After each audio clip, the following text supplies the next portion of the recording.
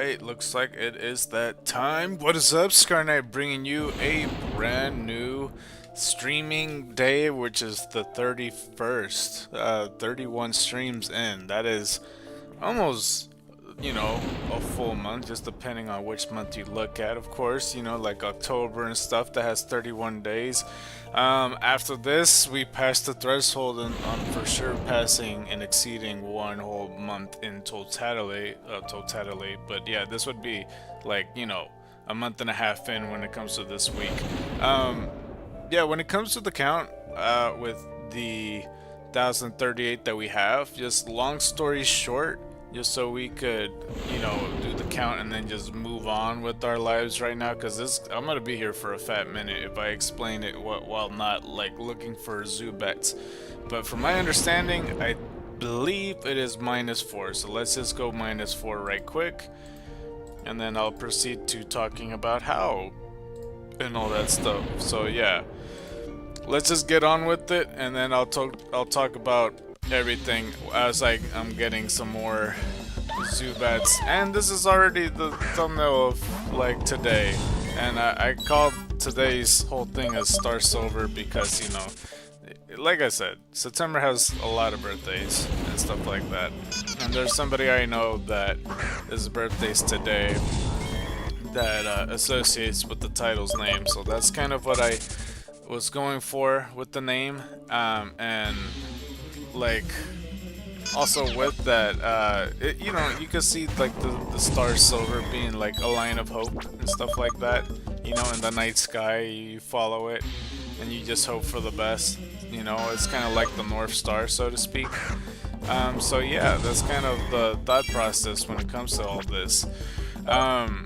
It was horrendous looking back, like with all of these pretty much, because 1035, like skimming through, it was pretty bad because I had to do pretty much almost all of everything yesterday, because Saturday I was extremely busy, and even when I got home, I had like I want to say a tension headache or something. It just felt like I kind of know exactly why I have a headache at the time, at the nighttime. I just needed to relax, and for the most part, I was just like texting a friend. I would say so. But yeah, it was. I knew I wasn't gonna get much done on Saturday, so I knew Sunday was gonna be the whole workload of like looking through all the Zubats if I counted them correctly. And I was so off. Oh my gosh! Like out of those whole 8 hours, my goodness, it was crazy how bonkers I messed up, and even missed out on a few Zubats and stuff like that. And there's like so much to talk about what I found out this weekend. But yeah, that's for the most part. Let me see. So just to start with, pretty much, this is gonna be really hard to talk about, but I almost messed up around.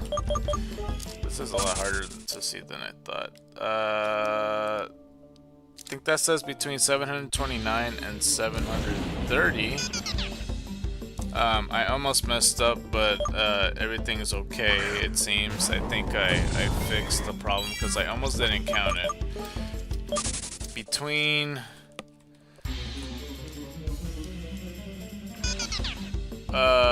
751, I think it says, and 752, I just straight up ran from a Zubat. From 753, no, 755 to 756, I didn't count it, so that would have been +1. So that's our first, real Zubat mistake besides running from the Zubat. The next one's 762 and 763. I didn't count that one, so that was like another +1, so that's +2. And for it, for this one, I believe 772 and 773. I double counted. So that's our first -1. 712 and 713. That's the next -1 where, like, you know, I counted it twice because I get distracted pretty easily, I suppose. So like that neutralizes both the +1s into -1s, and this is where everything goes kind of downhill. So between 793 and 794, I almost messed up. I counted it like super late.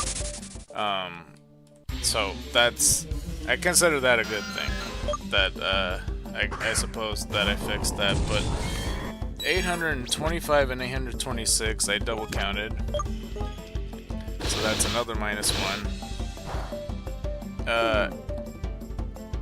829 and 830 is another -1 as we go back to our regular number. My god.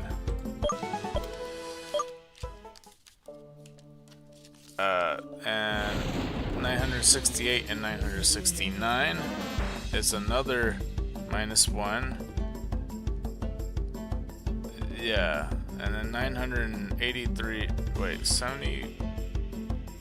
What? 973?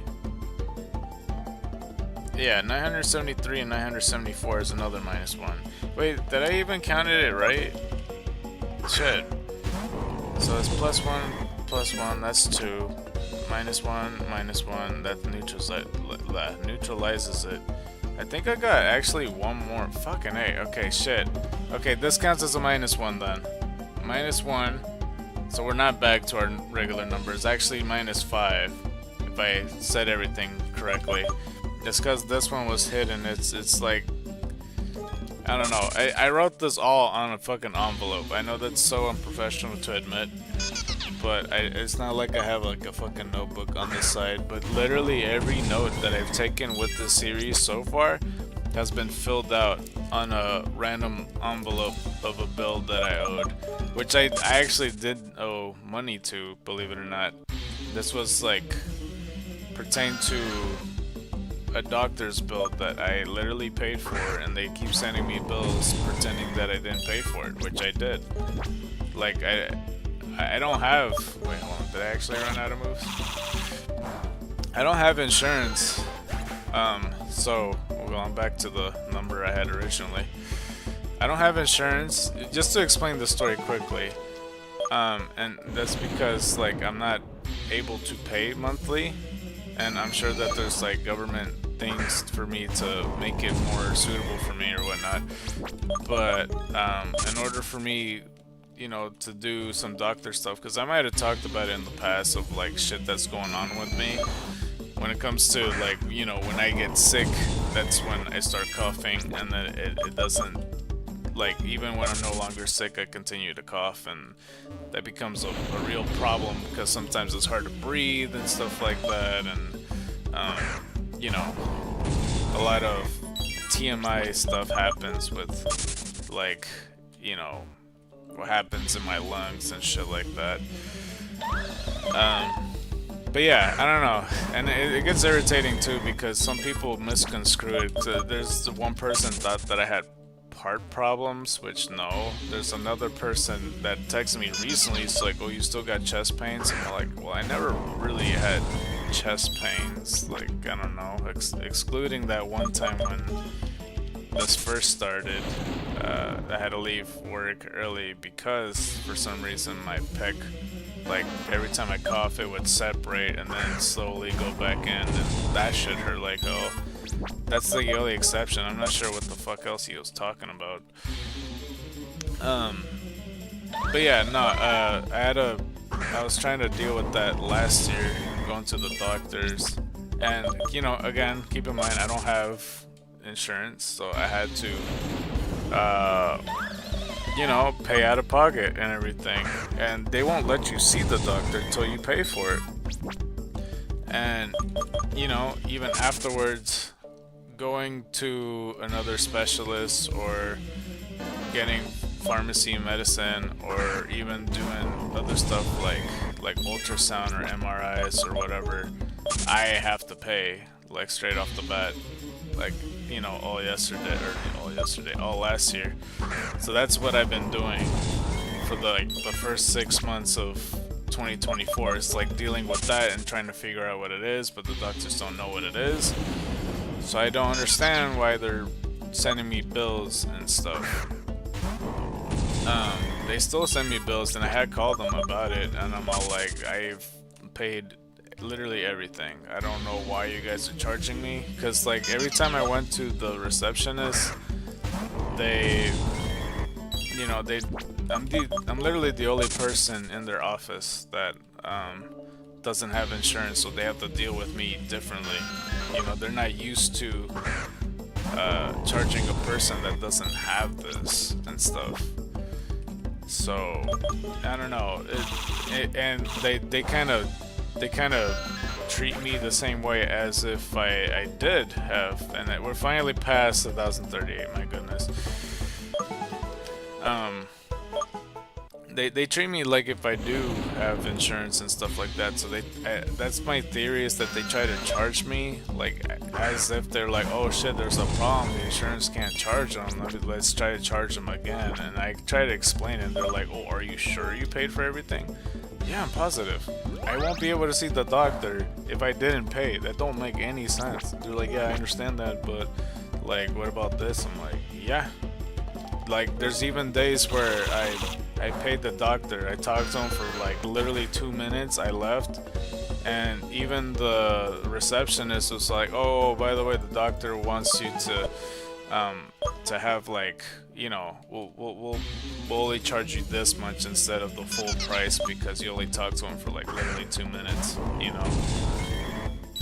So, if anything, I returned back and they gave me some money back. Because like they felt bad that I paid, you know, at first over $100 just to see the fucking doctor, because it happens like sometimes, you know. And I wish it was easier that like, I could just talk to the doctor and not come in just to have 2 words and then pay the man the full price, and then that's it. And I learned nothing new, and I don't know, it's just very stupid. Because I had happened in the past where I just go over there and I just ask them like, oh, I need a refill of my you know, pharmacy medicine or some shit like that, and they're like, oh, okay, and then I have to pay that man or lady, I suppose, in the doctor office full price for what could have been solved in the phone call. And they're like, oh, you want a refill from this? And like, I'm like, well, you could check the system that I have this issue and stuff like that. And you know, I ran out of my refill, and you know, it's the same issue. Like I said, like if I'm coughing even past when I'm no longer sick, and it's been like damn near 6 months, like eventually my refill is gonna run out. So like, you know, what can I do? I just, you know, it's inevitable that I end up paying more money for, you know, shit like that. But yeah, no, they've been sending me bills. I called them about it. It seemed to tone down, you know, over the course of a couple months. But like a few months ago, they sent me like 3 more letters, and I'm like, did they not pay attention, or why the hell are they sending me it? So I got multiple of these bills that, you know, they're charging me over $200 for God knows what, and I've been just writing on these envelopes. I even drew like a little angry buff Pikachu on the one that I'm writing all this information from. So yeah, I don't know. That's for people on the VODs that are looking into this. And if you're that said birthday person, by the way, happy birthday to you as well. You know, I'm using you know, the title's name as like a good luck charm to see if we could find something good today, as I did with Argentinium, which is a different person's birthday on Friday. So yeah, I also discovered that I could have whatchamacallit. Oh, I forgot what the hell I was gonna say. Oh yeah, no, the counter. I could change the counter like different colors and stuff, and I didn't know. but it's a bit too late for that. Maybe like once we go back to Eevee, we could do like a different style, and hopefully it works and looks cool on the layout, because I'm pretty used to this like neutral look, you know, with this font and the white background and everything. I think it fits either way with the black and white, I would say. But yeah, no, Saturday was I came in thinking, I don't know. I mean, like, I'm glad, you know, everything that happened while I was at Saturday, but shit, man, that was like a whole super power bomb over the top of a day. I know that analogy doesn't make sense, but like, eventually when everything is shed into light, it'll make more sense to people, I suppose. But yeah, a pretty doozy of a day, but at least it's something to keep me afloat a little bit longer till I find something. And I don't know if I mentioned it in the past. I'm almost positive I did, but there's a place that's being constructed down the street to me, and you know, again, I'm so confused on why it's taking so long, because that has been like a whole year of them constructing stuff, and I know that like they do everything by contracts and shit, but it looks like, because there's like 2 places being built. One of the places, it looks like they're wrapping up with like their final, you know,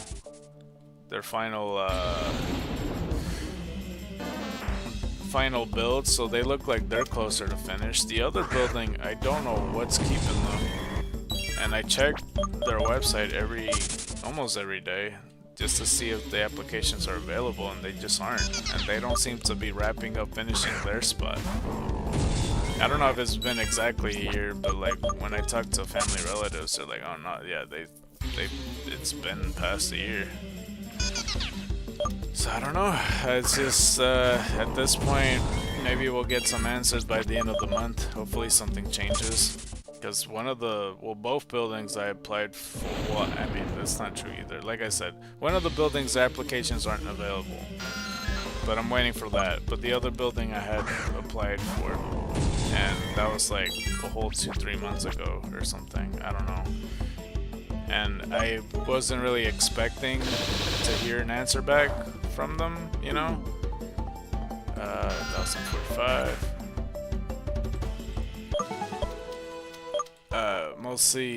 Mostly because like their building's not even open, like quite literally not even open. And I'm not talking about like, oh, they open at 10 a.m. or something. No, like there's nobody could get inside unless you're a construction worker open. Like the building is not finished open.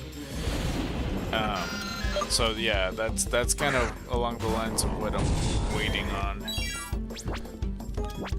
Is mostly that, because that, like, you know, again, my car is not in shape to be able to drive on freeways and such like that, because obviously I'll find a job outside, you know, not too far from where I live, but like, you know, of course you would have to use the freeway to be accessible to XYZ places and such. But since most places that I usually find a job, I'm required to take the freeway unless I want to drive longer or farther or whatever.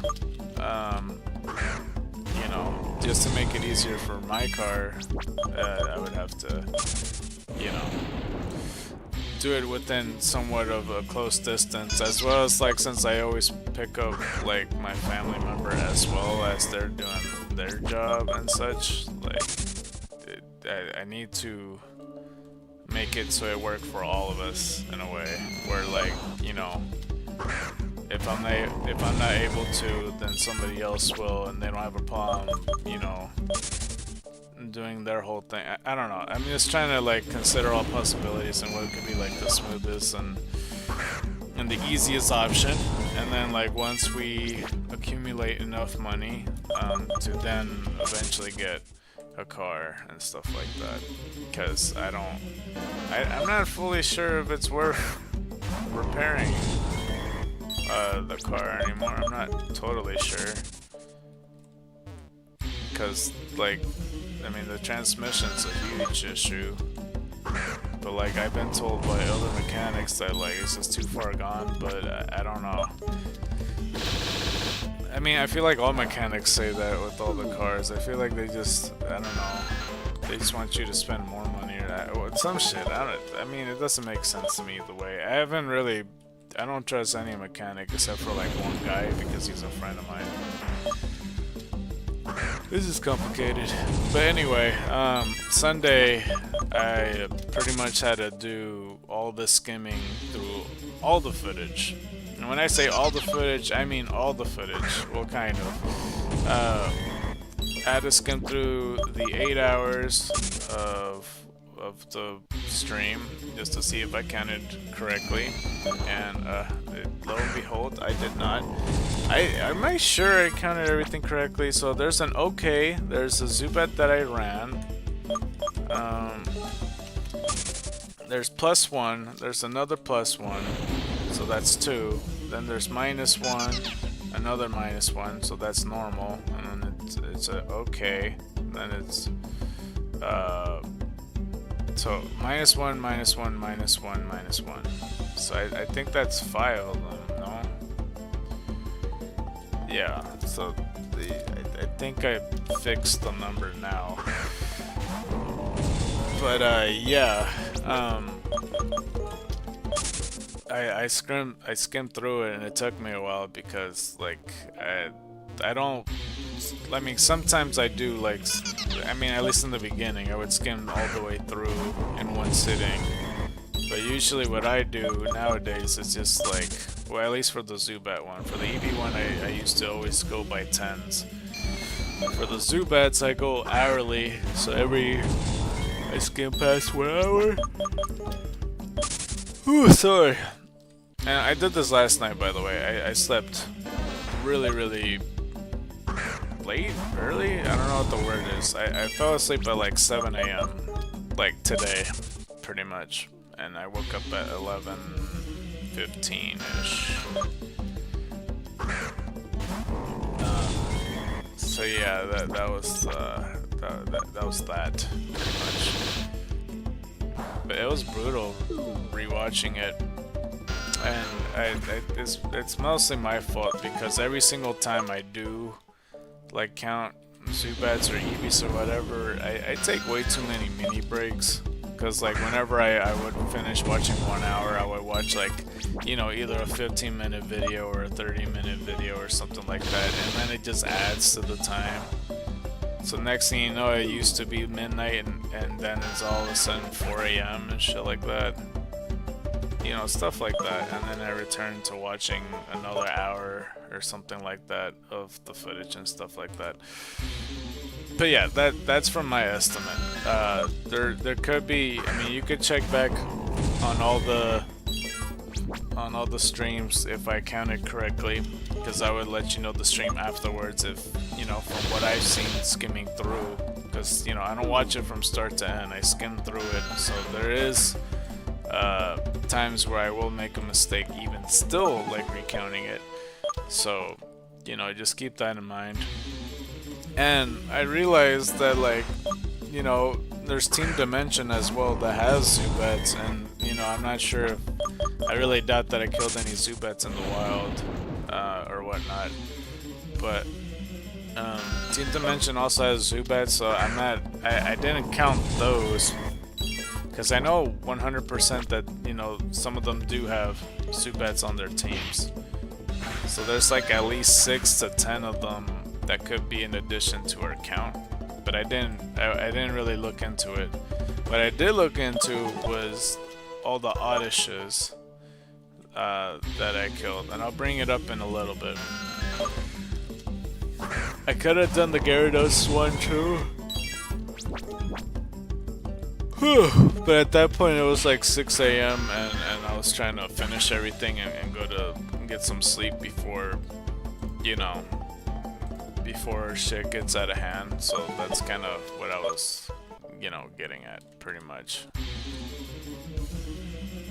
But yeah, and I like just to point out, like, you know, me getting carried away when it comes to time. you would probably notice that.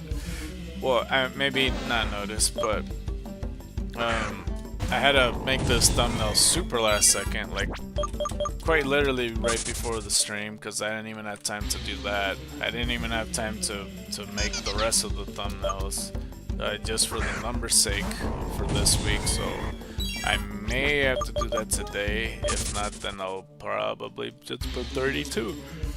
I don't know. So apologies if I'm extra tired and shit. I really would like to give myself a soda today. But yeah, I got a little bit of money from the Saturday thing. I can't say what I did, but I mean, yeah, it'll keep me afloat for like a good month, I would say. And I have to wait till next month to get paid again for that until I get a real job. But yeah, it should be good. I think it should be good.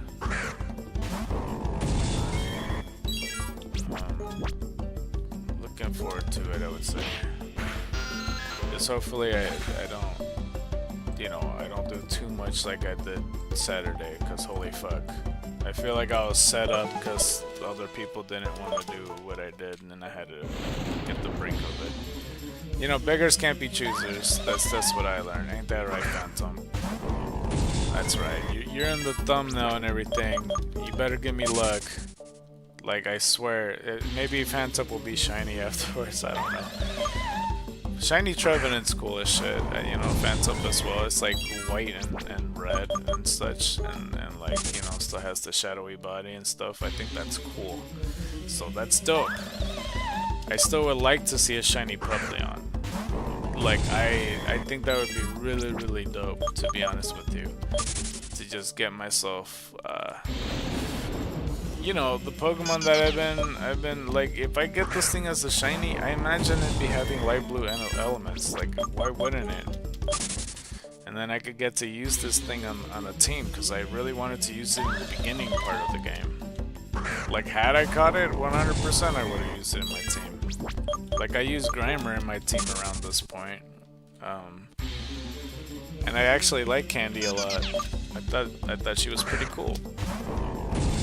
And it's kind of funny that I just now realized that I called her Candy, and then I was later going, when I was trying to come up with different Pokemon having different types, that like, oh, I should have Grimer and Mug like Ice Fairy, and then the other one Fairy, because it would be Candy. Because I think that would be dope. It would be like a Taffy. Yeah. I still don't understand like what they use as the word when it comes to like Diglett and Wiglet. Is it convergent, or is it like an unrelated word to that? I don't remember what word they use for those, but they're like different species of Pokemon, but they just so happen to look like the other Pokemon. Like Diglett and Wiglet works, cause yeah, Diglett is a mole and everything, which we didn't see the underside of the body. As for Wiglet, it's a straight up eel that hasn't really poked all the way out. But you know, I can understand that both bodies are completely different.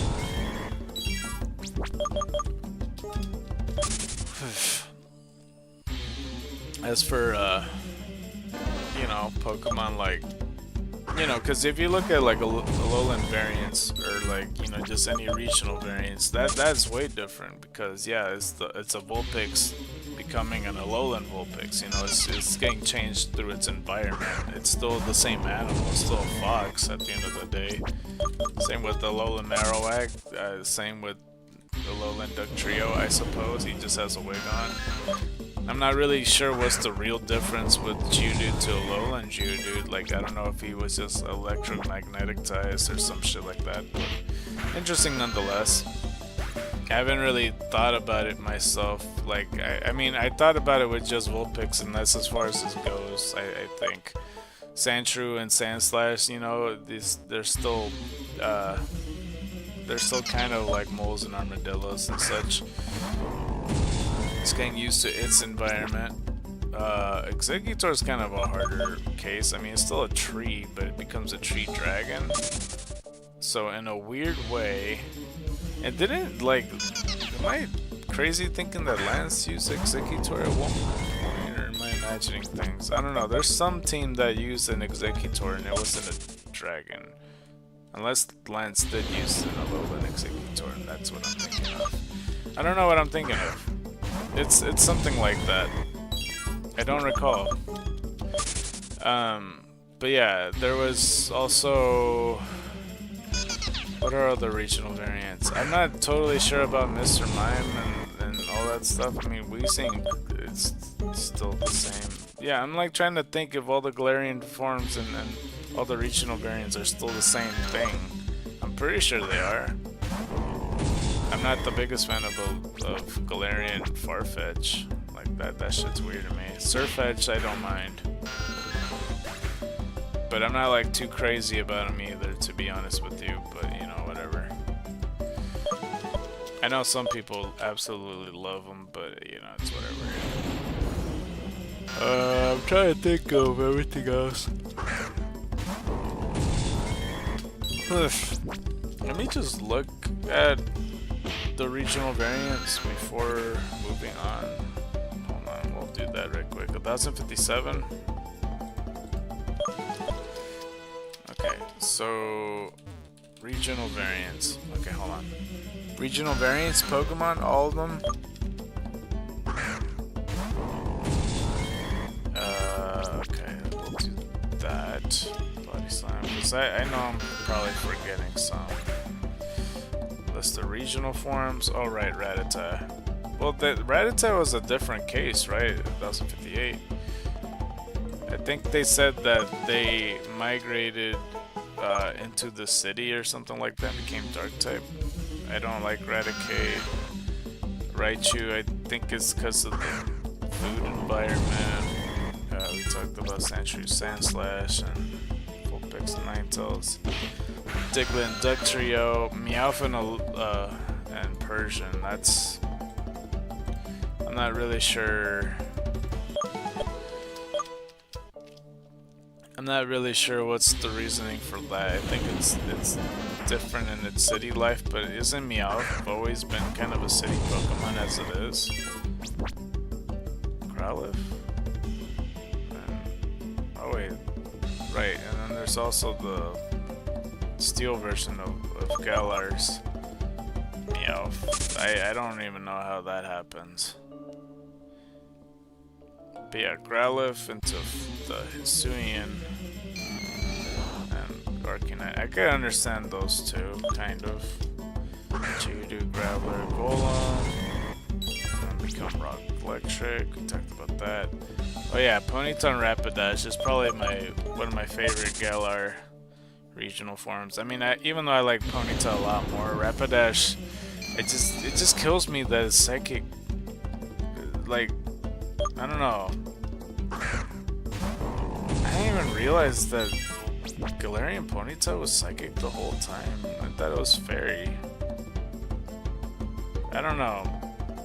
Just the fact that it's psychic and fairy. I don't know.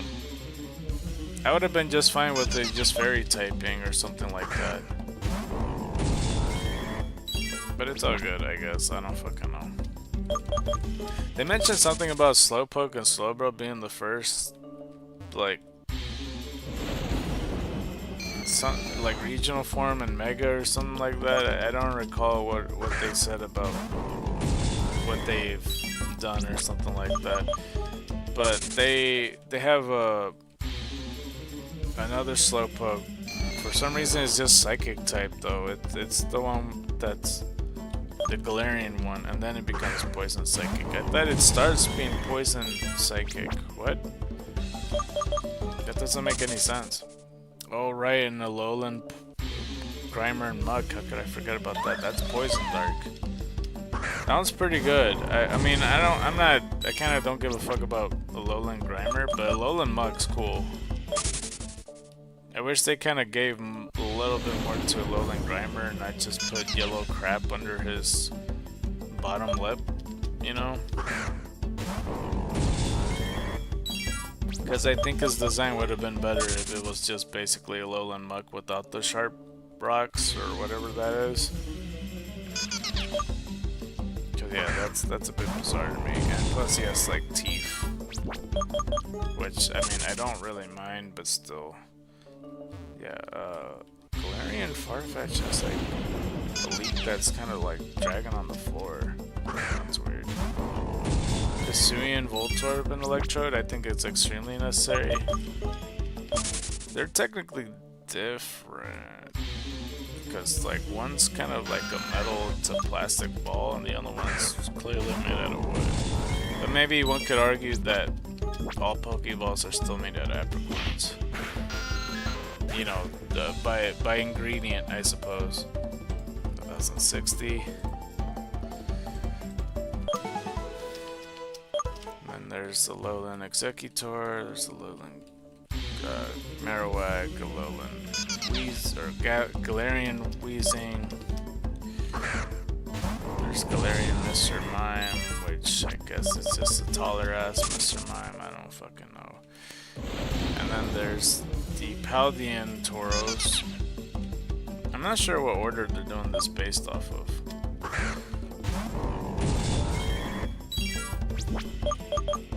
I imagine that these Tauruses are also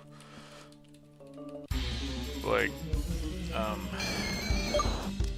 that they're also just male. These ones I do like a lot. The Galarian legendary birds are so good. Like I was so hyped when I saw it. Like Galarian, Articuno, Zapdos, and Moltres, they're all cool as shit to me. Psychic flying, fighting flying, and dark flying. And they all make sense too. Just like with this typing and stuff. And they made it work with the dark flying and Moltres and not take away from like the fiery look. I mean, it still like could be easily dark fire. But I think it's so dope and clever that they did that. There's Typhlosion into Hisuian Typhlosion, which I haven't tried out myself. I never tried Hisuian Typhlosion to see how good or bad it is. I still don't know how I feel about it. I mean, I'm not like too crazy about it, to be honest with you. Because like for me, it's Typhlosion all the way. Wooper into Paldean Wooper. I love me some Wooper. So I was so hyped for Chalky Boy over here. It's just I wish I wanted a chocolate Quagsire. That's just what I wanted to happen, and they didn't make that into fruition for me, and I don't know why. And there's Slowking into Galarian Slowking. That's Poison Psychic. That one's pretty cool, I suppose. I forgot about this one. Quillfish to Hisuian Quillfish, Dark Poison type. That's pretty dope. I forgot that there's an evolution of that, but I didn't realize there was a Hisuian regular Quillfish. Hisuian Sneasel, which is like a white and purple. It almost reminds me of a sloth. I don't know if that's intentional or if that's my imagination. I don't know. And then there's the Water Rock Corsola, and then like the Galarian Corsola. I don't know why I just keep on like just saying Corsola, like ever since like Cursola. It's just harder to say. You know, most Pokemon names are supposed to roll off the tongue and stuff. Galarian Zigzagoon I absolutely love. It makes it more adorable and usable, in my opinion, compared to regular Zigzagoon, because Zigzagoons are fucking everywhere, man, especially Lanoons, and that it just makes me not care about them. They look so ordinary. And we got 1064. And then there's the Galarian Galarian Lanoon, I should say. Hisuian Samurott. Again, I'm not familiar with any of the Hisuian. Like, I never played the Legend Arceus. Like, someday I will, but I don't know how good he is. I mean, I feel like this Hisuian Samurott will do the damage. Like, it looks like it can fuck shit up. I'm not sure where the Water Dark comes from. Maybe because, like, regular Samurott, and you know, he's not fighting type, he's a pure water type, but like, I imagine that he fights with honor, because he does use his sword from like his scalpel, whatever it's called, on its head. That's like a straight up saber sword and stuff like that. So, you know, I always kind of see it. I mean, that's what like literally every independent game does. It's just making it water fighting. If they were to change this type, it's always that. But like maybe the water dark type makes it, you know, where it fights dishonorably or something. There's Lilligant, and then there's Hisuian Lilligant, which I'm not too crazy about because it's like whatever Pokemon to me, I guess. There's Darumaka and Galarian Darumaka, which I think is pretty cool. There's the standard mode, Darmanitan, and then the Snowman Darmanitan, which I think is pretty cool. Zen mode, Darmanitan. You know, regular Darmanitan and Darumaka, like it grew on me over time, but I'm still not like crazy about it because they could have made the design a little bit better. Oh fuck! I ran out of moves. It's just like, to me, I don't know. It doesn't look like what it's meant to be, like an orangutan. It just looks a bit too. It's just, I don't understand why they didn't design it. Like, I think the design could be better. There's so much room for improvement because the way it looks, it's just like, I don't know. It doesn't look like a Pokemon to me. Like, obviously it could work in the anime and stuff like that, but it just, I don't know. Zen mode Galarian Darmanitan looks great though. Like, their new look looks so much better than what they looked like originally. I think we're at 139, right? I don't know. I could be wrong, but let's go check once we get the chance. And I think because of how often we got our eggs, that there might be... we might have like some off time when it comes to that. Yeah, okay, I'm correct. Wow. That's a first in a while. Like, the amount of times I kept fucking up and I had to go to the...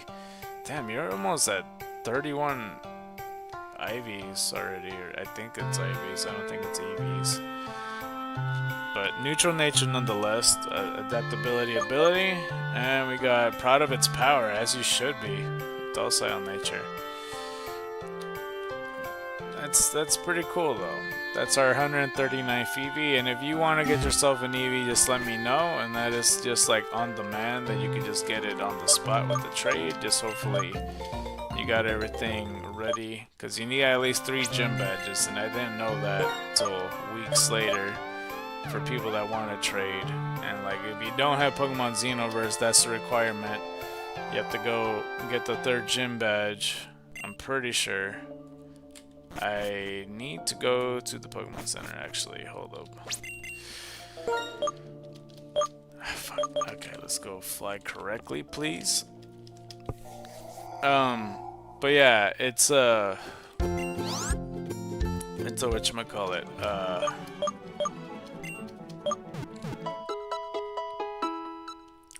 I was trying to think what I was gonna say. Yeah, you could just get yourself just whatever you claim for, but you need 3 gym badges, and that is probably like a good 2 hours of gameplay at least. I'm pretty sure. Like, if you speedrun it, shit. No, I think it's, even if you speedrun, it's 2 hours, so it's a little over 2 hours, I would say. I don't know. It's a pretty lengthy portion of the game, I would say. The first gym you could probably get done in under 20 minutes. That for sure, yeah. To get to the second gym, that's for sure over an hour. But to get to the 3rd gym though, that's... I'm trying to think.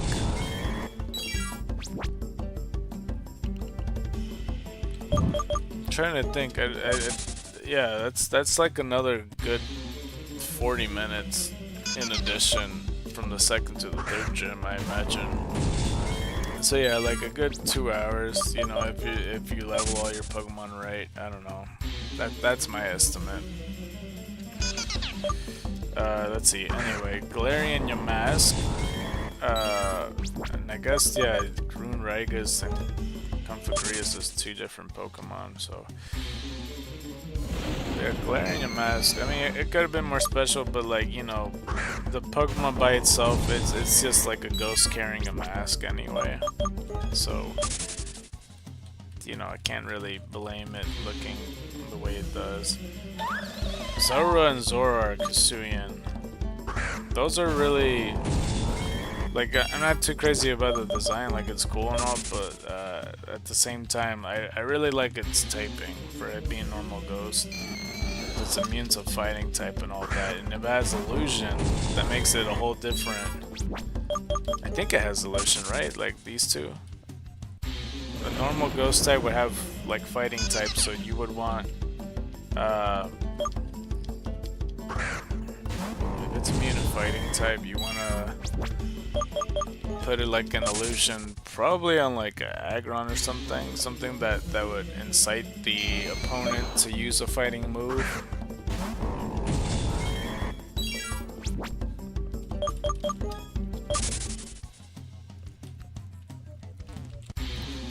Either a fighting move or a normal move, I don't know. I think it's a lot harder to pick with that, but like, you know, if you were to terraform it to something else, I feel like that's probably your best option. I know there's good options out there. I mean, for Zorua and Zoroark, I used in my team in the past for like Black 2 and White 2, and the easiest way to go about it is just pick a fighting type and send it out on a psychic type. And then they'll try to psychic you and they don't realize that you're dark type. It's like the best strategy to deal with.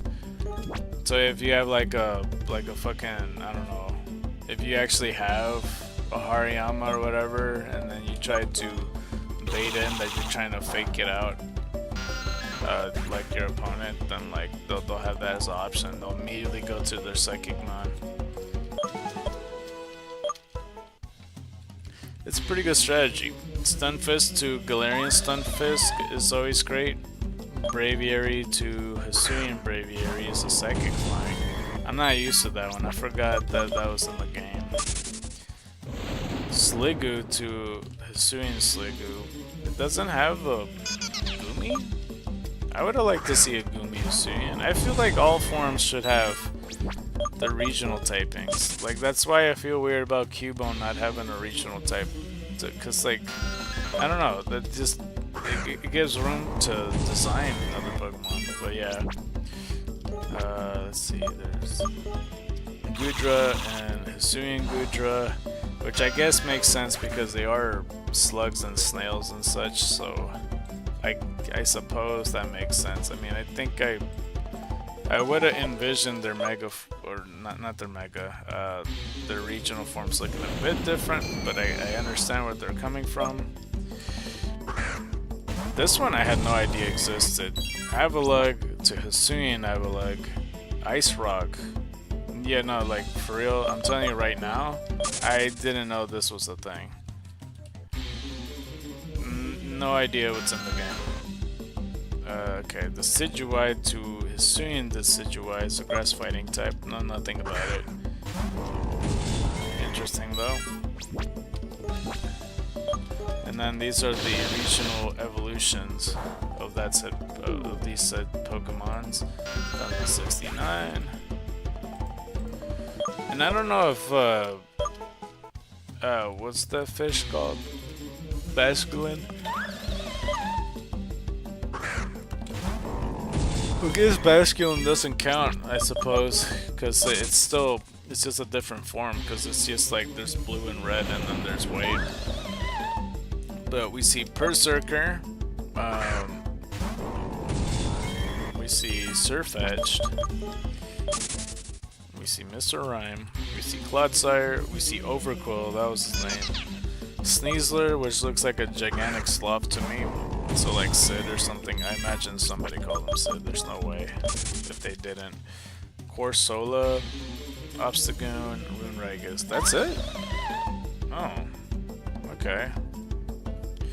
Alright, no problem then. I thought for sure. Interesting.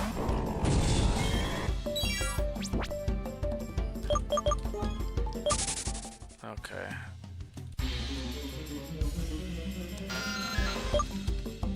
Okay, well, for the most part, I was gonna hold it off till like Flo gets here, but I was gonna talk about like, you know, the other stuff that I accounted for, and I might bring it up again once he shows up, if he does show up. I imagine if he's not here now, he's probably gonna show up 30 minutes later or something. But I was gonna bring up the oddish count because when did I run out? Actually, I don't recall. So I was pleasantly surprised on how many I counted with the Oddishes, and I could have counted the Gyarados too, but it was way too late in the... I don't know what the word is, like once you pretty much spend up all night, but I'll just say late. It was way too late in the night for me to, you know, that I needed to go to sleep to at least get 4 hours of sleep or of some kind. That like I just decided to save Gyarados to count for another day, and it doesn't matter either way because I wasn't gonna even consider grinding to, you know, kill off all the Gyaradoses because I don't think I even hit 30, to be honest with you. But I did count all the Oddishes, or at least I tried to. Maybe there's a few Oddishes that I missed throughout Xenoverse, but I tried to look into if there's any trainers that I might have missed that may have Oddish. I try to look into it, and I stop at the cutoff point at like level 25s and up because, you know, you'll get Gloom around that point. I forget if Oddish to Gloom if they evolved at like level 21 or 22 or I don't know. Either way, I stopped at 25 and I saw one trainer that had like a Vile Gloom or something like that heading into Mount Starburst and the route before 4 Belt Town. So yeah, I didn't see any trainers that had Oddish except for one that was inside the gym. But yeah, I found the raw footage of me, you know, grinding all my Pokemon before the first gym. And, you know, I even watched a little bit of the first episode just to make sure that any of the other trainers had it. You know, checked to see if Basil had Oddish. He did not. And then I tried to look in like where other places the Oddish might be available, and he's also available in the String Forest, which I do remember.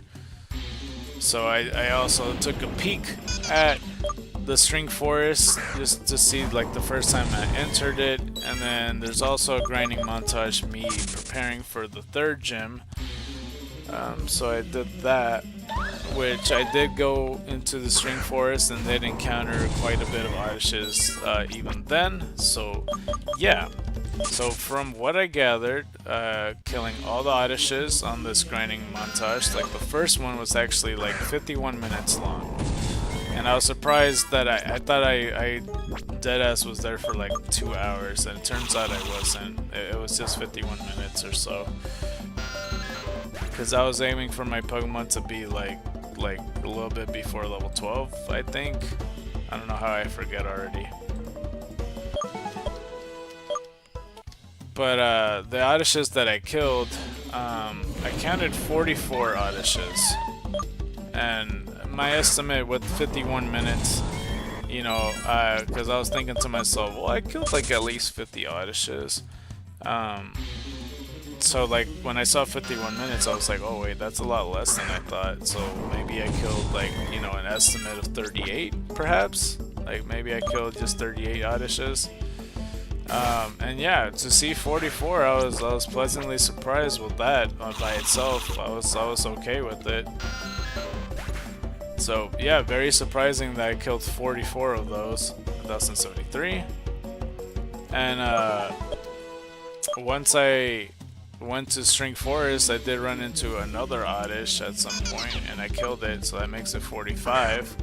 And then upon the next grinding montage with going into the third gym, it went from 45 all the way to 88 Oddishes, believe it or not. 88, and I need to remember that number from when I do look into getting the Oddishes. I did put -4, hold on, +1, +2, -1, because I put -4 next to that. No, I did miscount though, it is -5.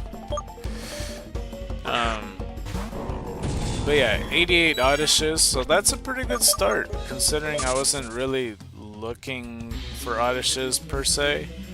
I mean, I did have in mind, and I did mention around the first gym when I was talking about retro and vintage Pokemon, that I did point out that I was like, oh, I killed at least 50 Oddishes. I'm almost certain. And I guess even then I was under the impression that I played for a lot longer than it seemed, and it wasn't that long. It usually fucking, I don't know, like just fucking montages like that take so damn long. Because even the String Forest one, to tell you the truth, when I was at String Forest and I was looking into the raw grinding montage footage, that shit was 5 hours long. Like, not even kidding. So I mean, you know, when I was looking through the grinding montage, I was fast forwarding through all of it. I played my own like background music, and then I had like a whole separate counter, and that's how I found out that you could put your settings on this counter and just make it any way you want. So you could have it black and green and stuff like that.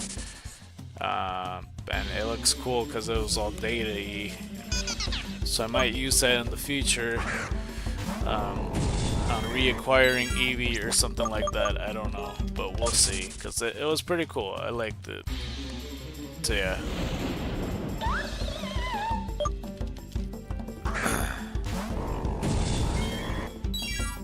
That's for the most part.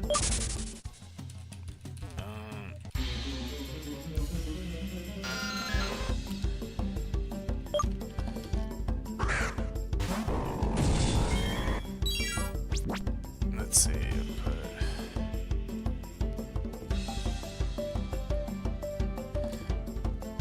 Somebody asked me what time I went to sleep. I put like 7 a.m.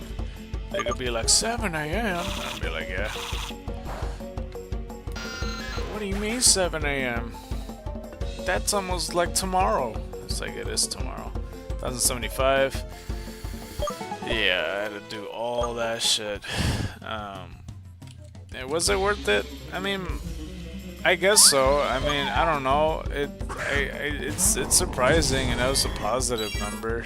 I thought it was gonna stop at 38, but I kept finding another Oddish and then another Oddish. And I like when I was rewatching it, like double speeding it, and like I said, it wasn't that bad. And even like with the third, the third gym grinding montage, that wasn't so bad because, like, you know, I skipped a little bit ahead when I'm like healing my Pokemon, or you know, going outside the String Forest because I know there's an Oddishes or something like that, or like, you know, fishing for my Pichu to fight Gyarados, like I would skip ahead of that. So it cuts down the time a little bit, because there's like at least 2 hours worth, or like an hour and a half or whatever, of me using Pichu to fight Gyarados and Birigiris and stuff. And I really did struggle with Pichu and Lancelot. Holy crap, rewatching that, I was like, my goodness, was Lancelot used to be not good. Cause Punch Bug, good god, dude. Like, good god. Like, Hercules is so much better, but it's just like, I forget that you struggled a lot back then. Like, a lot. Like, I'm surprised you're alive a lot. Because that team was pretty rough to use, if I remember correctly. Pichu especially. Igglybuff I didn't even use. And like, I think not till fucking against like Rapidash X or something. I just, in the grinding montage at some point when I used Igglybuff, I just refused to use her. Because her stats was so damn low. Like at least Pichu has like type advantage uses, but Igglybuff just like cannot. I don't know. I wouldn't even let it behold in front of a butterfly. I just that's how frail Igglybuff was, but I didn't see that grinding montage. I just remember Igglybuff where I looked at her and I was like, yeah, let's not use you. Like if I struggle with the fucking Pichu and Igglybuff doesn't, I don't even remember if she had attacking moves till like a lot later, but you know, she only had Pound. And I like how I'm talking about these Pokemon and I literally have it on my team. Like this is the same Jigglypuff. Barely learned any moves. This is all the moves it learned at 41, dude. 41. Attract, Pound, Sweet Kiss. That's it. And fucking Pound is 40 power. Like, a Thunder Shock from a Pichu is stronger than that with type advantage and stab and shit like that. But that's just so bad. It was insanely bad. It really is. But yeah. 1079. And yeah, I have no idea what time. I must say go to sleep or something. I'm not sure what time I'm gonna end the stream to be honest. I'll think about it. But yeah, because I could end it up at 5:45, or I could end it off sooner if I need to take a nap, because I'm pretty sure I took less than 4 hours of sleep, because I tried to aim to sleep before 7 a.m., but I'm pretty sure I didn't actually sleep till after 7 a.m., like once I had my eyes closed, if that makes sense. Sometimes people say that like when you sleep, you don't actually go to sleep until like 20 minutes or 30 minutes later, and then your brain turns off. I don't know how true that is, but I know the moment it hit 7 o'clock, I wasn't like straight up asleep yet. So I think to be specific, I was not asleep for 4 hours, unfortunately. And I wanted to sleep longer, trust me, but I was all like, man, I gotta work on my thumbnail right now, and I gotta eat before the stream starts. And yeah, I got up fully at like 11:15. And I had in mind over the weekend that I wanted to start the stream at 11 a.m., but yeah, once I saw that it was 6 a.m. on my time, I was like, yeah, I have to push it to 12 o'clock now, because the 11 a.m. thing ain't happening unless I want to have less than 4 hours of sleep to 10 a.m. to wake up to, or whatever time it is. That'd be fucking brutal. So I'll see how I feel by the end of all this. But yeah, 88 auditions is not bad. And like I said, with the Zubats, because like while I was looking into like what other battles the Oddish had, and I did also look that like in the gym battle, there was a trainer that did had an Oddish, and I think she's literally the only other trainer that has an Oddish available. There might be a few trainers that I miss. I don't know. Like I said, I try to look out most of what I can to see where any Oddish is available and then go based on that. But yeah, because there might be a few routes that I missed, I think. I could look at it right now actually, I don't know. But yeah.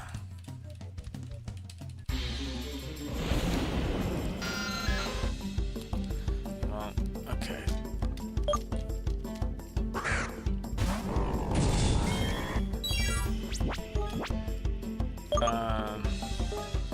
Yeah, I did run out of it, okay.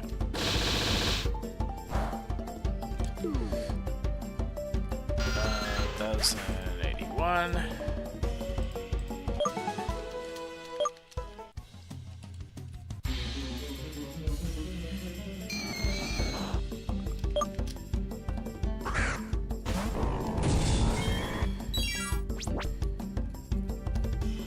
Hold on, typing.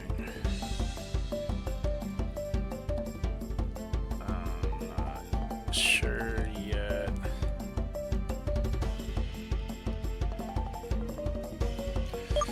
Yeah, depending of how tired I feel by like I don't know, by like 3 o'clock, 3:30, I'll get a feel if I do need to take a nap or something like that, or if I or if I just should end the stream early just to, you know, like, I don't know. I'm trying to think of what possibilities.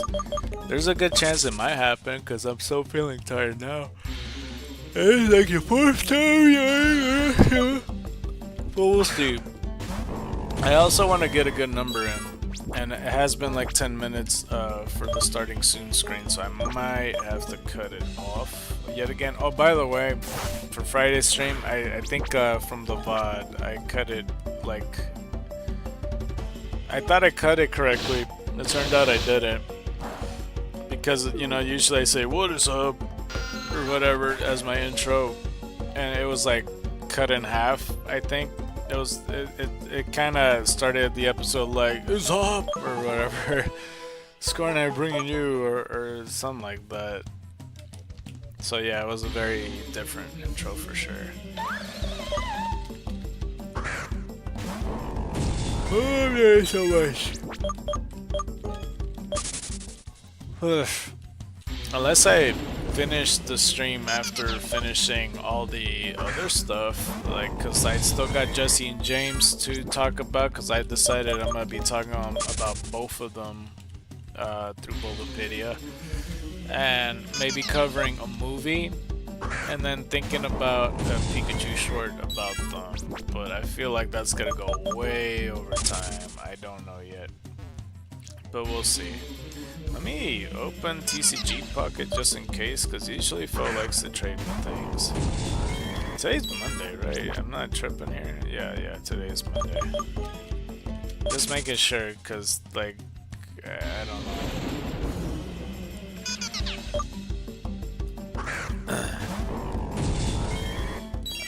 I do have a pack ready. I don't know if I should do it now. I guess I can. I don't recall which packs I'm on, even, to be honest with you. Oopsie. Alright, hold up. But yeah, 88 Odysseys, potentially, unless I killed another one, like, because I did return to the String Forest, but I don't think I attacked a Pokemon on the way. I'm pretty sure I just ran from it or something. And, you know, another thing, I'm like, besides the Team Dimension having Zubats, which could be like 6 to 8, I don't know why I almost ran from this thing. Like, normally in like a cave, I do like run from these things, especially Golbats. I don't like fighting Zubats or Golbats because they always supersonic and it's so annoying. Looks like Phil didn't trade. Okay, just checking.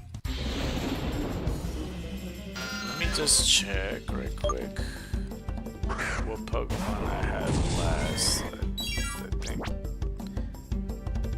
looks like Ultra Beast was the last packs I opened. Alright, so let's open the next one, which might be Shiny Revelry. I don't know. Did I miss my hammer? What happened?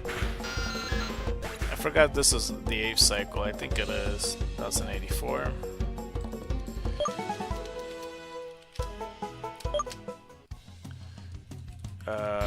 Okay, next is Solgaleo. Alright, cool. Let's open Solgaleo. There we go. I'm gonna raise up the volume. Solgaleo, let's see how good of luck as we get. Pretty much. Okay, let's try to multitask as best as we can. Any flipped stuff? Doesn't appear like I have it. No flip packs.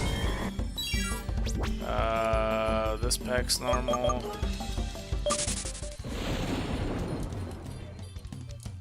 This pack's normal.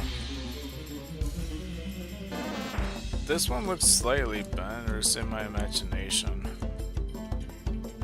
No, it looks normal. Another Oddish.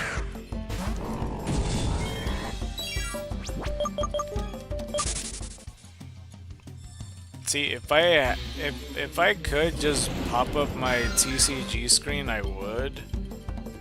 But that shit takes so long to load from the last time I booted up for the first time. And I'm pretty sure I would actually have to update the game again. Oh, this one's really crooked actually for the pack. Might have to be this one. That was an 85. But tomorrow should be the day we finish the 1500 Zubats. And maybe that proves it that it can't, that it's impossible. But again, I could have shitty luck. Like this pack and this pack's all crooked. What the fuck? That's 2 in a row.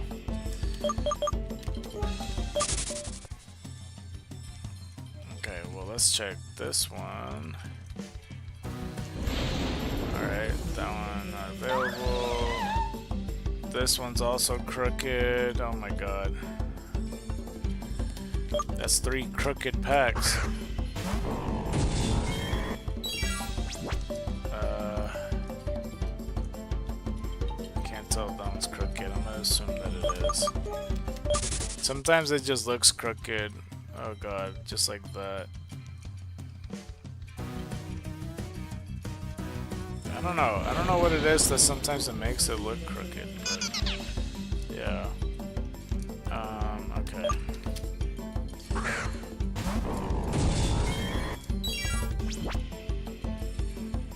And I think this is the last pack okay, so there's 3 options. There's the 2 next to each other, and then there's one that's off to the side.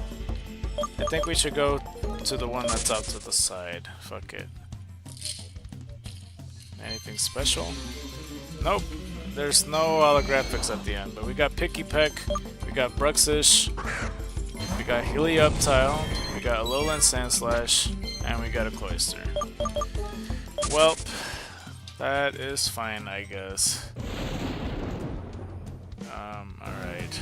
That's unfortunate. Okay then.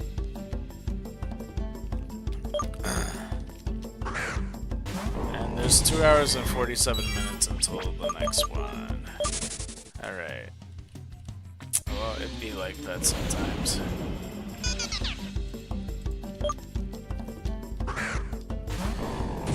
Okay, well, which character should we start first, whether it's Jesse or James? I don't know. Also, I don't know what time,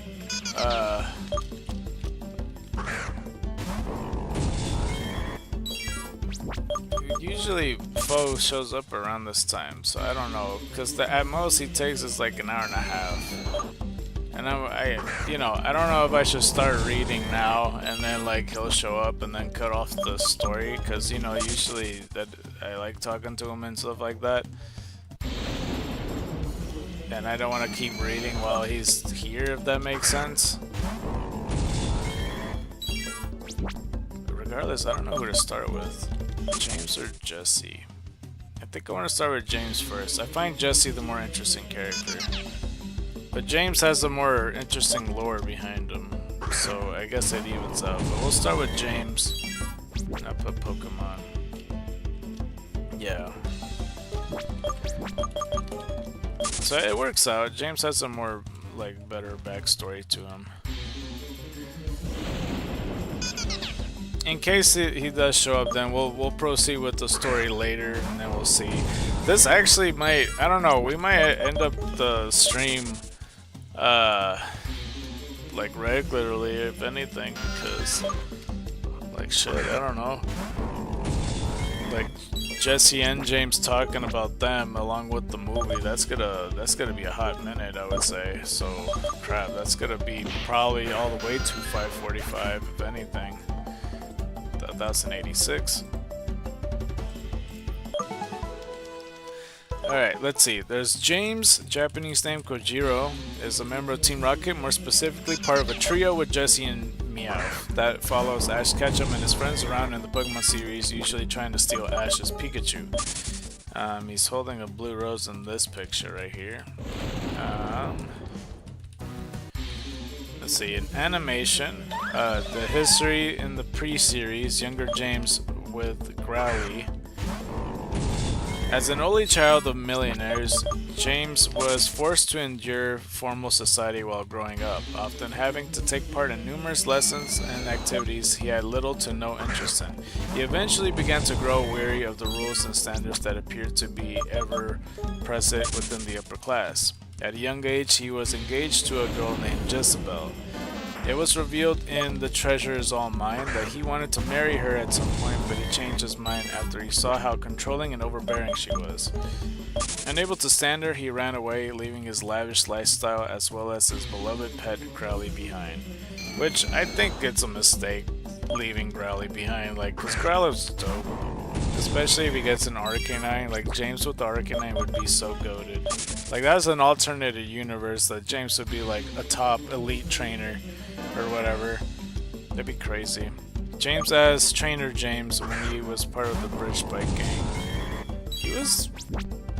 What? He was a bike gang? I mean, I see him on a bike, but he has training wheels on it. And he's like fully grown and shit.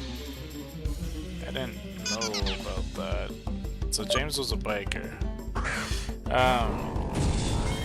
By the way, for people that are watching the VOD, you know, just if you guys want, and it makes it easier for all of us, pretty much, you know, you can follow it on Bulbapedia on the James Pokemon section. I'm in the animation side and such. You know, in case you don't want to just hear me misread and all that, you could see me where I fuck up, and it'll be easier. And I feel like more entertaining, I would say, to, you know, follow along as I'm reading this and such. I'm after the bike picture. So yeah, in the School of Hard Knocks, Jesse and James told Meowth that while they were at the Pokemon Trainer School, Pokemon Tech, they both received the lowest scores in the school's history. The school later brought back bad memories for both Jesse and James. After this, as revealed in the Bridge Bike Gang, Jesse and James joined a bicycle gang in Sunnytown. During his tenure there, James was known for using training wheels, subsequently acquiring the nicknames Little Jim and Trainer James. Due to the conflict in canon between Kanto and Johto episodes and the special episode Training Days, what happened between James and Jesse after the bike gang is unknown. What is known, as shown in the special episode, is that they joined Team Rocket separately and were on initially unfriendly terms after being grouped with Meowth. But they quickly made up and became good friends. Alright, and then it says Pokemon the series, the beginning. Let's see here, 1088. And it's so weird seeing this picture of Jesse and James because, like, after watching Sailor Moon, like, Jesse and James right here kind of give those vibes that they're supposed to be, like, the graceful duo or whatever. And it heavily skewed over the course of the whole series. Like, if you see James in the first few episodes as opposed to, like, episode 200 or whatever, it's just, like, night and day, like, how comical these two are. Because at this point he doesn't act like how the normal James is. I don't know if that makes sense, but yeah. Jesse and James' first appearance in Pokemon Emergency. James debuted in Pokemon Emergency alongside Jesse and Meowth. The trio first set their sights on the injured Pokemon in the Viridian Pokemon Center, sending out their Ekans and coughing from their Meowth balloon. They quickly overtook the Pokemon Center, which only had Nurse Joy, Ash, and Misty. Ash and Misty inside before they could steal any of the Pokemon. However, Ash's Pikachu, who, let me go count this right quick, 1089, who teamed up with many other Pikachu in the Pokemon Center, used an electric attack, causing the entire Pokemon Center to explode. It was here that Team Rocket decided to capture Pikachu, deeming him as exceptionally powerful Pokemon, and made it their goal to capture him. In an electric shock showdown, after hearing that Pikachu would fight to defend his own honor and Ashes, the trio were inspired to cheer on Pikachu before his rematch against Vermilion Gym Leader's Lieutenant Surge Raichu. In battle aboard the St. Anne, the Team Rocket trio worked together with other Team Rocket grunts to steal the Pokemon of all the trainers on board the SSN. Out on the open ocean, Team Rocket began taking the Pokemon of everyone by force. Ash led a counterattack against the Rockets, leading to a large battle and many of the members of Team Rocket being blasted off through this side of the ship. Sorry, I just wanted to finish that sentence. 1090.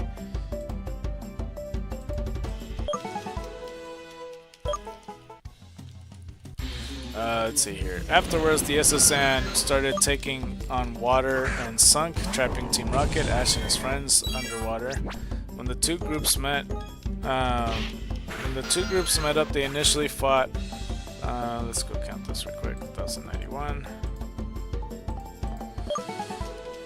But Missy took charge and directed all of them in an emergency escape plan before the ship fell into the depths of the sea floor. They eventually found an exit, with Team Rocket nearly drowning due to having to rely on James's Magikarp to swim them to safety. After getting stranded, Magikarp evolved into Gyarados and sent them all flying with the Cyclone from Dragon Rage. That's Dragon Rage? Like, I thought that was like a Twister or some shit. I remember the Gyarados is spinning in circles and shit. In holy matrimony, James returned to his home as a result of a trap by his parents, who pretended to be dead in order to get him to come back to the estate, knowing he would return to pay his respects. That's kind of... like, the way they worded that sounds so fucked. He suspected that it was a trap, but he ended up being forced into participating by Jessie and Meowth, who wanted the fortune. After the deception was revealed, he was once again subjected to Jezebel's torment until Growly came to his rescue. After temporarily chasing Jezebel away, James soon left his family's manor and as a result declined his inheritance. Growly stayed behind upon James' request when he returned to Jessie and Meowth. Yeah. That's so sad for Growly. You know, Growly's been waiting patiently and stuff. In the ultimate test, James expressed interest in joining the Indigo conference and decided to take the Pokemon League admission exam in order to accomplish that. Hold on.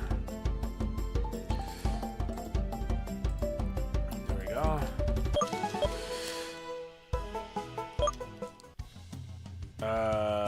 He decided to take the Pokemon League admissions exam in order to accomplish that, which is like getting him into the Indigo Plateau Conference.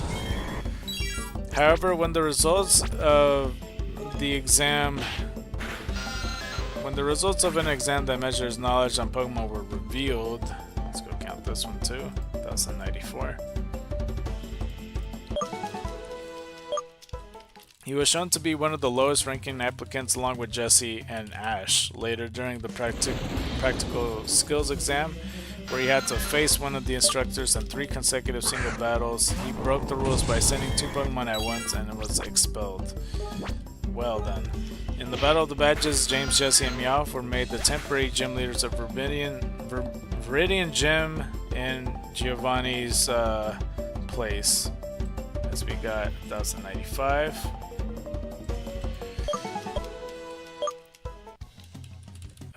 Let's see here. Having rigged the platform so that the trainer feels the pain their Pokemon feels, they battled against Ash. Or they battled against, yeah.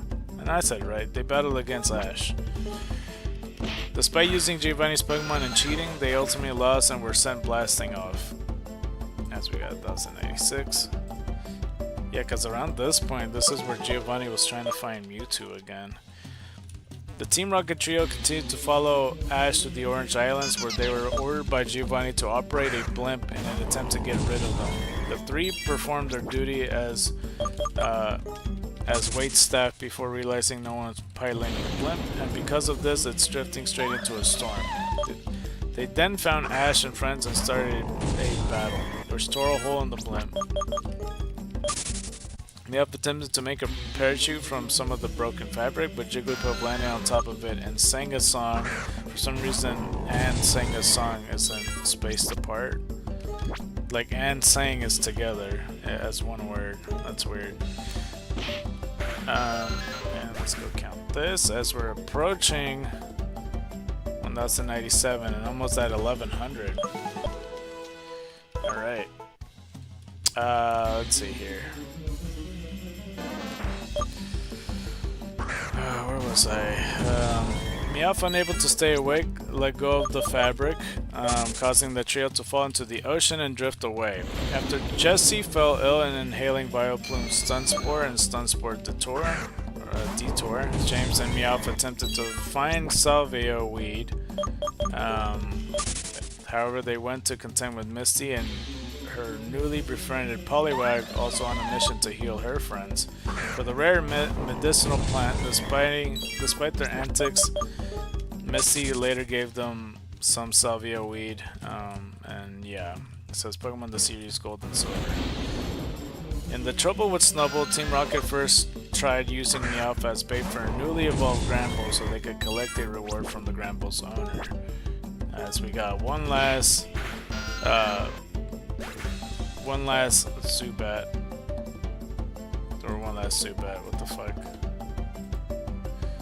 You know what I mean, another Zubat. One last Zubat, what the I think I meant to say one last Body Slam, that's why I said that. But Zubat came out. Okay, let's go to the Pokemon Center. I guess we could take the time to retweet something. It's been a while since we promoted it, because we didn't do hardly any promotion on Thursday and Fridays. So might as well do it today. I don't see why not. Might as well do it, right? Okay. So let's take the time to do that. And I guess we could start by making a QR code and sending it to Facebook right quick. I mean, the Facebook ones aren't the best advertisements, but we'll do it. So I'll reread the last sentence of it because I didn't even complete the sentence that I wanted to say. But let's go off of here, get the QR code. I don't even know how long this is. I'm not even a third of the way there, it looks like, on the page. So, and I know that Jessie's gonna have some repetitive stuff because just based on what I see here, yeah, it's gonna be something. Let's make this green and then download it. And let's pop up Facebook. Once it stops shitting itself, that'd be great. There's Facebook. Let me drink some water. Okay. Let's make this story.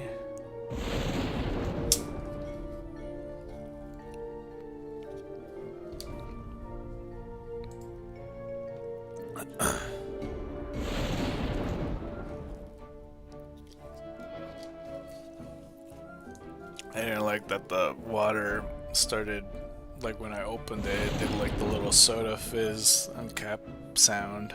You know what I mean? Like it did that. I don't know if that was audible in the thing. Alright, let's see. We'll get this one going. I mean, it's not fully up because it's just using a default picture. Hopefully it gets up. And yeah, to tell you the truth though, Saturday I wasn't ready for it. And I don't know. Something about Saturday that, cause like even preparing wise, let's make it brown. Let's put scan and watch. Scan and watch the stream. We are live.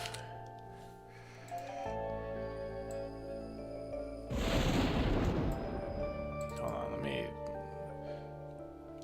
put this. I don't know why the fuck a random ass name, username, when I didn't put anything remotely close to that name popped up. Okay, so let's make this brown as well. Let's put Pokemon Xenoverse. I must put Nuzlocke. Retro / vintage / shiny hunt.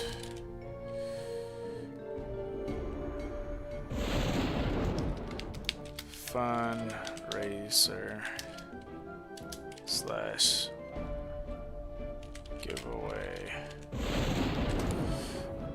Okay.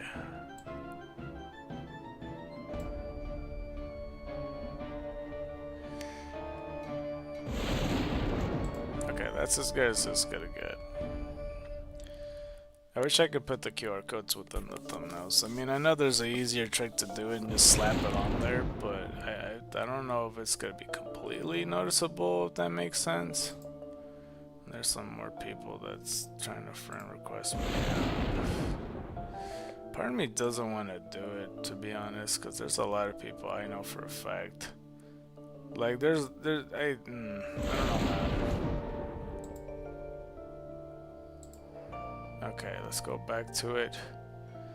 Yeah, I mean, he may not be showing up today. Well, that's a first for a while, but it's okay. I mean, you know, he's probably asleep or something. Alright, anyway, we are back. So, let's see. So, in the trouble with Snowball, I'll just start from that paragraph. Team Rocket first tried using me up as bait for a newly evolved Grand Bull, so they could collect the reward from a Grand Bull's owner, Madam Much Money. Much Money. Okay, it's just like Ash Ketchum and Todd Snapple. It's Madame Much Money.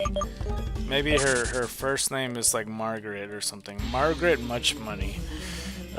This failed, and they subsequently used a Meowth-shaped mecha for their next attempt. Through a misunderstanding over Meowth trying to release Scramble from the mecha's tail, Team Rocket were mistakenly assumed to have tricked Madam Much Money when Team Rocket was blasted off following a battle between the mecha and Grand Bull. Grand Bull returned home and no longer followed Meowth. Okay. And there's a picture of James disguised as Professor Oak looking at Professor Oak, so that's weirdly enough. In duets and don'ts, or do's and don'ts. I thought that said duets, never mind. In do's and don'ts, the Team Rocket trio learned that they've been disbanded from Team Rocket from unpaid dues. As we got another one. 1,099, we're almost at 1,100. However, a Team Rocket scout informed them that she could get them back in if they proved themselves to her by defeating Ash and his friends. The three begged to borrow her Delibird to help them, which she agreed to. Even with the support, they failed to complete the mission, but they were reinstated. Reinstated anyway due to a labor shortage. That does not make any sense. Why kick them out to begin with if you're short on people? What? I mean, unless they really fuck up, then I guess I can't blame them.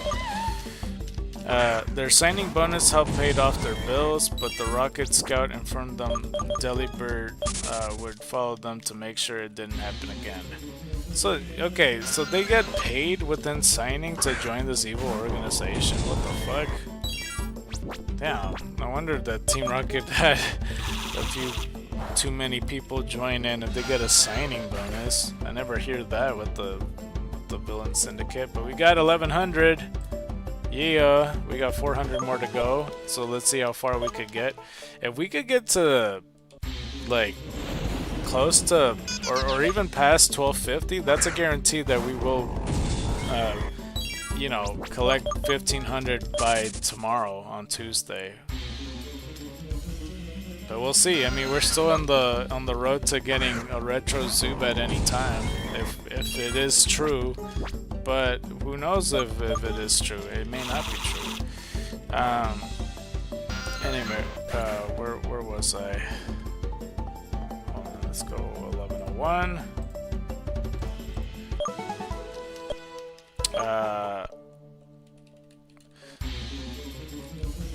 But yeah, but the Rocket Scout informed them Delibird wouldn't be following them to make sure it didn't happen again. By can't beat the heat, Delibird stopped following them, satisfied with the money they earned during the Silver Conference. Wait, so I don't understand then. Okay, so did they get the signing bonus or not? Because, like, if they still owed money or whatever, I don't get it.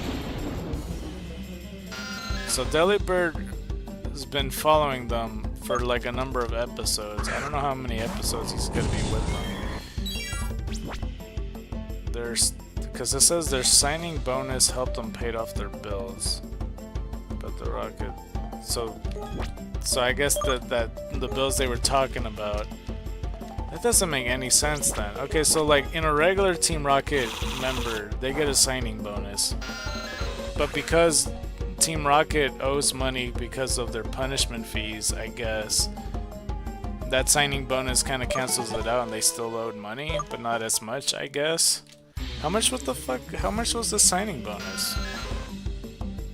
I don't know, I don't remember this episode. This seems to be like towards the end where I stopped watching, because, you know, if it's anything close to where the Blaziken episode was, you know, of him being introduced, then yeah, I didn't watch these episodes. 1104. I did see the episode with him and Gary like fighting in Johto, like Charizard versus Blastoise.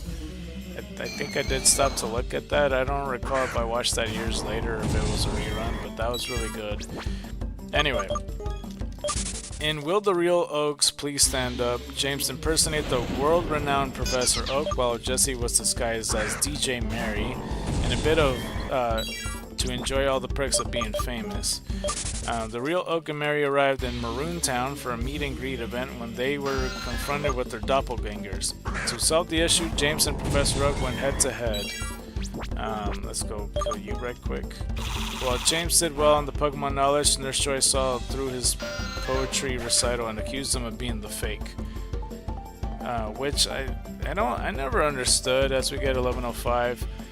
Like, they started doing that and they started making that a thing, like having Oak say these fucking poems, but nobody asked for this. I don't understand him doing like fucking haikus out of nowhere, where you're a professor, you know, studying Pokemon, and before you were a professor, you were like a battler, even like a champion at one point.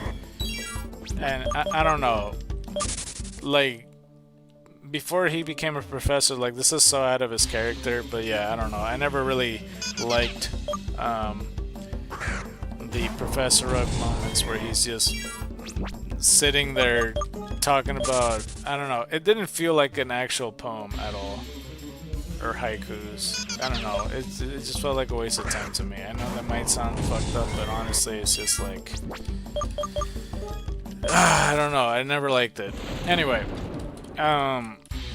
James attempted to impersonate Oak again during the Twin Leaf Festival in a Foe of Oak finish, where his true identity was again revealed. I think I have seen this episode. I was gonna say, the Professor Oak poem haiku shit feels familiar for Diamond and Pearl when I read this show up. A Foe Oak finish. Just like Foe. Okay, but Pokemon the series Ruby and Sapphire. So that's not his first time disguising as Professor Oak, is what they're saying. Okay, let's go right here. 1106.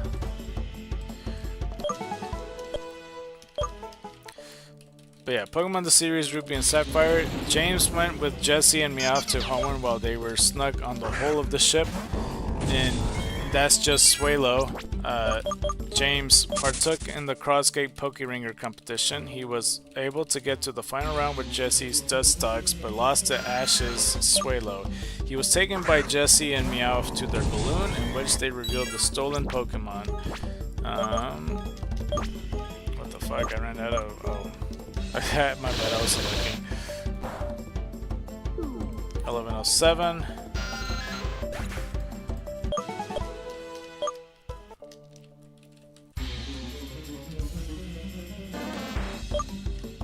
He was able to get to the final round with Jessie's Dustox, but lost to Ash's Swalo. He was taken by Jessie and Meowth to their balloon, in which they revealed the stolen Pokemon. Swalo freed them with Wing Attack, and then Team Rocket was sent flying by Pikachu. Okay. Oh, I killed an Oddish. Well, fuck, that's 89 then. I just looked up and realized okay. Well... Okay, I might as well put 89 now on the Oddish shit. Hold on, let me write that. just put it on the envelope. I didn't mean to do that. I thought that was Zubat. I don't know if I killed any other Oddish. I know I killed a Ghastly and stuff, and I ran from at least 6 Zubats at this point or something. Maybe 4, maybe 5. I don't know. I don't recall.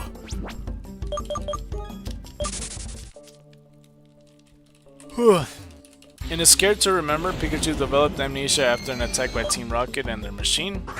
Team Rocket took advantage of this and tricked Pikachu into joining them. Trying to get Pikachu back, Ash jumped on their balloon and the trio ordered Pikachu to hit Ash with Thunderbolt. This caused them to get blasted off. Wait, hold up.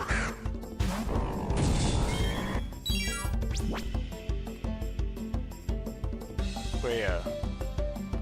And the trio ordered Pikachu to hit Ash with Thunderbolt. This caused them to get blasted off while Ash and Pikachu fell into a river. As Ash protected him, Pikachu managed to regain his memory and got rid of Team Rocket once again. Did I, like, skip something or something? No, I read it right. Okay. In Sweet Baby James reunited with Nanny and Pop Pop while they were, there. They looked after a sick Chimecho while James got a Mime Jr. 1108.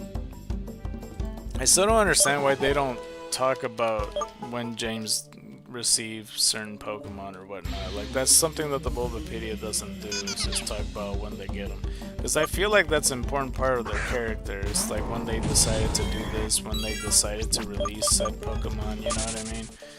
Because they never mentioned when he got his Chimecho, but this is when he gave it away and ends up getting Mime Jr. And off the unbeaten path, James along his Team Rocket colleagues participated in Pokemon Orienteering. He was able to win the contest with Mime Jr. Despite winning, James gave the fruit to Ash and his friends for their actions earlier. It doesn't specify what those actions are because I didn't see that episode. In the old Berate and Switch, following a failed attempt to getting Ash's Pikachu, James separated with Jessie and Meowth and met up. What the fuck? What is this sentence? James separated with Jessie and Meowth and met up with Cassidy. That's how the fucking. That's how the sentence is. Hold on, let me start from the how the sentence is written.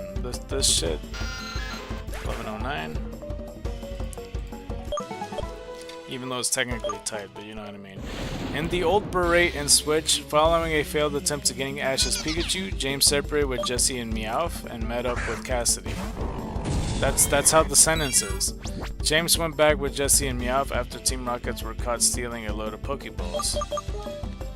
That doesn't make any sense. They skipped the whole sentence or something. Pokemon the series Diamond and Pearl. The trio arrived in Sinnoh using their balloon. In 2 degrees of separation. Let's go kill you right there. The trio arrived in James' vacation house and James retrieved his Carnivine that he caught a long time ago. And let's go count this. 11:10. Hopefully I didn't count the one with the Oddish in it. But I feel like, you know, me doing it this way when killing the Zubats, it's easier for me to count and such. Where was I? Okay, I might have read this already, but let me read it again. Because we're in the Diamond and Series section. The trio arrived in Sinnoh using their balloon. In 2 degrees of separation, the trio arrived in James' vacation house. And James retrieved his Carnivine that he caught a long time ago. James left the house with Jessie and Meowth because Mr. Cheeves, or Chives, I don't know what the fuck, told James that Jezebel would be coming to the house soon. Giovanni approved the trio's plans to set up a Team Rocket branch in Sinnoh. The trio were hired by Team Galactic to steal the Adamant Orb from the Eternal Historic Museum and a secret sphere of influence. Just wanted to finish that sentence. And we got 1111. Yeah. Where was I? Team Rocket successfully made the theft, framing Nando in the process, but ultimately failed to get away with the world. James disguised as Jesselina having won the lily pad ribbon.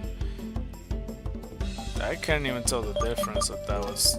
I thought that was Jesse, like in the picture. I mean, it might be. I'm not sure. I guess the head shape's a little different. I can't tell. James said goodbye to his cherished Cagnia, and once there were green fields. While Gardenia offered to train it, he struggled with the decision for some time, like in thorning the track switch and the keystone pops. Hold on, let's go with that. 11-12. Where he was particularly sad, though he was pleased to hear that Cagnia had mastered Drain Punch and berries busting out all over. I fucking hate that fucking title. In Slade of Sand, the trio argued with Butch and Cassidy over who would steal a Hippowdon. The constant bickering made it easy for Ash and his friends to save the heavyweight Pokemon. As we got another one, 11-13.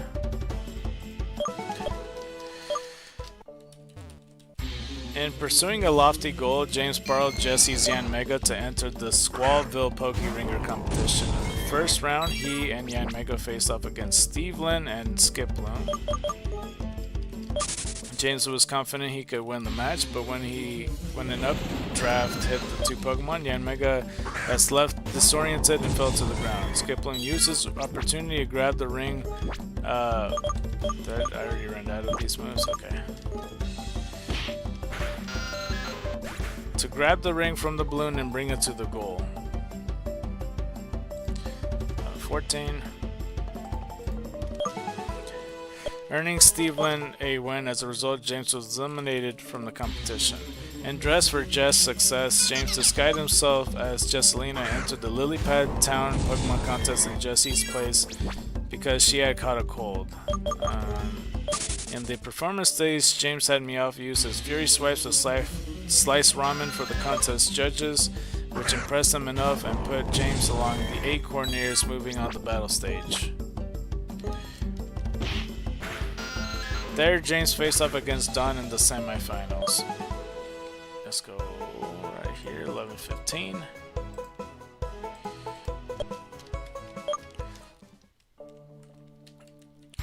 During their battle, he took advantage of the fact that Mamoswine usually started the battle off by swallowing ice shards, and had Carnivine steal the ice shards with Vine Whip before it happened. As a result, Mamoswine became enraged and James was able to win.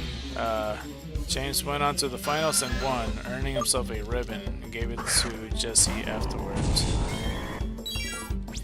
After Ash's, Monferno accidentally uncovered James' long-hidden treasure chest containing a childhood love letter. Let's go count that. 11-16.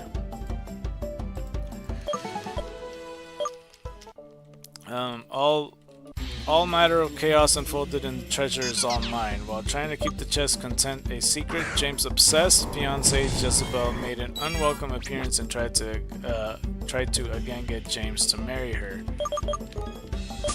Pokemon the series Black and White, and I remember this was around the time that Jesse and James were completely serious this time and doing their own missions, and I don't know, it was really interesting how professional they were acting around that time, and then at some point they went back to goofy again. I don't know, it's rather weird. James and Pokemon the series Black and White, and in the shadow of Zekrom to a Venipede Stampede. So this might be new territory for me because I didn't watch all the Black and White episodes. So let's see here. Jesse and James and Meowth were sent to the Unova region under orders from Giovanni after they were promoted and memories are made of bliss. Now wearing black uniforms instead of their previous white ones, Jesse and James, along with Meowth, followed various missions given to them by Giovanni through other people. To prevent them from getting too much attention, Giovanni did not allow their other Pokemon to be sent to them, making them use only Pokemon native to Unova. Unknown to the trio, Giovanni was not certain they would be successful. However, he knew their presence in the region He knew that their presence in the region would force Team Plasma to reveal themselves. In battling for the love of bug types, Jesse and James go back to wearing their white uniforms. The trio seems to be more serious and is much less comedic than before, using thought-out methods of escape such as jetpacks, and thus has not been sent blasting off in the Pokemon series Wait, what? Hold on. Such as jetpacks. Wait, hold on. The trio seems to be more serious and is much less comedic than before, using thought-out methods of escape such as jetpacks, and thus not been sent blasting off in the Pokemon series Black and White. They also appear much less often than in the previous series. Yeah, which is, I don't know. I think it's another reason why. I don't know, man. I like Black 2 and White 2, but Black and White, it wasn't it. I don't think, in my opinion at least. The trio completed multiple missions for Giovanni in the early episodes in the series, with their first mission coming in Triple Leader's team threats after arriving in Strighton City. Giovanni ordered them to visit a former laboratory located at the nearby Dreamyard, where they were tasked to take control of the area's mysterious future energy. They arrive and assemble a machine to collect data to be sent back to headquarters. Though the machine ended up alerting Ash and his friends and Officer Jenny of their plan, the machine is destroyed, but not before they transmitted the data back to HQ for analysis. In The Bloom is on Axew, Giovanni instructed the trio to head to the desert resort and meet up with another Team Rocket agent to investigate a meteorite fragment located there. Upon arriving at the meetup location, the trio were surrounded by the police. As Officer Jenny prepared to arrest them, the agent Pierce arrived and rescued them. As they escaped, Pierce handed a briefcase to James with the vital information. In home for a double, the trio succeeded in their mission to steal data concerning the Meteonite, that's what it says, from the Anatomy Research Lab. It says Meteonite. I don't know if they meant to put meteorite, but 1118 nonetheless. I just wanted to finish that. In a night in the Nakreen City Museum, the trio was given a mission to break into the Nakreen Museum and swapped out a fake meteorite with the real one, which they accomplished in the next episode, and later handed it off to Dr. Zager. In a Venipede stampede, they located the Meteonite. I guess it is called Meteonite. What? Wait, I thought they said meteorite before, though. Hold on. Yeah, because it says investigate a meteorite fragment. And then it's Meteonite. So they're committing with Meteonite then? Okay, well, they located the Meteonite in the desert resort. This would be their final mission from Giovanni. And after they were advised to act on their own in the best interest of Team Rocket, the three decided to focus on what they do best, trying to capture Ash's Pikachu. Is that really what they do best? Is trying to catch Pikachu? Like trying to catch Pikachu? Like, are we using that as the phrase? Because they're failing. You know what I mean? It's not like, I don't think that's what they do best. What they do best is fail to catch Pikachu. It's the actual whatever. Now, stopping the Rage of Legends Part 2 after destroying the shrines of Tornadus and Thundurus, Team Rocket tried to capture the forces of nature but were thwarted by Ash and his friends. By the way, the preview, or not the preview, well, I guess the preview. I mentioned the last short I talked about towards the end of the credits, because like I said, it's the only short that kind of resurfaced by like putting it on Japanese TV, and this was around during the Black and White days because you know, the short was all Diamond and Pearl because I had like Pikachu and Piplup and stuff. But towards the credits, they started, you know, besides all the sponsorships and stuff, they introduced what's upcoming for Black and White, you know, showing Snivy, Tepig, and Oshawott, along with some episodes when it comes to, you know, Tornadus versus Thundurus versus Landorus, all on this epic battle, I guess, in this series. And like, I don't know, there was a couple there. They were just saying what was the most recent at that time, so I found that interesting. It was during the Black and White days, but I didn't see that, so I guess that was this episode. So whenever that came out, that's when the short was introduced, and in there you show a random ass fucking unknown. Out of all the things, you know. But yeah, Team Rocket tried to capture the forces of nature, but were thwarted by Ash and his friends, pretty much. In a rotation confrontation part 1, the trio were given a mission by Dr. Zager to obtain a cover fossil inside Twist Mountain, which would be used to open a time gate to steal countless fossils Pokemon from the past. Once they stole one from Ferris, they retreated to Dr. Zager's helicopter. The Cobra fossil was successfully revived into a Tortuga, but it escaped from the group. I almost ran from that. Team Rocket chased it down where it evolved into Caracosa and held it down in front of the time gate. As we got ourselves 1120.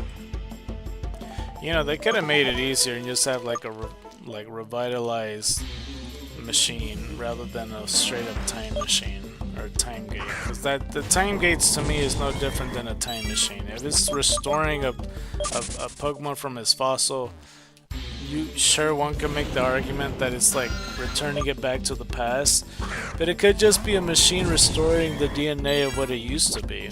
That's different than anything time related, you know what I mean? Involving it with time, then that opens a whole bag of worms. It's like, why isn't other people exploiting that with this time gate and going back to the past or the future or whatever, you know what I mean? As they were about to pass through the gate, Ash and his friends arrived to stop them. This, along with Caracosa from the past, forced Team Rocket to flee empty-handed. So it looks like they were trying to go, okay, through this time gate to make I don't know, maybe, I mean, they could use it as a story element if they dared to, but I don't think they're going to, but maybe they did, I don't know. The trio reappeared in an epic defense force when they tried to capture Meloetta for a future job, Operation Tempest. The plan continued in all for the love of Meloetta.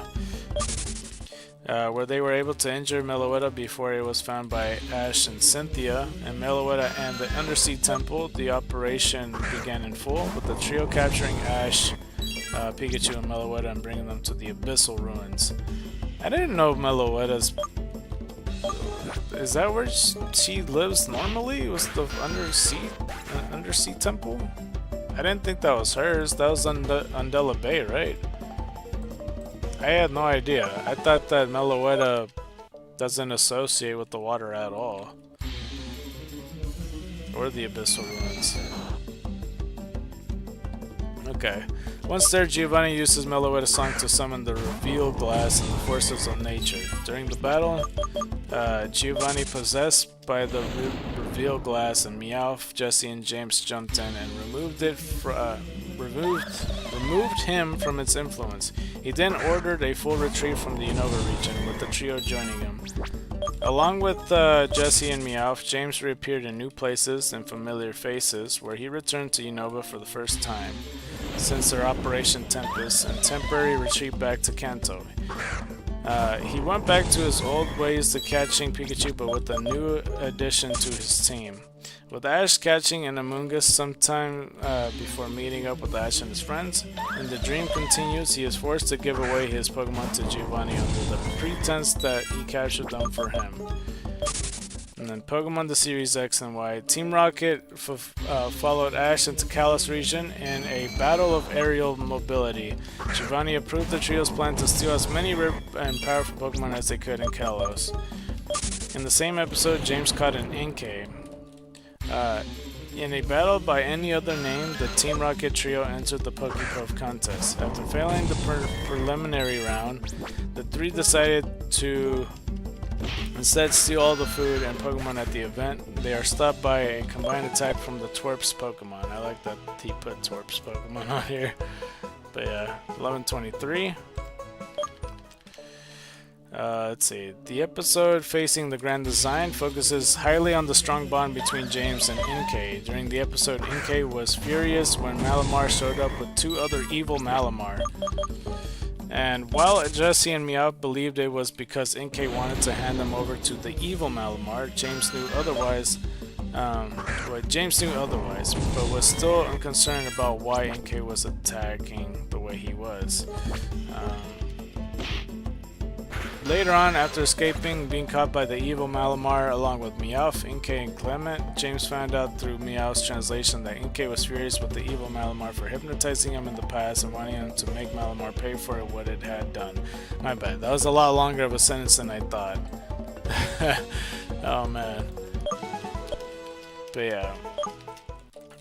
Okay, so Inkay then began talking to the forest Inkay and Malamar to try to get them to help with the quest to stop the evil Malamar. At first, the good Malamar were skeptical about Inkay's story until one of the Malamars showed up and attacked the forest Pokemon with Hyper Beam. Why are these sentences so long now? What the fuck? As the gang worked to stop the evil Malamar, the leader captured Inkay and brainwashed him with hypnosis and made him attack his trainer. James took Inkay's tackle head on and then fed him a croissant, Inkay's favorite food. As he ate, Inkay began to remember all the times he and Inkay spent together, and Inkay was successfully returned to normal. When the group finally defeated the evil Malamar, Team Rocket watched the forest Pokemon as the Inkay led James Team Rocket watched the forest Pokemon as the Inkay led James's Inkay into the forest to play with them. James got up to leave without Inkay, but Inkay went back to him. Although at first James told Inkay that all he wanted was for him to be happy, so he wasn't going to ask him to stay with them. Inkay began shouting at James, and Meowth translated this to say that being with his trainer and the rest of Team Rocket makes him happy. James was overcome with tears and joy after hearing this. I don't think I could read this word. In party dancecapades, oh that's what the word is. I just had to separate those. It just looked like a crazy ass word. It looked like Dancapada does. That's what it looks like to me. In party dancecapades, James and his team members decided to attend a dance party hosted by Mansoir Pierre. After seeing Serena and her friends go inside, James noted that it was no surprise that they were there as well. And the Meowth noted that it would be a perfect chance to catch Pikachu. Jessie and Gorgeist then approached the two, and Jessie decided that James would be her date while Gorgeist decided Inkay to be hers.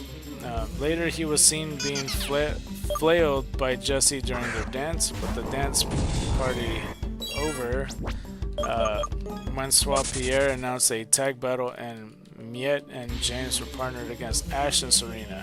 Much to the chagrin of James, however, despite putting up a good fight, James and Miette lost. Much to the frustration of Jessie and Gorgeist. Team Rocket trying to stop Team Flare and taking Z2. Z2. Is that what they call him? Damn, we're barely hitting almost 50% of the way there. In an explosive operation, Jessie and James and Meowth were first seen contacted Giovanni and informed them about Team Flare and a powerful Pokemon that can exhibit various forms. Intrigued, Giovanni assigned them with the task to catch the Pokemon as the trio searched for Squishy. I don't know who that is. They met up with another Pokemon resembling Squishy but having a blue core, and Team Flare scientists Elena and Mabel, after his Inkay successfully damaged the device,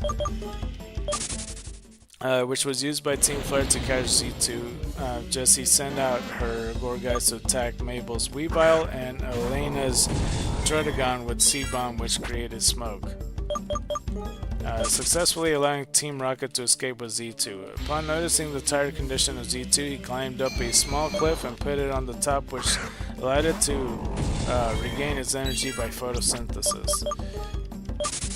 He and his teammates were confronted once again by Team Flare, but despite putting up a good fight, his Inkay ended up losing. Later, he witnessed Z2 transform in its 50% form to fight against Team Flare's hold on. 50 blah blah blah. Okay, hold on. Let me put 1126 first. Later, he witnessed Z2 transform into 50% form to fight against Team Flare's Pokemon and later Elaine's Charizard. When the Order Pokemon lost, He, along with his teammates, jumped in front of Z2 to rescue it from Team Flare, but ended up being blasted off by Mabel's Weavile and Elena's Stratagon. In Masterclass in Session 1, James first appeared praising Jessie, who had entered the Lawyer City Pokemon Showcase Master class, that was a lot to say, as the future Kalos Queen. He seemed visibly excited just before the first round of Masterclass, claiming that they could successfully return to the life of crime if Jessie managed to win this. He, time and again, cheered Jessie from the sidelines during her performance, causing his neighbors to be bothered. When the masterclass was over, he, along with Meowth, Inkay, Gourgeist, and Wobbuffet, were seen walking behind a silent Jessie through I don't know what this shit says. It's Gloire, Gloire City. 1127. I'm sure they pronounce it in the episodes. I only saw like one episode in X and Y, so I have no idea. Because this city, I don't believe, is in the game. Fearing her wrath on losing, however, she shrugged her fears and decided that she just wanted to give them a feast for supporting her, which causes them to be overjoyed and jumped over her. Jessie then angrily declares that the feast shall be financed by James, something James readily accepted. He, his teammates, and Jessie's Wobbuffet worked as Malva's assistant during the Lumiose conference from a league of his own and down to the fiery finish, with the aim of earning money and capturing any strong Pokemon in the Kalos League. However, they were not very pleased with their job and felt that they were overworking. Despite this, they did not quit their jobs in Kalos League passion with a certain flair. They made it to a point to steal the two finalists, Ash and Elaine's Pokemon after the battle, but could not execute their plan due to Team Flare's wreaking havoc in Lumiose City. Incoming a part of the dreams, he, in disguise of a news reporter, set out with his teammates Serena, Mayrin, and Professor Sycamore towards Lysandre Labs in an attempt to take over the base and bring Team Flare down. They reached the Lysandre Labs in the right hero for the right job, where a surprise attack from Celosia's Drapion caused them and his teammates to be enraged enough to remove their disguises. They take on Celosia and Drapion with his Inkay. In the next episode, oops, I fucking scrolled down by accident. He finally subdued Celosia, Mabel, and their Pokemon by trapping them in a net. And after the giant rock transformed into a Zygarde, what? And after the giant rock transformed into a Zygarde, fled the Lysandre Labs along with his teammates on their helicopter. He piloted the helicopter as they followed the rock on its way towards Anistar City, and like his teammates, was utterly surprised to see the 7 gym leaders and Kalos champion Diantha arrive on the scene to deal with the giant rock. He later assisted Ash and Elaine in infiltrating the giant rock by sending out his Inkay and forming a more perfect union to fight the Megalith Zygarde. One of the roots, however, blasted him and his teammates out of the helicopter, but they were saved by Diantha's Gardevoir. After the disaster, he and his teammates claimed sole credit for defeating Team Flare to Giovanni. Okay, well, this is our last body slam. So yeah, I mean, from what I gathered, I'm guessing Squishy's the Zygarde cells, because they mentioned about Z2 and Zygarde, and I think that was the thing in that episode, or not, that's the X and Y series, that there was one of the cells that hangs out with Bonnie and shit, right? I think that's what, from what I remembered. That's what I assume that's what Squishy is, because they never specified. Okay, well, hold on. I didn't mean to go here, but might as well here, right? Thank you, Mom. It's been a while. Okay. Let's go over. I was gonna go to Hadworth in my head, but I guess not.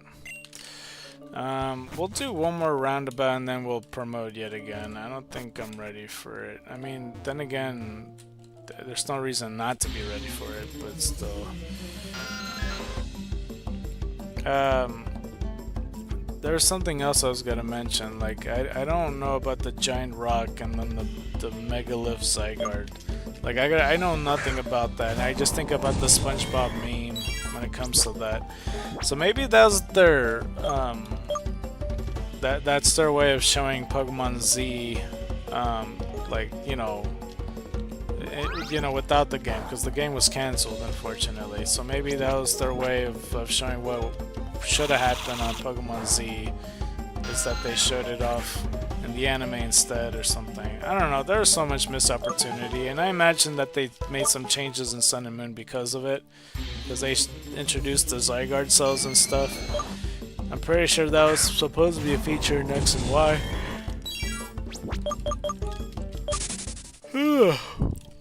Okay, anyway.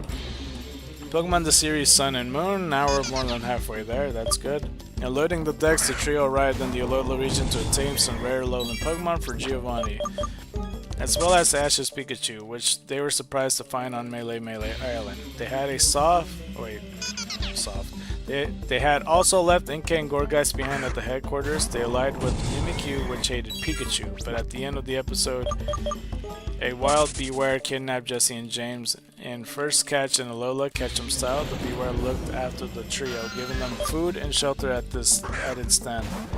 Jesse and James luxury ball to capture Mimikyu. Yeah.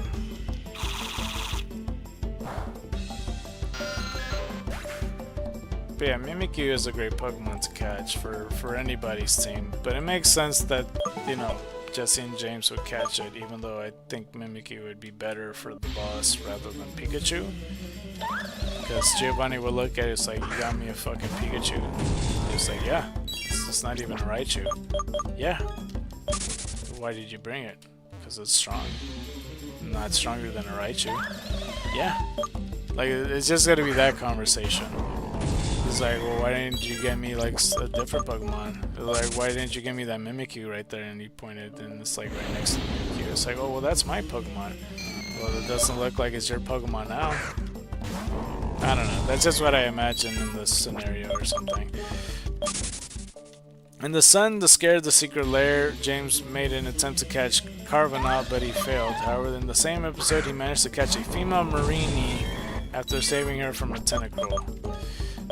In a seasoned search, the trio completed their secret base in Bewear's den. In a team-on-team tussle, the trio, upon learning about Z-moves, began their search for a Z crystal. They discovered a Darknium Z and a nest of Alolan Rattata and Raticate, led by Totem Raticate, in an attempt to retrieve it. Let's see, get this right here, 1131.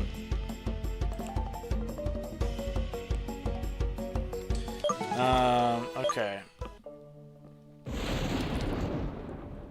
However, they were intercepted by members of Team Skull. Also, after the same Z Crystal, ultimately after a clash with the other team, and with the Totem Pokemon, the trio obtained the Z Crystal for themselves. Yes.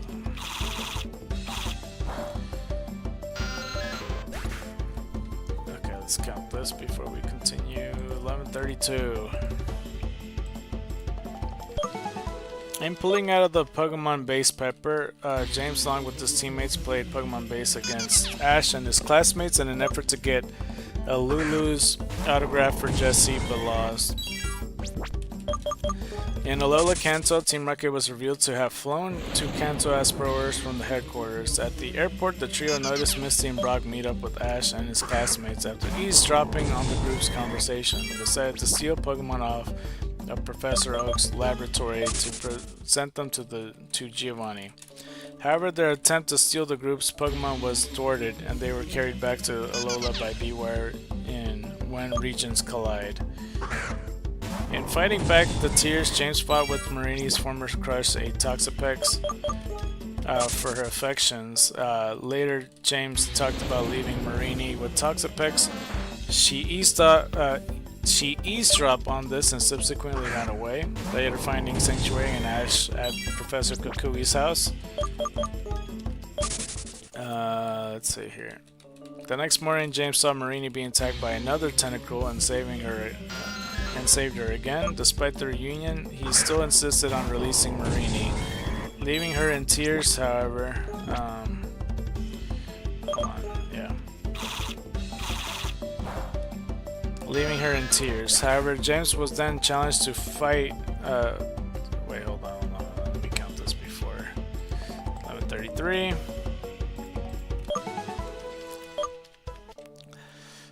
However, James was then challenged to a fight by Toxapex to make Marini happy, which ended in a tie. Following the fight, Marini decided to stay with James, which he accepted. I don't know, just shit like that. I feel like I said, there's way too many ties in Pokemon the series. And this is a wild Toxapex. Like, I don't give a fuck how bad Jesse and James is on catching a fucking Pikachu. Like, at the end of the day, they're trainers, you know, and they have plenty of experience. Whether they lost to the same person over and over again because they don't know their weaknesses and such, they're not rookie trainers. Like, they're bad trainers, but not that bad where they can't beat a wild Pokemon. Like, maybe if they're trying to get away with the crime, but on a regular battle, there's no reason for James to lose here. In my opinion, at least. It's like, why make James lose here? Like, what benefit does Toxapex, like, even get, even if he won, if he's not gonna be returning to the series? Is it what, just to make Toxapex look good as a Pokemon? When it's supposed to be a defensive Pokemon and that's it? 11:35. Like, imagine if a Fortress beat you. So, like, that doesn't seem right, does it? Well, I'm only saying that because of the defensive capabilities or something like that. I don't know. I just think that's flawed. Especially when you're tying it. It's all like that. This is a random Pokemon. There's a picture right here. James Meowth and Jesse, and like, I think they're holding their little Z-move collars or whatever, the bracelets. Team Rocket haven't obtained Z-Power Ring. And why not give me a Z-Ring sometime? Marini learned knockoff, meaning the trio finally had a move that worked with their Darknium Z. They reported this to Giovanni and Mattori. I don't know who the hell Mattori is. Informed them they needed a Z-Ring to use it. Giovanni told them to head to Ula Ula Island to meet Nanu and all the acquaintance of his who could help them out. They later arrived on the island and ran into a Gengar nicknamed Greedy Rapu, who stole their Darknium Z. They chased it down with Mimikyu attacking it with Shadow Ball. Greedy Rapu jumps from body to body, possessing them. James used the distraction to retrieve the Darknium Z. As the battle continued, Nanu arrived and gave the trio a Z-powered ring. The greedy Rapu was then defeated with Marini's Black Hole Eclipse. Afterwards, Jesse was given a Mimikyuum Z from Acerola. Okay. In a battle handoff, Team Rocket acted as Ash's opponents during his Thrifty Mega Mart trial. Mimikyu's battled Pikachu, and eventually Mimikyu used Let's Snuggle Forever, with all of Team Rockets working together to provide the Z-Power. I didn't mean to go to Pokemon. However, Pikachu was able to survive the Z-move when he shielded himself with his newly learned Electro Web, when Ash's Electrium Z turned into a Pikachu'nium Z. That's so hard to say. Pikachu was able to use 10 million volts. I think that's 10 million. 10 million volt Thunderbolt, which defeated Mimikyu. Alright. I hope that was a Zubat I killed, but I'm pretty sure it is.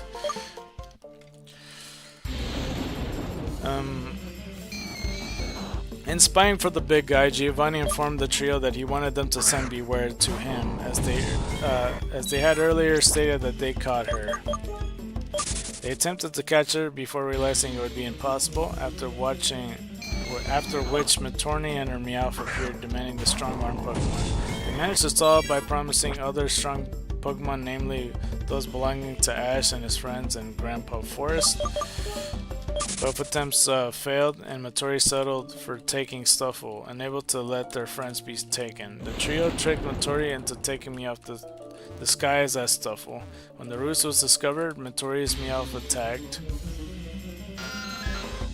which summoned Beware to the rescue. Let's see. In Battle Royale 151, James entered the Manalo conference alongside Jesse, disguised as Jamesio. Let's see here, 1137. And it says Dekojiro in Japanese version. James was among the 151 trainers taking part in the Battle Royale preliminary round using Marini. James was one of the 16 trainers still standing at the end of the round. The matchups for the next round revealed that he would be battling Jesse. So how the fuck does it make sense that he got tied with the fucking Toxic Pecs? Out of the 151 trainers in the Battle Royale, is that not like proof enough? Like episodes later, this shit happens? With the Marini, no less, and not like I don't know who James used against the Toxic Pecs, but does that, like, the math isn't math in here? Like, these are like 80 other plus trainers, and even if they're all rookie trainers, James still, like, that doesn't make sense to me that he got tied with the Toxic Pecs there. So yeah, I don't know. I just don't buy it. Like, I know that they're bad at catching Pikachu, but that's kind of more so part of a joke. Like, sure that they may not be a better battler than like Brock or Misty or anything like that, but those are gym leaders and such. In the battlefield of truth and love, James used Marini against Jesse and Wobbuffet, but resigned himself to defeat and took half-hearted approach to the match. And Marini became locked in and stalemate with Wobbuffet. James advised her to throw the match by pretending to be defeated. However, her resolve to continue battling inspired James to take the fight more seriously, and his newfound determination to win allowed Marini to defeat Wobbuffet with the relentless Spike Cannon barrage. James subsequently advanced to the second round, where he was set to face Gladion. An imitation in the sincerest form of strategy, Jesse gave James the Trio's Z-Power Ring to be used in the battle against Gladion, telling him not to lose, remembering his motivation to reach the Mass Royale in the Manalo Conference exhibition match. James and Marini's resolved to get it there the best in the battle. To give it their best in the battle, I didn't read that right. In the match, Marini was getting badly beaten up by Gladion's Lycanroc, so James decided to perform Black Hole Eclipse. However, Gladion countered it with Continental Crush, before dealing the finishing blow on Marini. Despite James' fear of being scolded by Jesse for his loss, she instead confronted him, and the trio returned to selling malasadas. In Thank You Alola, the journey continues. Team Rocket received a call from HQ to return to headquarters. Unable to believe Mimikyu and Marini would be happy there, they released the two Pokemon before returning to Kanto. And then there's Pokemon The Journeys, the series. I have no idea about this too. But yeah. And I still don't understand, like, they showed a lot of Marini spotlight here, but they didn't show Chimecho. They didn't even show when he got himself coughing. Well, I mean, he'd been getting coughing, but they never talked about him releasing Wheezing or even evolving the coughing to Wheezing, or even Victory Bell or Cacnea, who is affectionate with them. Like, what the hell? Like Chimecho getting Mime Jr., getting Carnivine. I mean, they talked about it briefly with Carnivine, but it doesn't make sense. It's like, why wouldn't you talk about that? It's just like, this shit's important information in my opinion too. It doesn't make any sense. 1139. In Ivysaur Mysterious Tower, Giovanni ordered Jesse, James, and Meowth and Wobbuffet to steal strong and rare Pokemon for the organization and make Team Rocket known and feared across the world. He then promised to deliver them in a new secret weapon meant to help them achieve these objectives. The Rocket Prize Master... Wait, hold on. He then promised to deliver them a new secret weapon meant to help them achieve these objectives. The Rocket Prize Master. That's what it's called. They used it for the first time against Ash and Go, receiving a Tyranitar and Gyarados. Despite the powerful Pokemon, they lost to Ash's Pikachu. Because of course they did. So, I mean, if anything, if anybody's trying to counterpoint my argument whether James is that bad of a trainer. He still lost against Ash with these elite Pokemon. So yeah, I mean, you know, if you're either going for or against, I mean, that's a big bullet point right there, I would say. Sometime prior to kicking it from here onto tomorrow, Team Rocket was revealed to have made a secret base in Vermilion City. Interesting. Team Rocket encouraging Ditto, with Ditto just standing there in Wobbuffet next to James and Meowth and Jesse on the other side of Ditto. Well, Meowth is closer to Wobbuffet in this picture, in case you don't see the picture. And a talent for imitation, Team Rocket encountered a movie star Ditto who ran away due to his inability to properly transform and its trainer's short temper. Deciding to make a Ditto a new member of Team Rocket, the group worked to teach Ditto to control its nerves and transform properly. After learning that Ditto was needed back, however, Team Rocket pretended they kidnapped Ditto to cover up the fact it ran away. The trio provoked Ash and Pikachu to blast them off, and with that, Ditto was returned to the studio. In a Little Rocket RNR, Team Rocket was ordered to go on vacation to the resort area in Sinnoh. However, the reward was deployed by Matori and her agents, who planned to steal many Pokemon from the resort area. After overhearing her insulting them, the four decided to get their revenge by helping Ash and Go free the Pokemon. The subsequent battle quickly turned against Matori and her unit, and when Officer Jenny arrived, they retreated. In Sword and Shield, the Darkest Day, the trio were sent to Galar and Giovanni's command. During the trip, the Darkest... where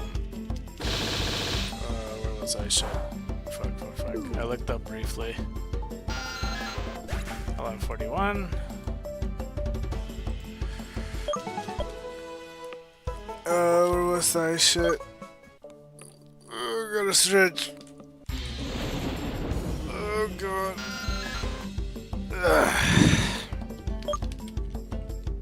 Crap, I don't know where the hell I was.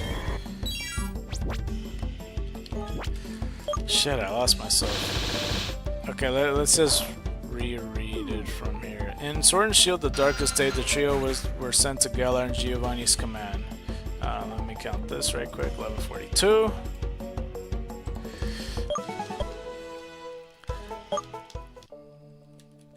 During the trip, the Darkest Day began, and the trio planned on using the opportunity to capture Eternatus.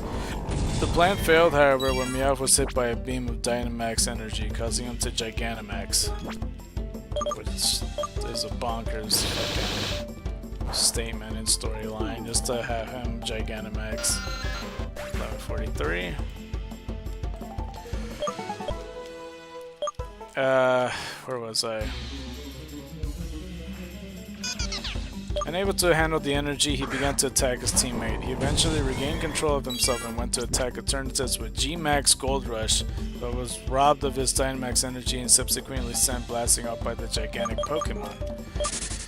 Team Rocket's radio show, it looks like, and it's just them looking like they're doing their motto with the microphones having like papers next to them. It looks like it's scripted, I can't tell. In the good, the bad, and the lucky, Team Rocket met up with Cassidy, who was running a cafe in a small snowy village with Eradicate.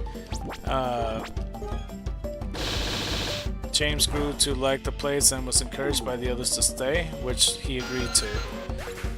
Alright, there we go, 1144.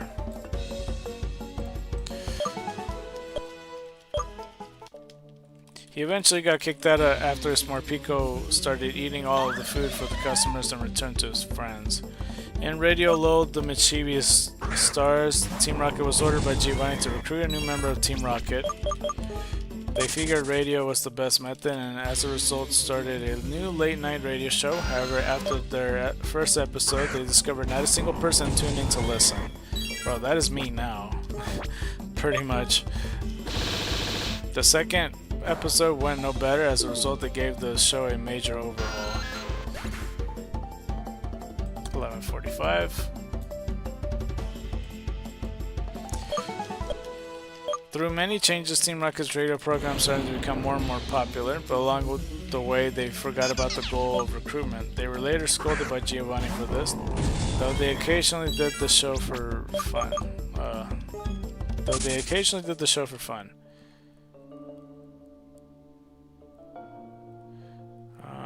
Okay. In Team Rocket Expedition, which stands by the evil of love and truth, James briefly travels alongside Jesse and Meowth to the Paldea region. It says right here, Team Rocket with all of their current Pokemon, which is Yamask, NK, Woobat, Yanmega, Gourgeist, Frillish, Viper, Wobbuffet, Meowth, Morpeko, Mime Jr., Amoonguss, and Carnivine. There's some Pokemon I completely forgot was in their team, but yeah. In Rocket Revengers, James and Jesse and Meowth reunited with their Pokemon that had been residing at Team Rocket HQ. Realizing the potential of such a large group, like they could have kept a full team of 6 and they just don't. The team hatched a scheme to isolate Ash's Pikachu and capture him. The trio waited at the end of the trap where they ambushed and isolated Pikachu. Despite their efforts, however, Pikachu was able to evade capture, and a wild Latias that had been following Ash intervened and sent to the evil group blasting off. Upset over the failure, the trio decided it was time to go their separate ways. In Ash and Latios, he returned to the headquarters and gained a job working in the cafeteria. Though the work was harder than he imagined, he later snuck out to try and steal Pikachu once again, where he unexpectedly ran into Jesse and Meowth, who had gotten the same idea. Tired of working at the cafeteria, the Team Rocket trio rekindled their friendship and decided to work together once more. They launched their attack, snatching Pikachu in the net and reciting their motto to celebrate the reunion. Oh wait, did I read this right? 1146? Did I read this right? Oh shit! I think I see something here, hold on. So after the reunion thing, Ash's Pidgeot came to Ash and Pikachu's rescue, and Pikachu delivered the usual blast-off Thunderbolt. Despite failing once again, the Team Rocket trio were happy to be together again and vowed to never give up on chasing after Pikachu as a team as they disappeared into the distance.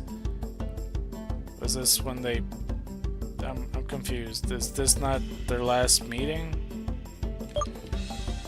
But yeah, I mean, it's about time Pidgeot had to find him. Ash didn't come back for him. Like, even if they got their own reunion, like, that's not really what happened here, if you think about it. This fucker flew to Galar, or whatever place this was. Okay, James disguised as Juan is in this picture, like Juan as in like the 8th gym leader of Hoenn and stuff, and then there's Meowth and Jesse dressed kind of normally. I mean, Meowth is always kind of naked, but you know, whatever. Okay, but this is in the character section. James' well-traveled and wealthy lifestyle afforded him luxuries and time to become well-versed in various activities, including Pokemon Haiku, Pokemon Orienteering, yeah, and Pokeringer, among other things. Despite James' wealthy upbringing, he often criticizes it as sheltered, and because of Jessie Bell's harassment, joining Team Rocket offered him an adventurous escape from his family's demands and riches and expectations. However, there are certain instances where James has shown that he is not a bad person at all. His horrible past is the only reason he joined Team Rocket. And like his teammates Jesse and James, let's go ahead and start with the body slams. Let's go put 1147. I'm pretty sure I said Jesse and James just now, not Jesse and Meowth like the sentence says. Unlike his teammate Jesse and Meowth, who had more rude personalities, James is actually shown to love and adore Pokemon since childhood. James has an odd and rather submissive personality. He regularly complies with Jesse and Meowth's schemes.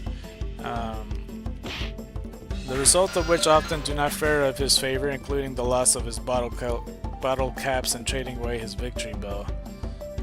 As we got 1148. Wait, he traded away his victory bell?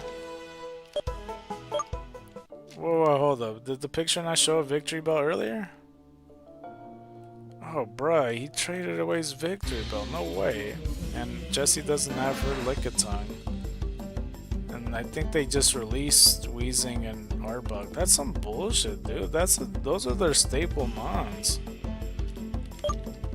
I think they just stopped doing that. And they just, that's so weird. Okay, let me find where I was in the character section.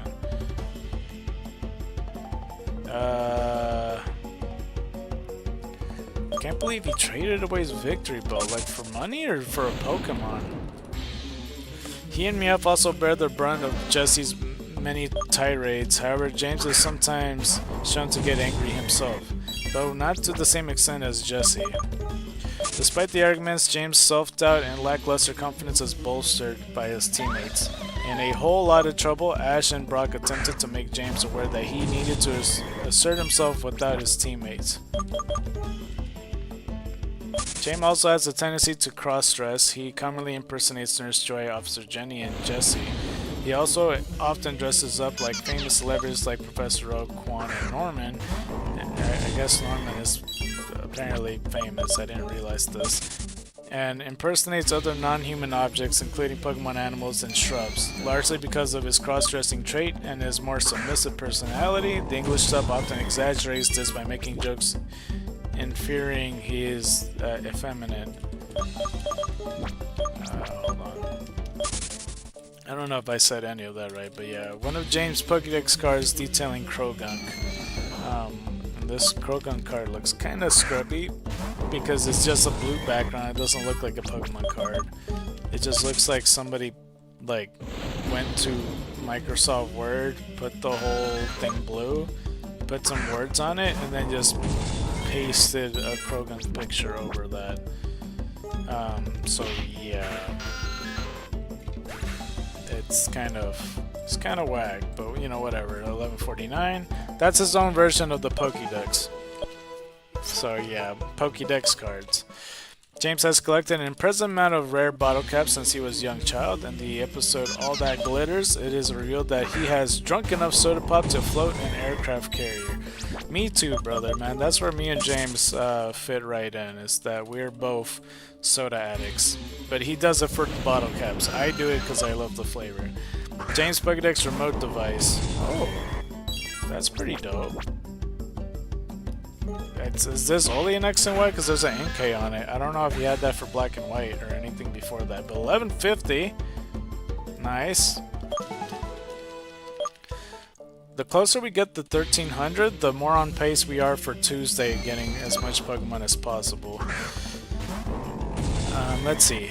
At times, instead of a Pokédex, he uses a dex of cards to identify Pokemon, such as a Jimbyliar. When he first learned of Krogunk's poison jab, or his, or in mass hypnosis. I don't know what the fuck this word is.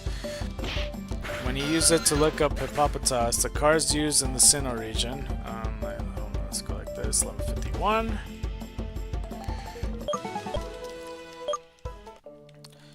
When you use it to look up Hippopotas, the cards used in the Sinnoh region shared a similar detail to an electronic Pokédex, including statistics like height and weight. In Pokemon the series X and Y, James' Pokemon flashcards return in the form of a handheld computer with the Pokédex function. Victory Bell and Marini's over-enthusiastic display of affection are evidence of James' strong relationship with his Pokemon. James has been shown to be emotional and shares a close bond with his Pokemon in which he prioritizes their health and potential. For example, James left his Chimecho at the old vacation home so it could recover fully from a fever in sweet baby James. Also, once there were green fields, James accepted Gardenia's offer to train a Cacnea on how to master Drain Punch, which I think, honestly, James, I think you got swindled by this. I think Gardenia just wanted a free grass type here. You ain't getting that Cacnea back, or did he? Hold on, let me look back at that picture. Do you get Cacnea back? He does not get Cacnea back. Bro, that is a shame. That is such a shame. I would have been so pissed. James has a tendency to be swindled by the Magikarp salesman, who, despite James' increasing wariness of personal vendetta against the shady character, has on many occasions tricked him into buying a Magikarp or other useless Pokemon and items for large sums of money.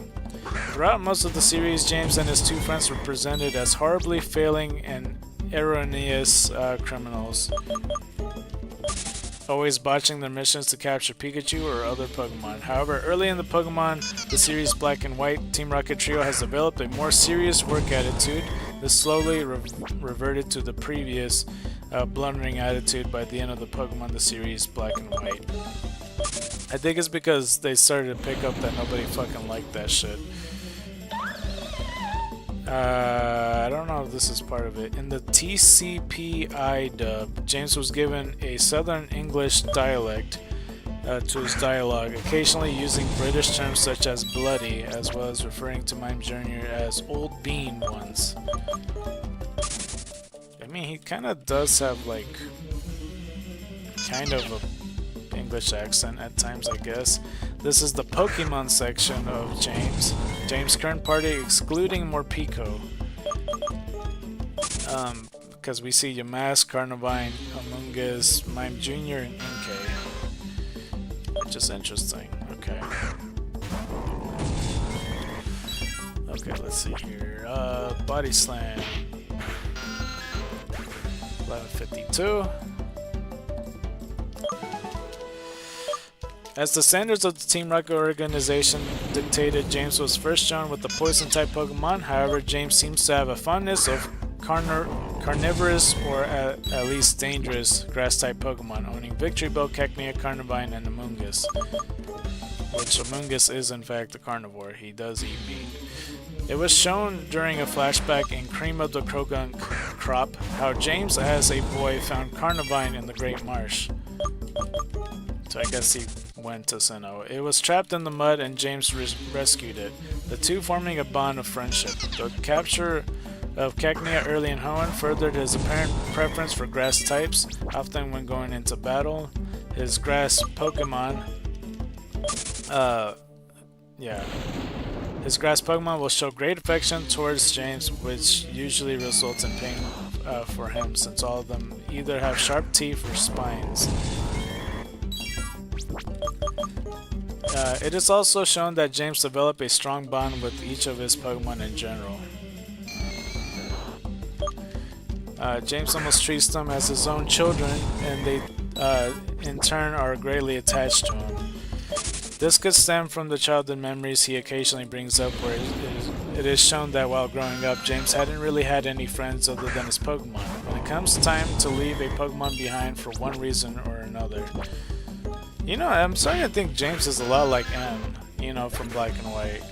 Because, like, you know, N was almost kind of the same way, except the difference is James kind of ran off, and he wasn't, like, gonna be in a position of royalty to the point where he's gonna be ruling the world. He's just gonna be, like, another millionaire slash billionaire. And so who knows where James would have been. He probably would have started a family. Maybe, I don't know. I think there's potential that James might have, you know, in an alternate universe, maybe been an elite trainer if he had like an Arcanine and a Carnivine and like some of these other Pokemon that he already had in the past. I don't know. But it's interesting to think about.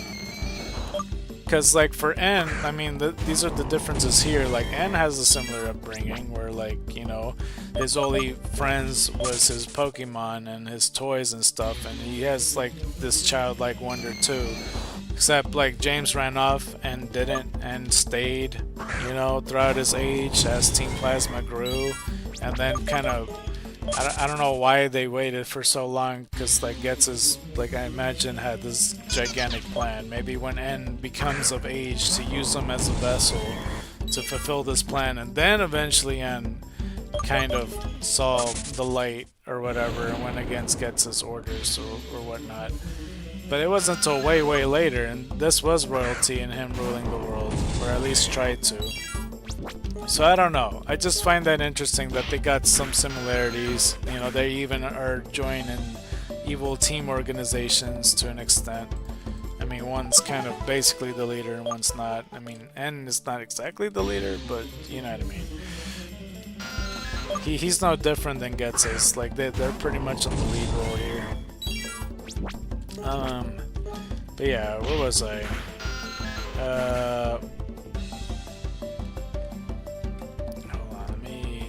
here, 11:55.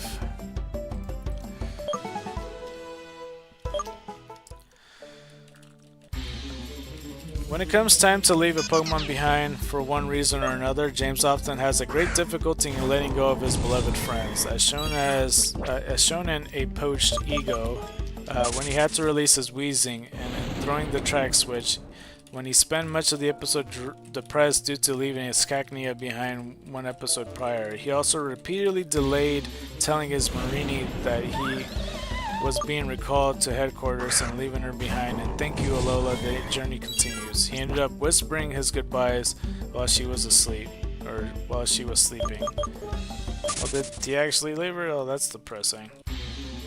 Jesse and James Pokemon from the Pokemon the series The Beginning, where you see Arbok, Weezing, Lickitung, Victory Bell, Jesse, James, and Meowth in the center. Jesse and James Pokemon from Pokemon the series Gold and Silver, excluding Lickitung, as we see Weezing, Arbok, Wobbuffet, and Victory Bell by themselves.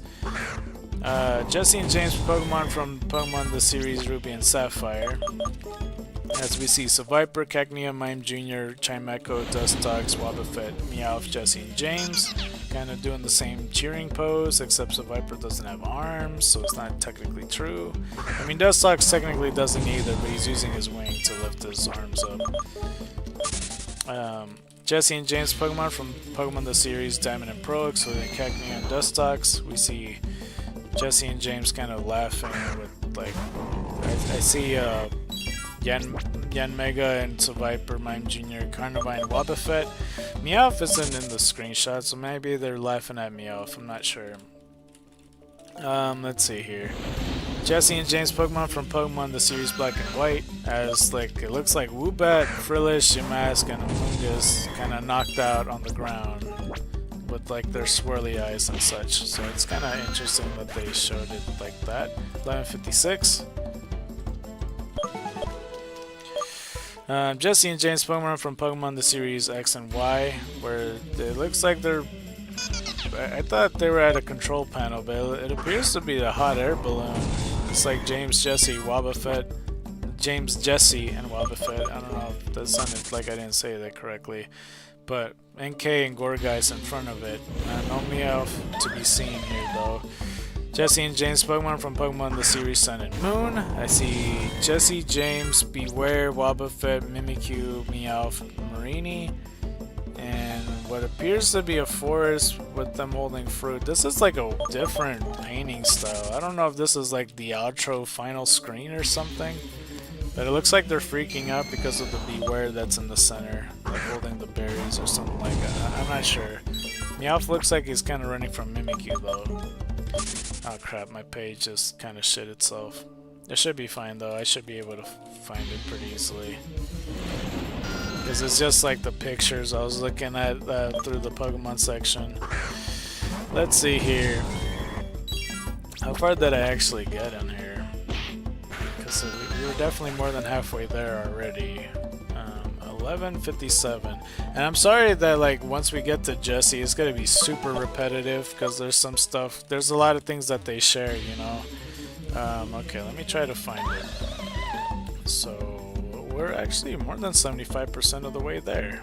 I mean, we didn't open the trivia section yet, but that's still pretty impressive. Still pretty impressive nonetheless. I don't know if we should go straight to Jesse after this though, or if we should just give it a little bit of time. I'm not sure. Okay, let's see. I think I found the pictures. Yeah.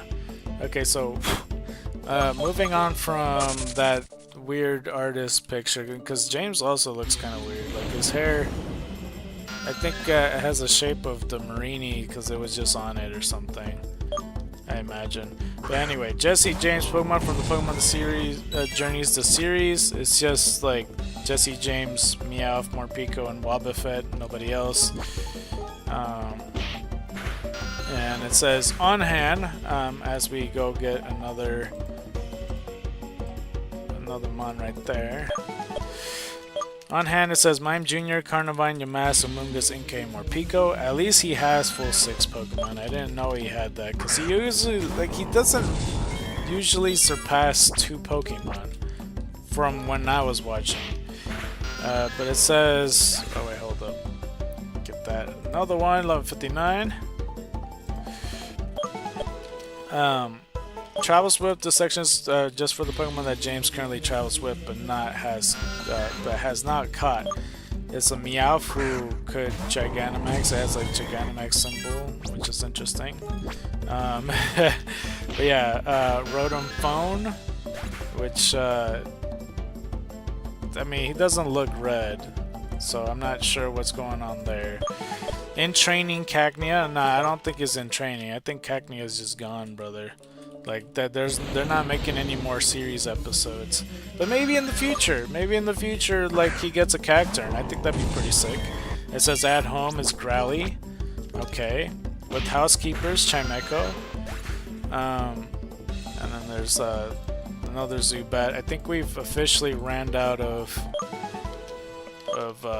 body slams. So let me take a look. I don't recall if I already like just continued onward in the last one and not promoted. I think that's what happened, so I'm gonna promote this time around. So we'll take healing and then we'll do a little break, a promotional break. It's not really a break per se, but yeah.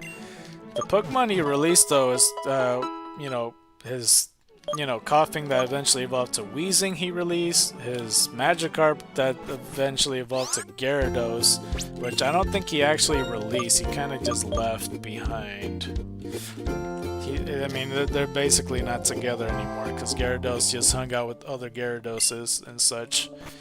So yeah, they ain't coming back anymore. Here's one detail I didn't remember. Weepinbell that evolved into Victory Bell. I don't remember him ever owning a Weepinbell. I remember Victory Bell pretty well though. Hold on, let me finish the other one. He released Marini, which is sad. And yeah, he traded his Weepinbell to Victory Bell to somebody, and I don't know what he traded it for. And it says Hoppet escaped. Live with the sections for the Pokemon that James lived with but not has caught is Beware and Stuffle. And then there's temporarily own Pokemon from Team Rocket, from Rocket Prize Fighter. I don't know. There's this other section as well. Let me just finish that right quick, because there's only like 2 Pokemon. Status unknown for Pidgeys. Multiple Pidgeys were seen in one of Team Rocket's mottos in this episode. However, it's unknown if they still have the Pidgey with them, or if the Pidgey even belonged to them. None of the Pidgey's moves are unknown, or moves are known. I think this Pidgey was just a party trick, because it just looks like James was using. He's holding like a staff, like a wand. So yeah, I think it was just a party trick, and that's it. These Pidgeys aren't his. He just did it as like, if anybody rented doves or something, just to impress someone. Nummels, multiple of 7 Nummels were seen in a flashback of James. He said he used to have them warm him up while he was sleeping. However, it is unknown if he owned them or he just befriended them. It is also unknown if they still reside at his home. None of the Nummels moves are known. Interesting. Maybe his rich family just got these Nummels for him. But that's a bit excessive. I feel like it's literally gonna gas him out of how hot it is. But yeah, we'll resume with the James section, because there's achievements and such like that. Actually, I'm gonna use the bathroom right quick, and I'll be right back. And I'm probably gonna promote off screen too, so I'll put the TB continue screen. You might hear the thunderstorm and the music in the background, but yeah, I'll be right back, okay?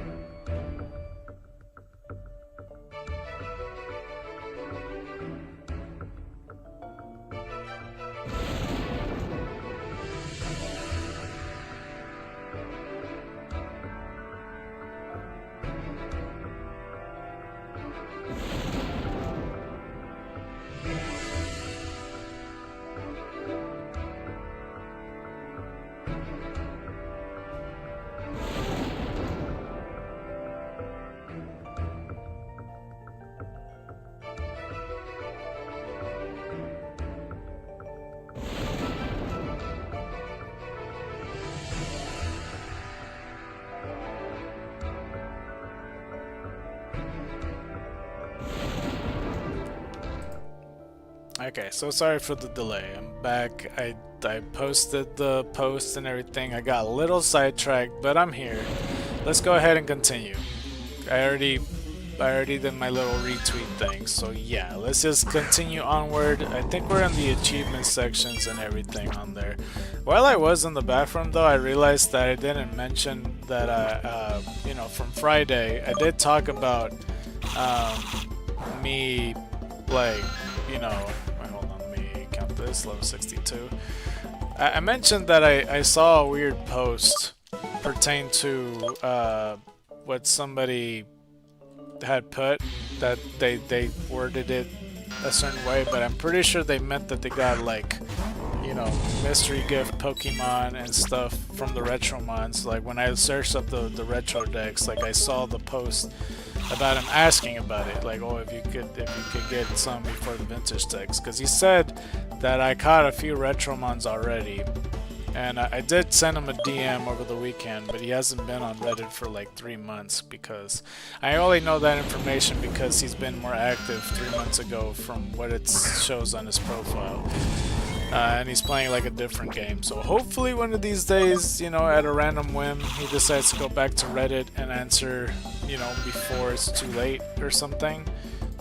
I'm pretty sure he's just gonna say the mystery gift mons is what he was referring to, you know, from like claiming the mystery gift codes.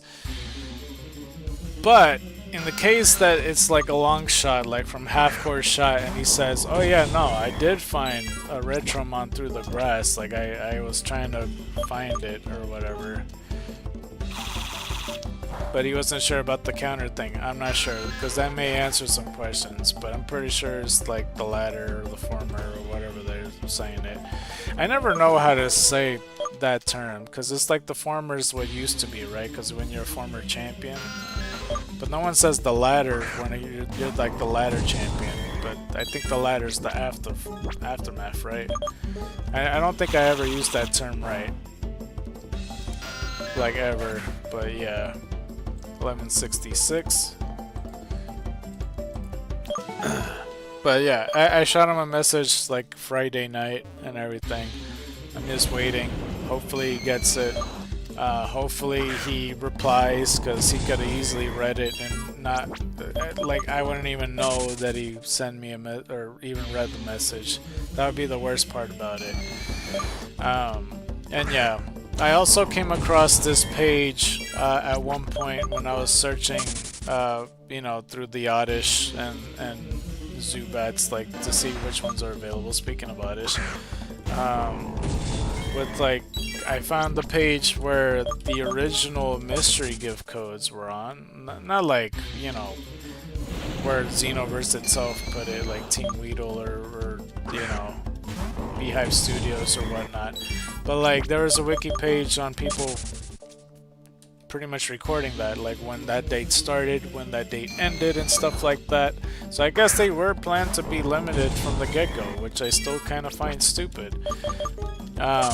One part I would agree with if it's like a support thing, because, you know, the people that supported them, that, you know, goes to their YouTube and Twitch and whatever else website, like Discord as well, they have rewarded those fans for helping them out in their journey. You know, they had like the Johto starters and the Sinnoh starters exclusively for those, and other mystery gift mons. And then there's a few of them that I didn't even know was a thing, but it's no longer available. Like, you know, I mentioned before, I think the Poniard or the Shiny Poniard, one of the two. I think there is one that I could look into. Oh crap, the OBS cut off. But this is 140, so yeah. Oh, I guess there's a Pokemon there too. I just found it interesting though. I found it pretty interesting. And I wish I had like juice or something, but I'm stuck with water. And I'm very tempted to get a soda, and I think I just might. And I probably shouldn't. I almost forgot that Eevee just hatched. And I'm not even anticipating getting a shiny mon at this point. Okay. Let's see here. Okie dokie. We have another egg, but let's go turn it in. Alright. And there we go with you, 140. We got a neutral nature yet again, because the last one was neutral nature, as you could see, but this one, a good special defense from 31. Like, good potential here for, like, either a Espeon, Umbreon, or whatever. Or even a Glaceon, for that matter. But yeah, hardy nature, somewhat vain. Interesting. Okay, cool. So yeah, the timing I still think is gonna be weird for the next two eggs, because I got them in weird times. So we'll see. Hopefully there'll be another egg available by the time these other eggs hatch. But yeah, let's go continue reading the rest of James' page. It shouldn't take that much long at this point, because we're at the achievements page, and then after this should be the trivia, I imagine. I think the trivia's page. So yeah, let's get started. Achievements, Pokemon League. James has competed in the following Pokemon League conferences. Manila Conference Top 8 as Jamesio. Imitation is the sincerest form of strategy, is what the episode was called. Pokemon competitions, as there's a picture of James and Mike Jr. in this like gold medal with like a ribbon in the background. It's like orange and white stripes. The teamwork medal won in the Pokemon Orienteering. I still don't know what the fuck that is. When I picture Orienteering, it almost sounds like hiking, but not hiking at the same time. So yeah, hold on.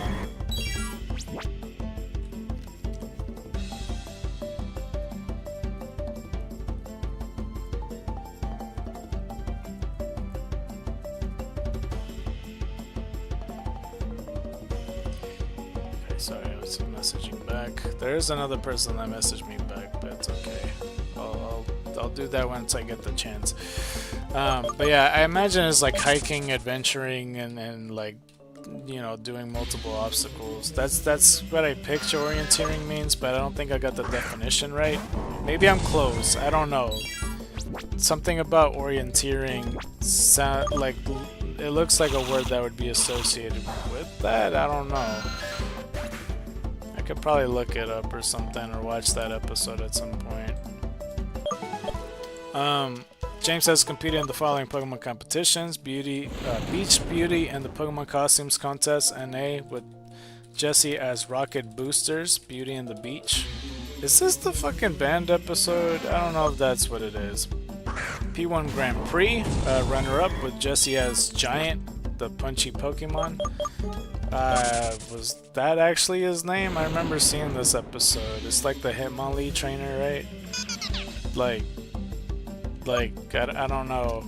I didn't think his name was Giant. I just thought it was like the opposite. I thought his name was gonna be like Bruce or some shit. Some Flora Festival, disqualified, with Jesse as Rock and Edda, Rin to win. Pokemon Beauty Contest, disqualified, with Jesse, Beauty and the Breeder. Grass Tournament, top 32, as Mr. Samaj, the grass route. And you know, I never, again, like, I don't know, I didn't, when I think of James, I don't think of, oh, he's for sure a grass type trainer. Like, I know he has more grass type Pokemon, but not all his Pokemon are grass type.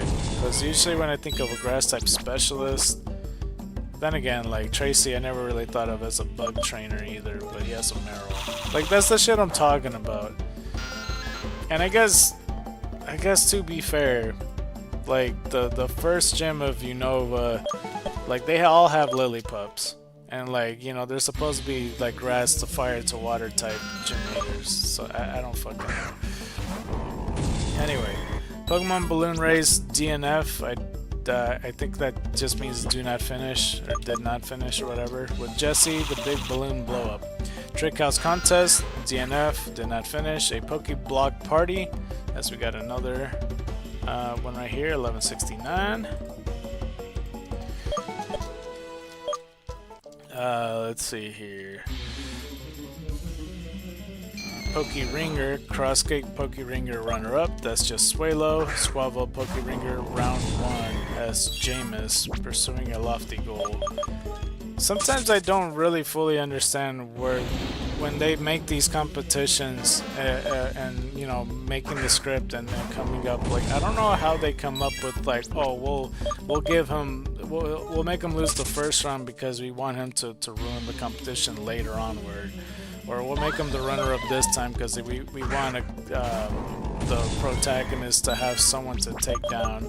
And even still, there's some times in Pokemon, like, competitions like these where the protagonist would lose at, like, the fucking semis or something, and just have some rando fucking going to the finals. Because that always felt weird in the Pokemon League when Ash lost, and then every other character that doesn't seem as strong for shit makes it to the finals or something. It just seems so off to me. So I kind of wondered, like, their brain process here. But I imagine that he lost round 1. Did it run out? Oh wow. But I imagine he lost due to, you know, him ruining the competition later, I guess, you know, and trying to capture Pikachu, 1170. But yeah, Pokemon Orienteering winner as Jameson off the Unbeaten Path. Pokemon Dress Up Contest, NA, all dressed up with Somewhere to Go. Pastoria Krogunk Festival, NA, with Jesse, Cream of the Krogunk Crop. It's what it's called. Lily Pad Contest winner as Jesselina, dressed for Jess Success, given to Jesse. As we got 1171.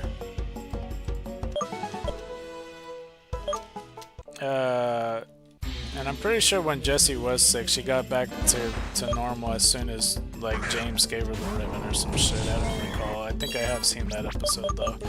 Scout Chop King competition disqualified with Jessie as Jason and Justy, crowning the Scout Chop King. Poke Puff contest preliminary round with Jessie, a battle by any other name. Pokemon Sky Relay disqualified with Jessie as Team R, a relay in the sky. Pokemon Pancake Race disqualified, racing to a big event. Charjabug Race Coco Cup disqualified with Jessie as Beware Max, mounting an electrifying charge. 1172. Alola Bread Festival, unknown, with Jessie and Meowth. Sours for the sweet. Vikavolt Race Finnicup, DNF, did not finish as Road Rocket Racer, High Speed Awakening. That sounds pretty cool, Vikavolt Race. I mean, Vikavolts aren't really particularly fast, but I imagine in the episode they look fast. But that's interesting, because I had a Vikavolt and I was surprised how slow it was. Pokemon Grand Eating Contest, runner-up, crowning the Chow Crushers. And then there's outfits. I don't know if I'm... Well, actually, never mind. I thought the thing was going to be a lot longer than that. I thought they were going to go through every single thing he dressed up as. Okay, Jessie and James typically wear the same white uniforms across their appearance. However, early on in the Pokemon the series Black and White, they temporarily swapped these out for black uniforms instead. They also frequently wear disguises and have been known to cross-dress on numerous occasions. Okay. Alright, so the next section. Let's see if there's trivia. There's I Choose You Trilogy, and this section's incomplete for some reason.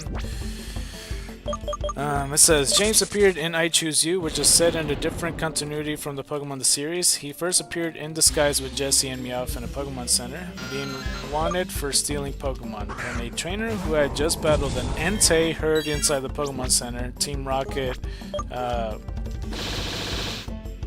Rocket eavesdropped on the conversation and decided to hunt for Entei themselves. While looking for Entei in the forest, they were blasted off by a raging Onix. Yo, what the fuck? What did they change in this fucking movie, dude? Is this the movie? It says James and the Power of Us with, like, I don't know why Jessie kind of dressed differently. Like, that's a skirt. Well, it's a different type of skirt, and her shirt's different. I don't know why she looks different in this to me. Like, her shirt's kind of, like, teared differently, too. and she's like wearing a weird belt. But yeah, Meowth and Wobbuffet's there too, and James, so you know, if it wasn't obvious enough. I don't know if I counted it, but 1175. Hopefully I did, or didn't, or I don't know. Anyway. Pokemon Travels with. The section is for the Pokemon that James currently travels with, but it's not caught. There's Meowth. More outfits. Wait, did it just scroll back up? What the fuck? In I Choose You, Jesse and James wore their main uniforms from Pokemon the series continuity and The Power of Us, Secrets of the Jungle. They wore unique, alternative variations of the uniforms.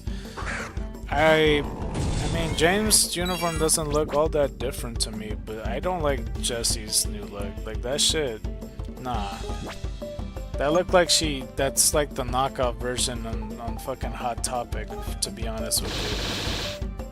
Like, they had some fucking unique choices to change that shit. There is in the core series games, but we already read over that, I'm pretty sure. I think, right? I mean, I don't recall. I think I did, yeah, because we covered all Team Rocket, did we not? Then there's in the manga. So, okay, I might as well pop it up. There's a picture of James and the Electric Tails of Pikachu. James and the Electric Tails of Pikachu, him holding a rose with the white bubble that's supposed to be text. Electric Tail of Pikachu, Jesse and James as a married couple in the manga. And they just look ordinary here, well, kind of. Like, James has his hair tied back, and for some reason Jesse's hair is shorter. But she looks pregnant, and I think that's a Meowth, just chilling back, looking smaller than usual. I almost clicked the wrong thing and almost added +5 with that. James debuts in Pikachu's Excellent Adventure. He, Jesse, and Meowth tag along with a group of lost Pokemon, including Pikachu, to try to find the hidden village. When they arrive, he and Jesse attempt to steal the Pokemon living in the village, but they are quickly expelled by Kangaskhan in this chapter. He uses a coughing in battle. James' next experience is You Gotta Have Friends, as we get another one, so that's 1178. Let's see here. He and Jesse attempted to steal a herd of wild Pikachu. At this point in the manga, James' coughing has evolved into wheezing, though its evolution is not depicted in the manga. Let's see. Following this, James and Jesse begins more regularly appearing in the manga, following Ash to the Pokemon League Championship at Indigo Plateau and cheering him on at the Orange League.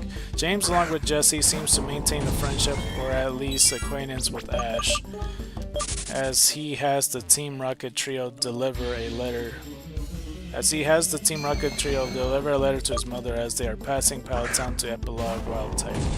I don't fully understand why they did that for Ash, but okay. Anyway, while the nature of James' relationship with Jesse is not explicitly stated in the animated series, in the epilogue of the manga, he is shown confessing his love to her. Afterwards, he is shown to be married to Jesse, who is visibly pregnant. Unless she's fat, because when I was a kid, I asked this lady if she was fat. She said no. And I was being genuine when I asked that question. I thought 100% that she was pregnant. I was like 5 years old. So, anyway. Pokemon on hand, coughing to wheezing, and James in the Rise of Darkrai for some reasons. The picture here holding a camera with Meowth kind of falling in the background because you kind of see his foot and a little bit of his hand.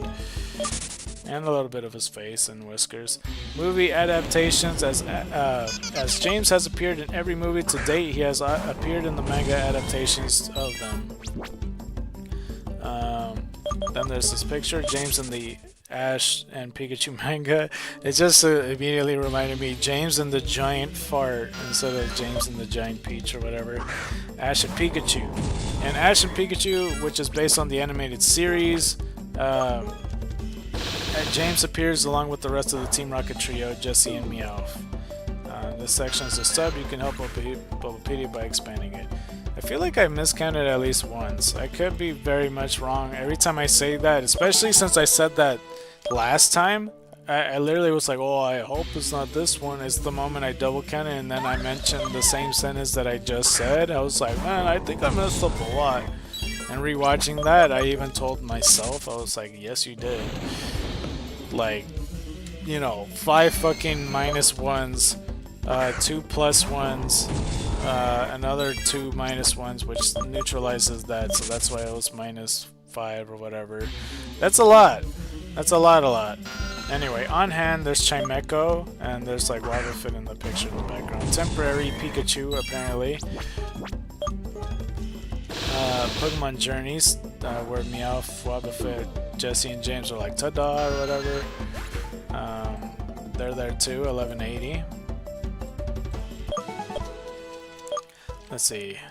James and the Pokemon Journeys. James debuted in a Flash of the Titans in the manga. The role of the Team Rocket trio is quite reduced compared to the anime series, so their participation ends up being removed, or much smaller than the episodes on which each chapter is based.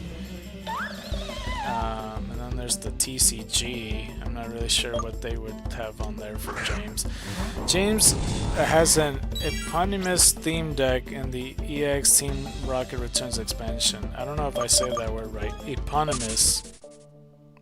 Eponymous. It's like E-Pony and then M-O-U-S. This listing is the card mentioned or featuring James of this Pokemon in the Pokemon trading card game. So I see Meowth, I see Marini, Team Rocket's Mimikyu, GX, Wobbuffet, Beware, Weezing. Then there's like side cards like Here Comes Team Rocket, there's another Here Comes Team Rocket, a third Here Comes Team Rocket's Harassment, and Jesse and James. That's a card. 1181. Dude, this Jesse and James one is super long. I swear, I had a feeling this Bulbapedia was going to be long. We might only have time for Jesse, and then that's it. Because there's no way we'll finish the movie on time. James may also be on the Gym Challenge set cards, Rocket's Secret Experiment, as there is a Rocket Grunt in the background, seen only from the back, who has his hairstyle. Okay. Alright, we're finally in the trivia section as we get another card right here, 1182. I clicked on the wrong shit. Alright, hold on. Hold on. I hope I counted it. I don't know if I did or not. Well, it's fine. And then I'll tell myself that it's not fine later. Okay, so James and Jesse kind of double high-fiving each other. James has eyes closed, Jesse looking at the camera, I guess. James uses the alias Jameson at times. None of James' Pokemon has evolved outside of the original series, the last case occurring in Here's Looking Out You, Kid. James is the only main character to have one Pokemon and release it or give it away, then get another Pokemon of the same species. James is the only main character to not obtain any Pokemon in the Johto region if his second Victory Bow is not counted. Well, yeah, no Johto Pokemon as far as I'm aware, but yeah. Let's go count that. 1183. Yeah, and it bums me out that like the short-term memory is very evident on Friday. Like when I just clicked up and then I'm like, wait, I forgot if I just clicked on it. I'm like, you literally did that 2 seconds ago, bro. You literally did. James is the first main character to release a Pokemon. A running gag in the anime series involves James' Pokemon hurting him in a show of affection. Victory Bow would often try to swallow him when called from its Pokeball. Cacnea would hug him around the neck or waist during the spikes on its arms into James. Chimeco would wrap its tail around him, leaving him unable to see, which doesn't really hurt him, but you know what I mean. Marini would wrap her tentacles around James' head and poison him. That's crazy. In Pokemon XD Gale of Darkness, a newscaster on Area 4 of Mount Battle referenced James, claiming she is looking for someone with the same Pokemon as she has. The Pokemon she uses are Cacnea and Chimeco. He shares both his Japanese and Brazilian voice actors with Ryusuke Yamino from Detective Loki. I have no idea what that is. Unless they're talking about Marvel's Loki in the multiverse and he's a detective, then if it's not him, I don't know what the fuck you're talking about, man. Excluding Victory Bell, James has never battled any of his Pokemon before catching them. Well, Weeping Bow, no? I'm still kind of confused on that. They said Weeping Bow and then it evolved into Victory Bow, no? Including the Hoppip that James briefly owned, James has owned a Grass-type Pokemon from every generation until Generation 6. Does the Hoppip count? I don't fucking know, man. I guess that because Hoppip's a Johto Pokemon, but he didn't catch it in the Hodo series. That's rather weird. In early concept art, James was depicted wearing a hat and promotional material for I didn't mean to attack it. Fuck, that's 90. Crap. Damn it. Oh, I have to put 90 now. I'm gonna put 90 on the other side. Dude, the fucking envelope is filling up, bro. I'm telling you right now. That's 90 Odysseus, though. Man, I need to wait for the actual counter, you know? And not writing it on my thing. Because that takes up so much time. Except it doesn't. In promotional material for the Manalo conference, James was given the title of White Hole Soldier. That is the weirdest, stupidest name. I mean, I know there's stupider out there to call them that you know, people can make ideas up, but when they're so serious about calling them this, White Hole Soldier, like HOLE, like my brother in Christ, like there's better names out there than this.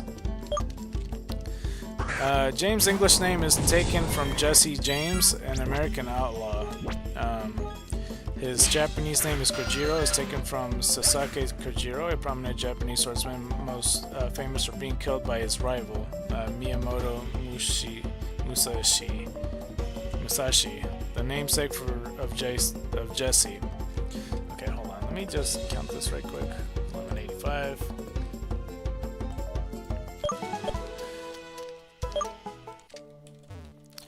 Let's see here. Also, Jiro is a name of meaning second son, while Suburo means third son. Kojiro takes advantage of Jiro, while the Japanese name of Butch, Kasuburo, takes advantage of Suburo. I don't know what the fuck they're talking about, but alright. He's based on Leonardo Medici Bundle from the Go Shogun anime, originally written by Takeshi Shudo, and the young thief Ben Kozo Kakuno Suke from the Five Men of the White Waves Kabuki. I am starting to get hungry, bro. Holy shit! I just felt my stomach just go like, "Feed me, please." That's just what it just told me. And I think that's it. Yeah. I didn't expect that to be the you know, the trivia. I thought they were gonna say some more stuff like, oh, fun fact, James is the only character to disguise himself in well, then again, Jessie disguises herself technically, but you know what I mean. Like, James not being a coordinator is the only character that won. I mean, Ash isn't either, but he lost. You know what I mean. Alright, interesting. So should we go straight to Jessie, or should we wait till 4 o'clock to open the second pack and then do it? I don't know. It took us a long time. 1187. I guess we could get started on Jessie's, but I'm sorry if it's a little repetitive. Regardless. Okay, let's put Jessie then. Let me be a little cheeky with it and just type in so I can save my letters. I feel like I would have did this faster had I just typed it like a regular person. But yeah, okay. I got Jessie's Bulbapedia on here now. This is because, you know, since we had the black and white movie of Reshiram and Zekrom, we usually cover characters, so we might as well cover 2 characters on here. Jessie and James, I would say they're important characters that are reoccurring in the series, and maybe the Tobias one was a little bit shorter when we did it the last one, because that was the 13th one. And I thought he was gonna be more prominent because I thought that the Tobias they were talking about in the movie was him in the Dark Ride, but it turned out to be the other Tobias. Anyway, Jessie, her Japanese name is Musashi, is a member of Team Rocket, more specifically part of trio with James and Meowth that follows Ash and his friends around the Pokemon series, usually trying to steal Ash's Pikachu. Alright. Let's go with this. And let's count this right quick. 1189. And once like the packs are ready, I'll probably cut myself off and then like, you know, check back and such. History, pre-series. As Jesse's here surrounded by Chansey's reading books for some reason, and Jesse's hair is being braided. Jesse at the Pokemon Nurse School. Oh, okay, I don't know too much about Jesse's origin actually, but I feel like James is so much more, and they didn't really double down on talking about Jezebel, because he was supposed to get married by her, and I feel like they should have elaborated more in there. And I still feel like you know, when talking about Pokemon characters, they should talk about the Pokemon they caught too, because that's super important. At least in my opinion. Because like if they don't, it's like what are they doing here, dude? 1190. There we go. Alright, Jesse's mother, Miyamoto, was a high-ranking Team Rocket agent when Jesse was around the age of 5. Miyamoto left on a mission to the Andes to record the voice of the elusive Pokemon Mew. However, after Miyamoto disappeared, Jesse was put into a foster home which had very little money. There were times when she had no choice but to eat snow because of lack of food. Snow? Okay, interesting. At least it's not like dirt or some shit. Like some people sometimes make like mud pancakes or something. But she revealed in Snow Way Out that the Snowgrass board meals were one of her few happy childhood memories. In crossing paths, it was revealed that she had a crush on a boy she had gone to school with, named Aston, I almost said Austin, who was leaving to become a Pokemon coordinator. And who has a current day counterpart with a similar name. She refused to go with them because she and 2 friends were training to become pop idols. Unfortunately, while her 2 friends passed, Jesse's audition didn't go well and her idol dreams were quashed. Holy shit. I wish there was a better word than quashed, because that's a little bit kind of like an out of the blue word to use. Jessie asked Chainer Jessie when she was part of the Bridge bike gang. I don't get this bike gang. Like, okay, so the other one had like training wheels, and then this one that Jessie has, she has like a fucking basket, and she's whipping her chain around, like in a circle. So I don't know, man. I don't think this bike gang, like, it's almost coming across as like a joke, but they're taking it seriously. You know what I mean? This is 141 though. Okay. 141 eggs. So, interesting. When she was old enough, she left home to become a Pokemon nurse. However, she was unable to go to regular nursing school and went to the Pokemon Nurse School.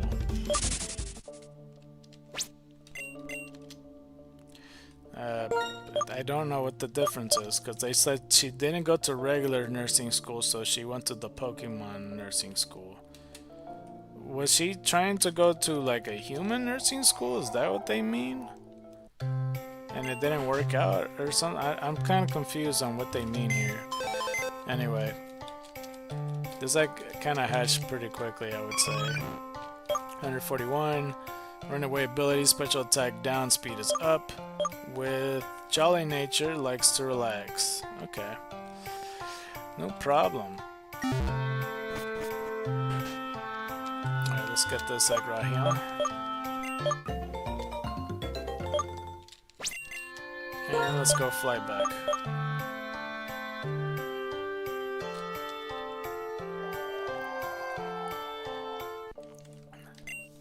Alright, let's get the let's get these hoverboard over here. I don't know why I almost said these and shit like that. I just caught myself.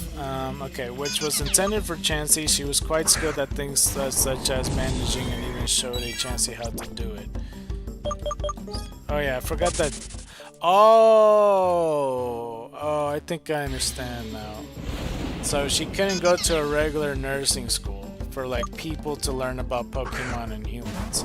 She instead went to a Pokemon nursing school, as in that's why all the Chanseys was around her. So that they were a nursing school, you know, that teaches Pokemon how to do it. I thought they meant like Pokemon nursing school, like, you know, a nursing school to teach the you know, all the specific stuff about just Pokemon, like, oh, Zubat, like if it breaks its wing, do this or whatever. I mean, maybe still, but they mean that like a nursing school just for the Chanseys or whoever wants to participate. But from the picture, when it was Jessie and Chansey's reading books, that's what they meant. I didn't know that. I didn't realize that was what they meant. So yeah, she quickly became good friends with that Chansey. However, because she was not a Chansey herself, Jessie couldn't do things like use sing to soothe Pokemon, instead falling asleep herself. Ultimately, she failed to graduate, and on graduation day, I almost ran from this thing. On graduation day, she simply packed a bag and left. And, okay, hold on, me. 1192. Let's see. As she was leaving, Chansey came up to her and offered her nurse's hat, but Jessie refused to take it. Chansey then broke her egg-shaped pendant. She got as proof of her graduating. She got as proof as her graduating in half, and gave one half to Jessie so that they would have something to remember each other by. I never seen this episode, so I have no idea. It's not the first time they did that. They did that shit with like fucking Gary, didn't they? Like with the broken Pokeball, except it wasn't like on purpose per se. That just kind of to remember the rivalry. And it kind of came out of nowhere because they didn't have it like the whole time or anything.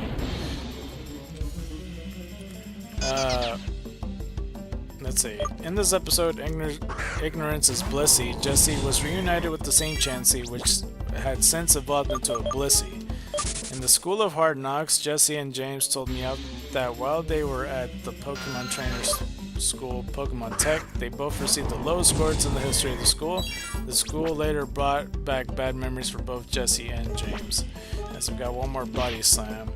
I don't know if I should retweet it or not. 1194, because it's already time for another promotional break, but it feels too soon. But that was like 50 minutes ago. I don't know why it feels too soon for me, but it does. Okay, let's just go to the Pokemon Center. Okay. Let's go over here. So yeah, burning the Odysseus is gonna be really quick, now that I think about it.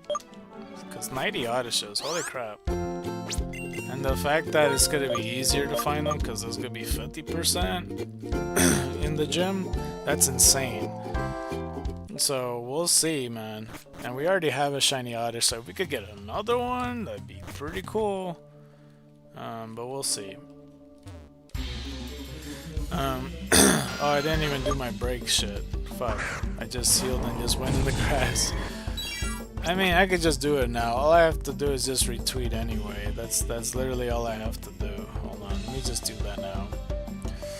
Because I did that off screen and I try to, for some reason the 5 is trending, so I just typed the 5 in there. I just put the 5 days in the week is new or some shit like that. I forget what I put. Okay, let's see.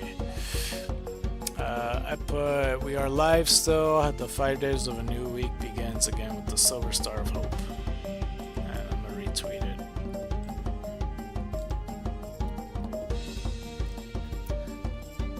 Yeah, today it feels pretty off. I don't know what it is, but yeah. Okay, after this, as revealed in the bridge bike gang. Jesse and James joined a bike gang in Sunnytown. Let's go ahead and 1195.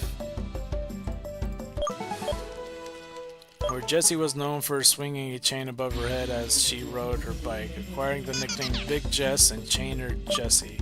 It was revealed in Spring Fever that she was supposedly a model at one point. Upon arriving at Little Root's town port in Hoenn alone, Jessie indicated that she had been to the town sometime before and referred to it as the city whose colors will never change. Though she didn't elaborate further, her past connection to Hoenn was again hinted in All Things Bright and Beautifly. As we get another Super right here, level 46.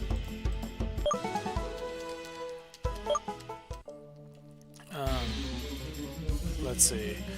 When Jessie was revealed to have an expired Hoenn contest pass.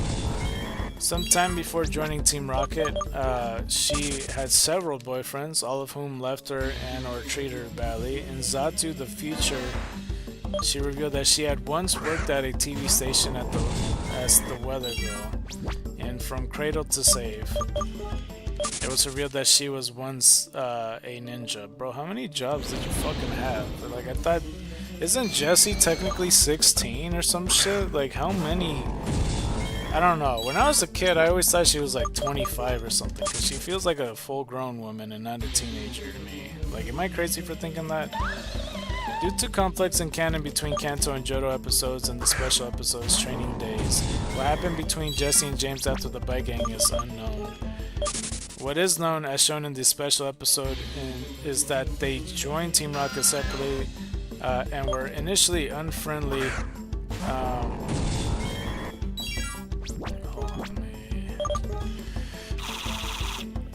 What is known, as shown in the special episode, is that they joined Team Rocket separately and were on initially unfriendly terms after being grouped with Meowth, but they quickly made up and became good friends.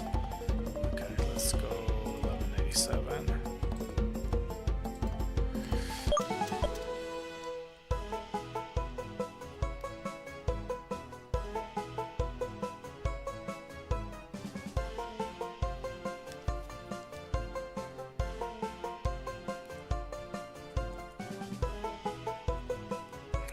Just typing.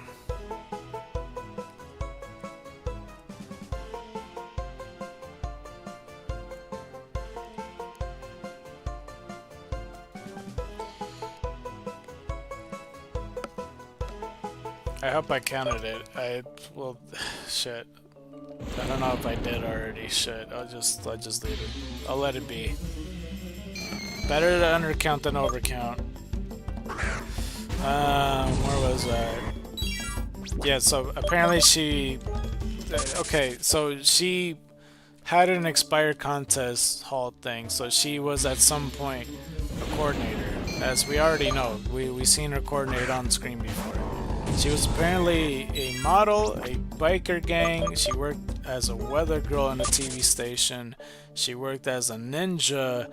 She had multiple boyfriends throughout this whole time, and then joined Team Rocket. Like, that's a lot already.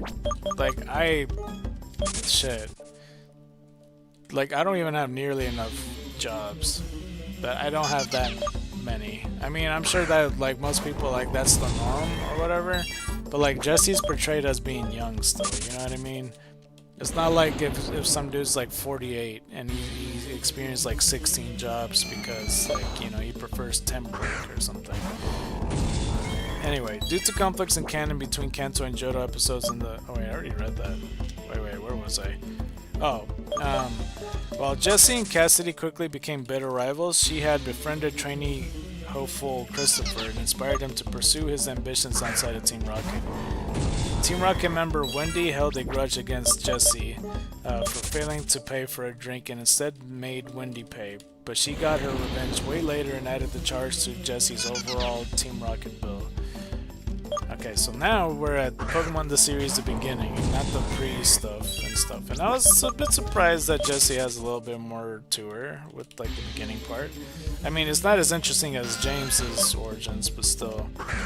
Jessie and James' first appearance in Pokemon Emergency. with the same picture that they used before with the, all reminding me of Sailor Moon and shit like that. Line 48. Jessie made her debut in Pokemon Emergency alongside James and Meowth and set their sights on the injured Pokemon Diverdian Pokemon Center, sending out the icons of coughing from their Meowth balloon. They quickly overtook the Pokemon Center, which only had Nurse Joy, Ash, and Misty inside before they could steal any of the Pokemon. However, Ash's Pikachu, who teamed up with many of the other Pikachus in the Pokemon Center, used an electrical attack, caused the entire Pokemon Center to explode. It was here that the Team Rocket decided to capture Pikachu, deeming him as an exceptionally powerful Pokemon, and made it their goal to capture him.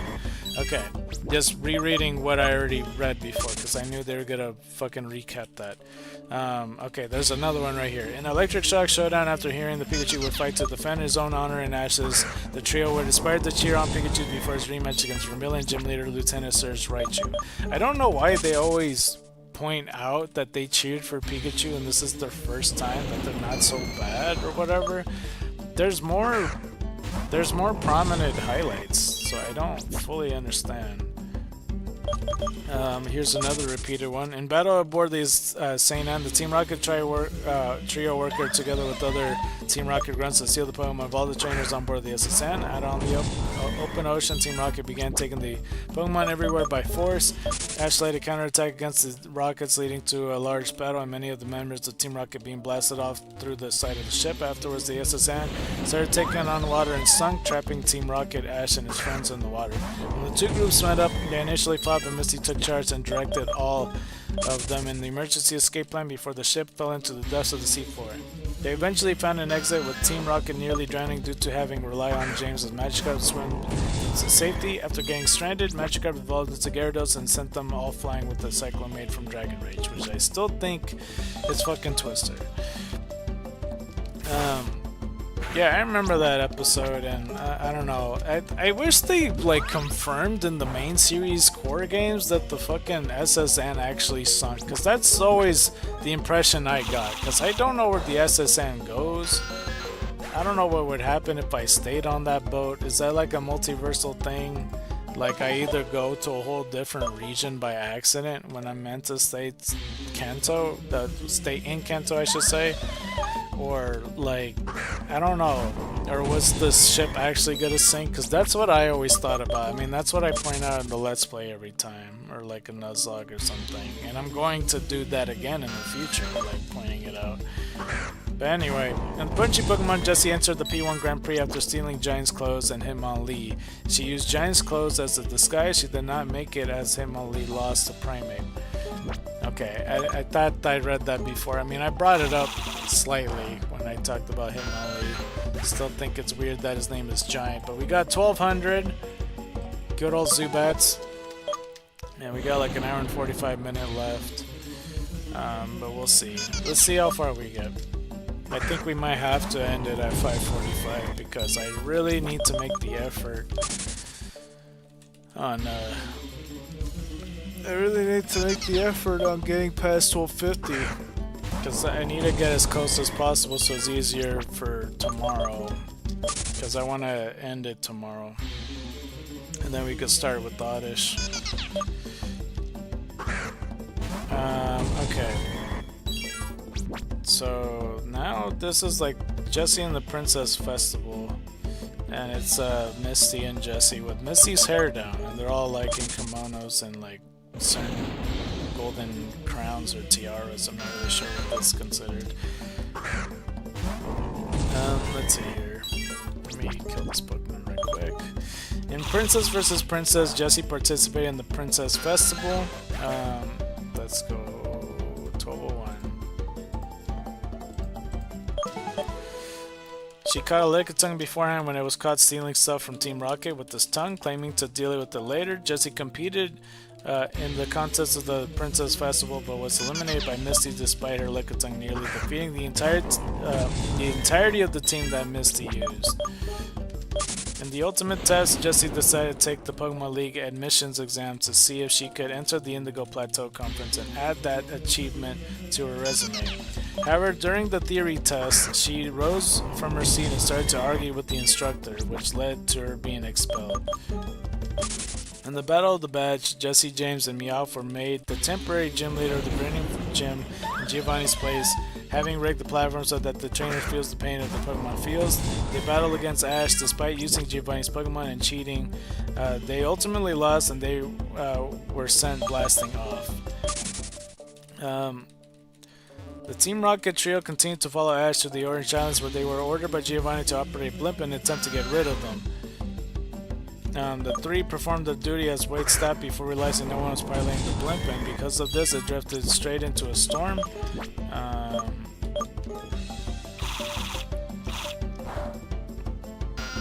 was that? Okay, well, hold on. Let's go like this. 1202.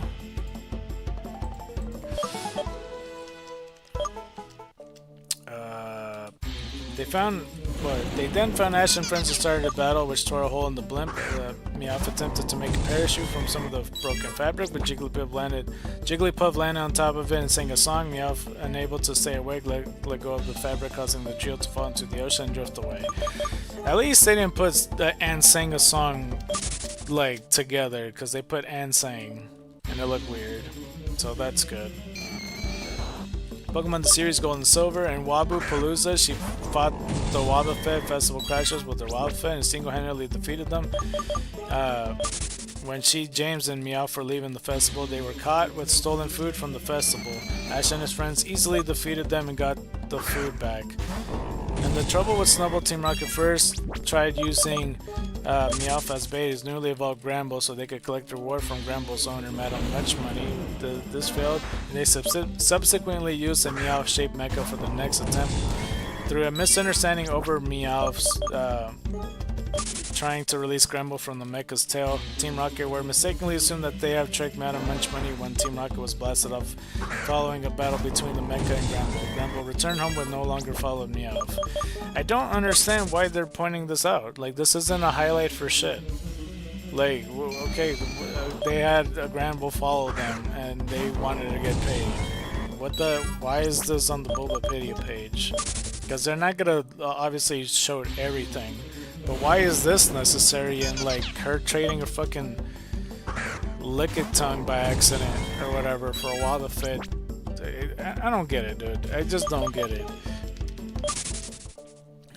In Control Freak, she wore an ancient mask and scepter belonging to a queen from a long time ago, using the items Jessie possessed some Pokemon that she chose, except for Golbat, who was apparently unaffected. She was about to get away with this item, but Brock's newly evolved Crobat sliced the Digatron and separated her from the mask and scepter. Does it explain why Golbat and Crobat is not effective, I guess? I think that episode is important because, yeah, like, Jessie was controlled and turned into a possessed queen, so, you know, that's interesting. In Do's and Don'ts, the Team Rocket trio learned that they've been disbanded from Team Rocket from unpaid dues. However, a Rocket Scout informed that she could get them back, and if they proved themselves to her by defeating Ash and her friends, the three begged to borrow her Delibird to help them, which she agreed to. Even with the support, they failed to complete the mission, but they reinstated it anyway due to the labor shortage. Their signings bonus helped pay off their bills, but the Rocket Scout informed them Delibird would be following them to make sure it didn't happen again.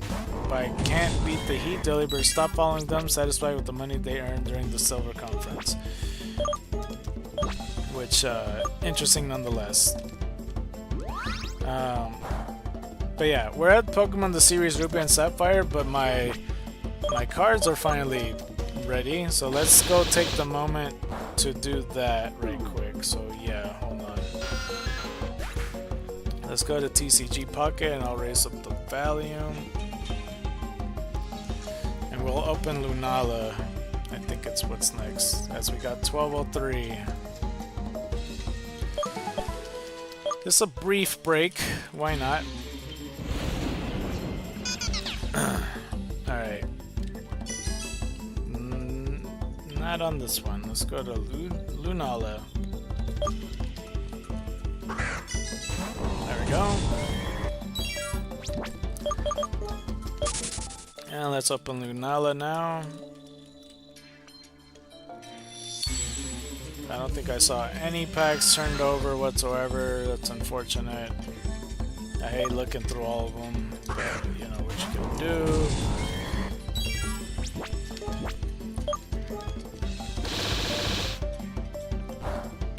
think this pack's already bent over or whatever. I wish I didn't use that phrase. 1204.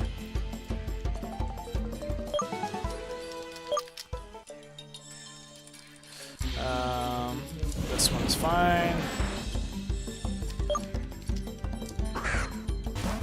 This one's fine.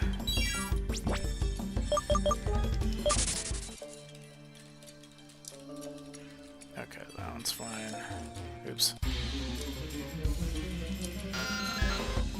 That one's fine too.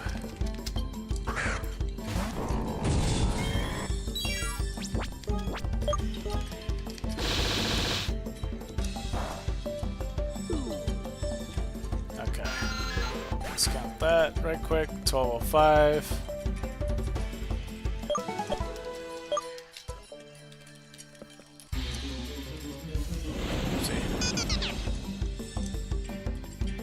Is that bad? No, it's not bad. Okay, never mind.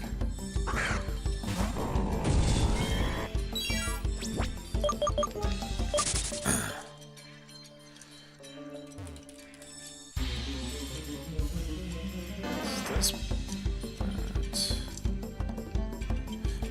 Bounds, whatever.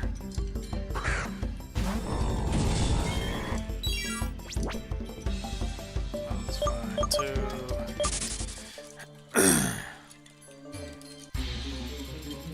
too. And it looks like it's just one pack then. Yeah, one pack. It is this one. Alright, let's go open this one then. And it's nothing. Alright. It's no holographics. Salandant, Tauros, Marini, speaking of, Salazzle, Oricorio, and that's it. You know, Salazzle would be a good team member for Jesse, I feel, for like Sun and Moon.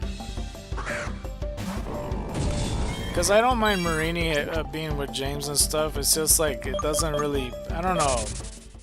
Like the Pokemon that Jesse and James ended up starts making less and less sense to me.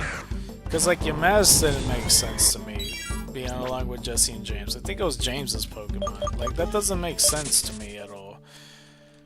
Like, Woobat, I understand. Like, I don't know.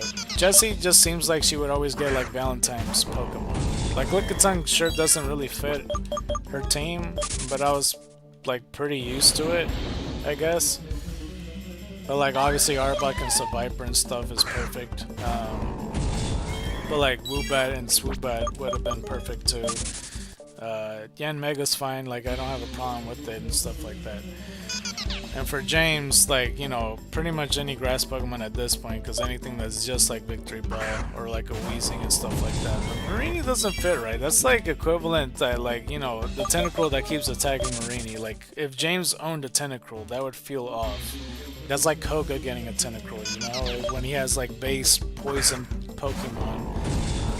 Or like Erica just have off poison type because she has primarily grass types, even though they are grass poison or whatnot. I don't know. It's just something a bit off, in my opinion.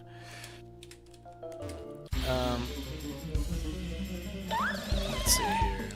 Okay, let's go back to the page because we're at the home section. Like basically resetted the page though. Okay, let's just try this again.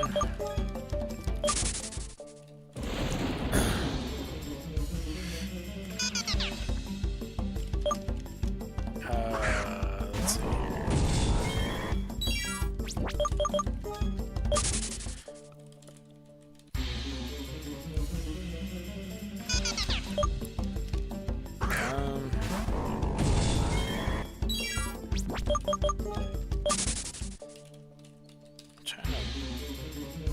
Hold on, I'm trying to find it. Okay, I found it. Alright, so as Jessabella, Jessie is wearing a butterfly mask with her hair down as usual, and then like a dress or whatever, a Pokeball on it, but like a pink. I don't know what they call it. Like it's like over the arms, but like revealing the shoulders, like the little sleeve gown things.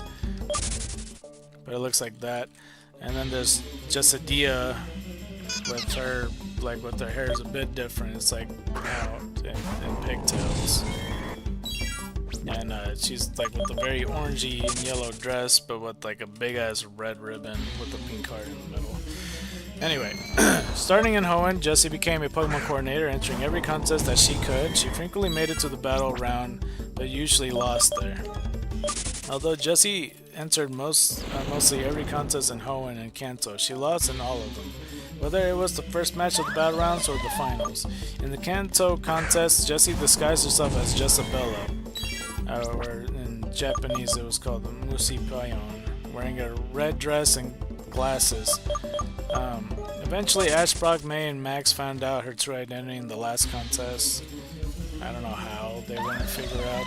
You would think that nearly seeing them every day for the rest of your life, you would kind of, you know their kind of face and stuff like that. Like, even for wrestling fans, they kind of figure the wrestler's body type whenever they're in a disguise when they're gonna attack their opponent through storyline purposes. You know what I mean? Like, I don't know. Anyway, in a Scared to Remember, Pikachu developed amnesia after an attack by Team Rocket and their machine. Team Rocket took advantage of this and tricked Pikachu into joining them, trying to get Pikachu back. Ash jumped on the balloon and the trio ordered Pikachu to hit Ash with a Thunderbolt. This caused them to get blasted off while Ash and Pikachu fell into a river. As Ash protected them, Pikachu managed to regain his memory and got rid of Team Rocket once again. During the Kanto Grand Festival, though, Jessie dressed up as Jessadilla, or in Japanese, Pretty Musalin, and wore glasses, long white socks, and yellow and orange dress, and had her hair in pigtails. She worked there as an announcer and Lillian Meridian's assistant. Lillian herself says she did not really like Jessadilla's style, but recognized her talent. Alright. That's 1206. And off the unbeaten path, Jessie entered Potpourri's Island in Pokemon Orienteering with Meowth as her partner Pokemon. The duo had trouble finding the checkpoints and decided to drop out of the competition. Do I have any more? Okay, I don't. You would think I would know by now, but like I said, like the screen's cut off, so in case you're like, why do you keep checking like if you can't see it? It's because I can't see it. Okay, anyway. So, yeah. The duo had trouble finding the checkpoint, so they dropped out of the competition. They planned on letting James and his Mind Jr. collect the 5 stamps, thinking James would share this sample of fruit prize with them. Is it okay? So is Orienteering then like that Mario Party map in the mall where you get the stamps for like traveling around, and then when you come back you get a prize? Is it like that? It might be that. Okay. To assume James, wait, hold on. James would share the sample fruit prize with them. To assure James' victory, they dug several pitfalls traps throughout the island so as to slow down the other contestants. When James was declared the winner, Jessie was certain she would get to eat some fruit. However, James was more interested in the Pokemon Teamwork Medal, and he agreed to donate the fruits after Nurse Joy asked him to, much to Jessie's disappointment. Jessie's odd contest style caught the eyes of Harley, and they quickly struck up a friendship and swords during the Mulberry City contest. Harley was determined to sabotage May's chance of getting her final ribbon, and he subsequently paired up with Team Rocket.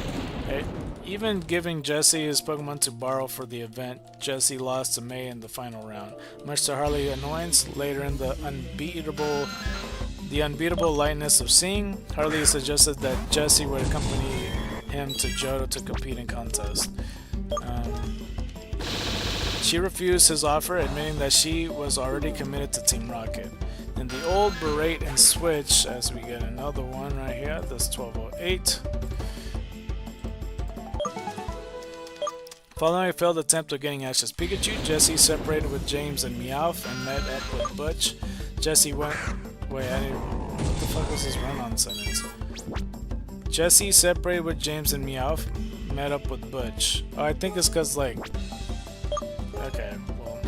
Jessie went back with James and Meowth after Team Rocket were caught stealing a load of Pokeballs. 1209. Pokemon the series Diamond and Pearl. In 2 degrees of separation, Giovanni approved the trio plans to set up Team Rocket in Sinnoh.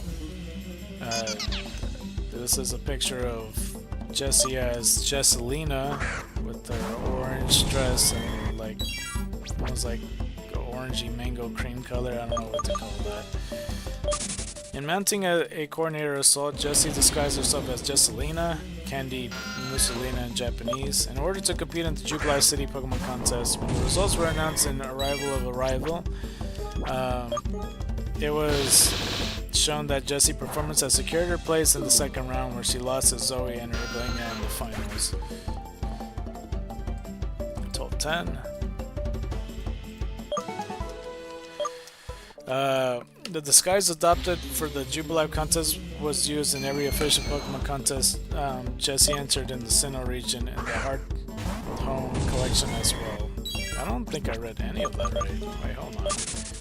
The disguise adopted for the Jubilee contest was used in every official Pokemon contest Jessie entered in the Sinnoh region and the Heart Home collection as well. Okay, I understand now. I felt like I read that all weird. As Jesselina, she would form an unfriendly rivalry with Dawn throughout the entire Sinnoh contest circuit. See, that the way they worded it there was much easier than what the words I had to reread. You know what I mean? Like, just say the Sinnoh circuit or something. I hope I counted it. I feel like I just did. After rescuing Ash's Apom from falling off a cliff and borrowing on bad faith, Jessie managed to persuade Ash to let her borrow Apom for an informal Pokemon contest that would be held in a small village as part of a festival. Jessie then decided to practice for the competition, asking Apom to show off all of her moves. Jessie's training session paid off as she easily advanced to the second round of the contest. Okay, well now we got Body Slams left, where she faced Donna and her Pachirisu. 12-12.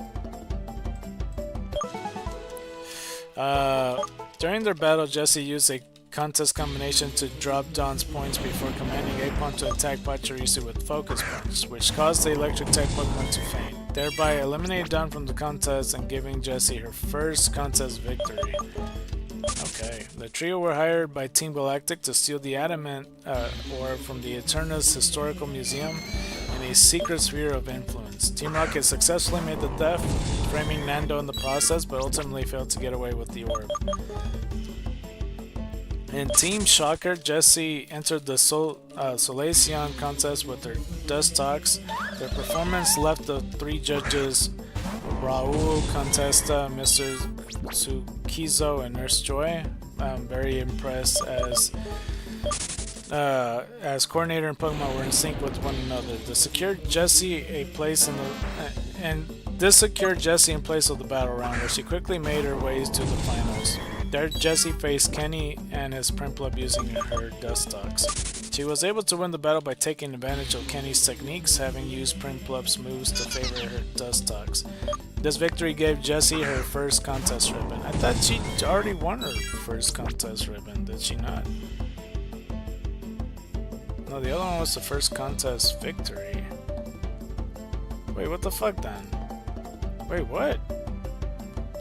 I don't get it. I thought, okay, so what was the other shit then? She won her first contest victory, but she didn't win. Why didn't they tell me that she lost? I'm confused. Alright, whatever. Anyway, in Slate of Sand, the trio argue with Butch and Cassidy over who would steal a Hippowdon. I don't know why this is also relevant to any importance, but they're showing it again, I guess. Their contest bickering made it easy for Ash and friends to save the heavyweight Pokemon. In crossing paths, Jessie was in the middle of a training session on the shores of a mountain lake when her Dustox got distracted and flew away. Jessie hurried after her and found her with a shiny Dustox belonging to a trainer named Austin, instead of like the dude Aston, unless that's who he's supposed to be. I don't know. Austin told Jessie about Dustox crossing, the time when Dustox gathered at the lake and pair up before flying over Mount Coronet towards the Dustox flower field. I think I remember this episode, but I'm not at the same time too familiar with it.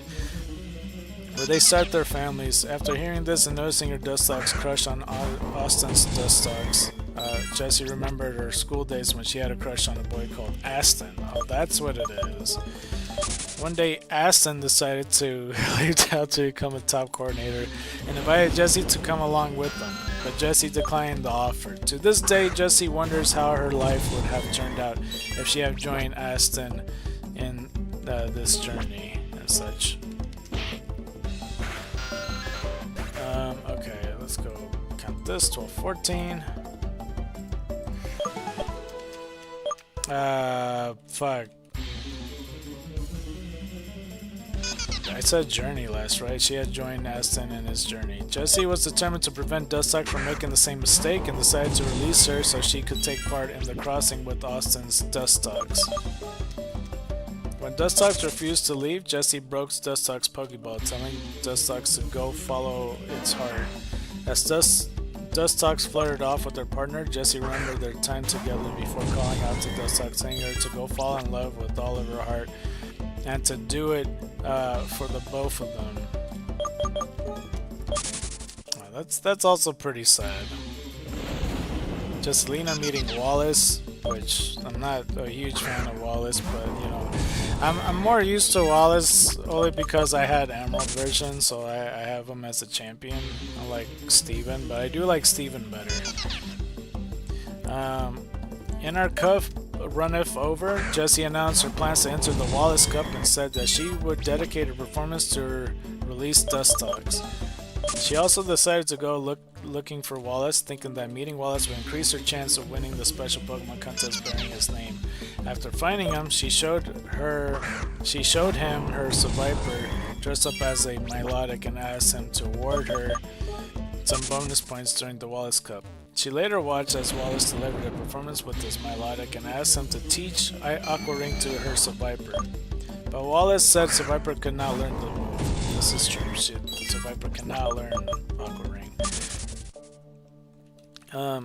When Jessie entered the Wallace Cup and staging a hero's welcome, she was counting on James and Meowth to make sure she would be the one taking the Aqua Ribbon home, as she believed they had plotted a scheme for her to win the Solaceon Town Pokemon contest. However, they admitted to her that they did not use any cheese back then and told her that she won the Solaceon Ribbon all by herself thanks to her skills as a Pokemon coordinator. Later, Jessie used Wobbuffet in the first round of the Wallace Cup, as we got another one. 12-15.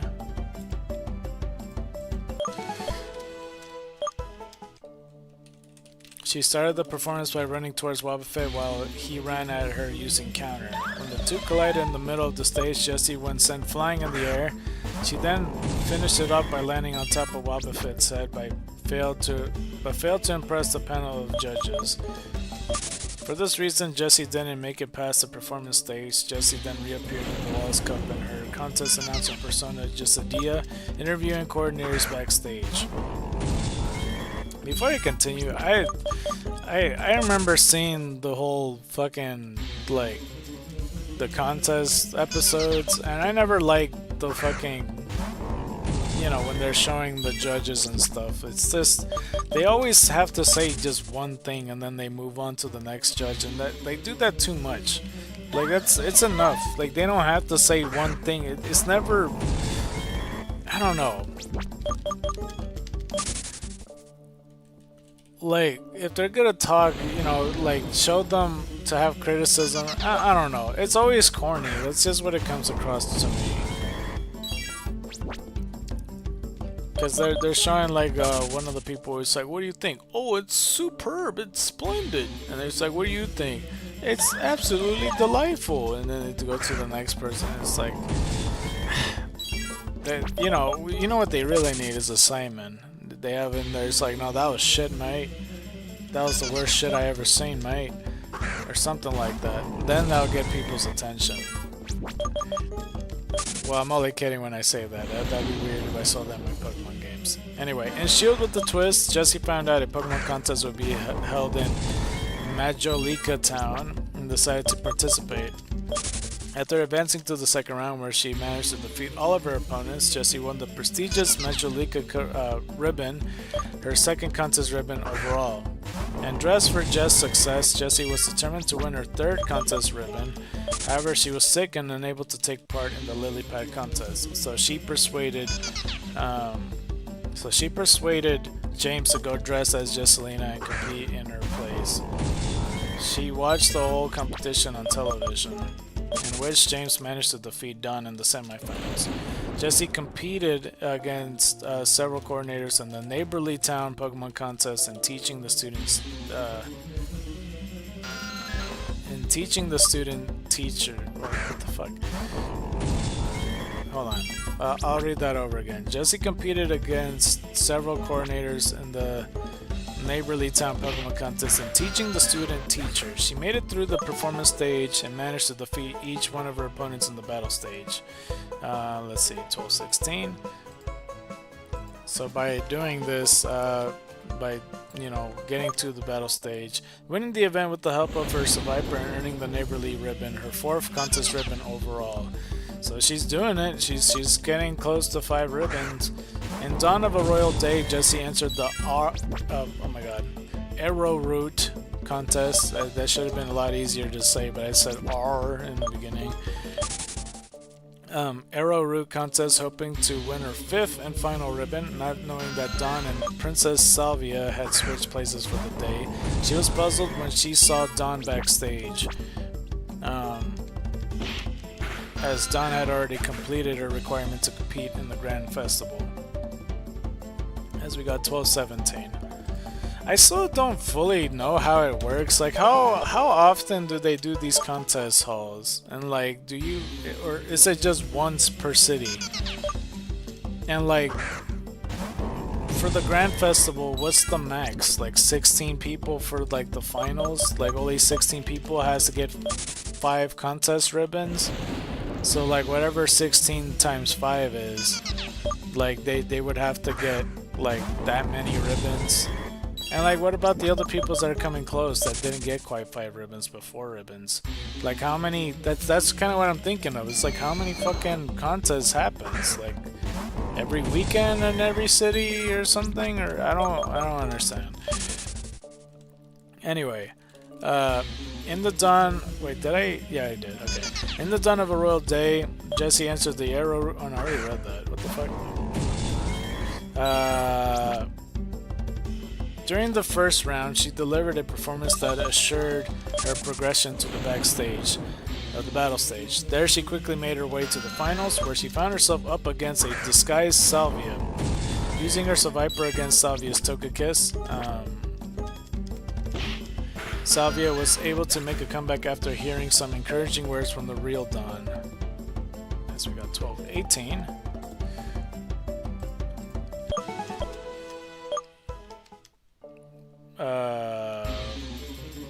Defeating Jessie and earning the Arrow Route ribbon. Later, Salvia approached Jessie backstage and gave her the contest ribbon as a token of gratitude for their battle in the finals. Jessie was confused and furious for receiving what she called a pity ribbon. She was able to throw away the ribbon, but James convinced her to keep it so she could take part in the Grand Festival. As she had obtained her 5th contest ribbon fair and square, she is now qualified to compete. I don't think that's how it works, but sure, I guess she gets a pity ribbon, and that's no different than Ash getting rewarded a badge for losing the battle and like for doing other things. It's kind of horseshit if you ask me. Jesselina in the Grand Festival. Jessie entered the Sinnoh Grand Festival in the last call, first round. When the results were announced, it was revealed that Jessie was among the 32 coordinators eventing to the contest battles, and the opposites interact. She defeated her first opponent in the battle stage with the help of her Yanmega and Survivor. After advancing to the semi-finals of the competition, coming full festival circle. 12-19. So is it 32? Is this the Grand Festival? Yeah, 32? So 32 times 5. Whatever that is. So if it's 30 times 5, that's 150. So that's 160 ribbons. that they have to give out. And considering, again, like, besides the 160 ribbons that is handed out, you have to consider the people that didn't make it on there, that got 4 ribbons or 3 or 2 or 1 or whatever. So it has to be every weekend, right?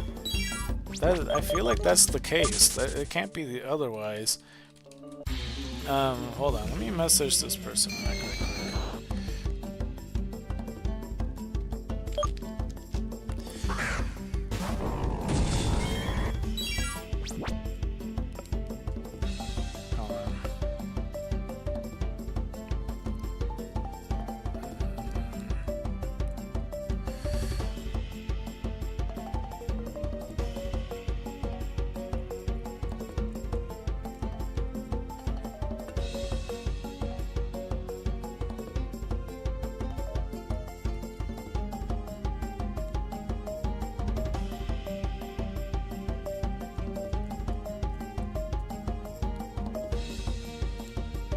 Sorry about that.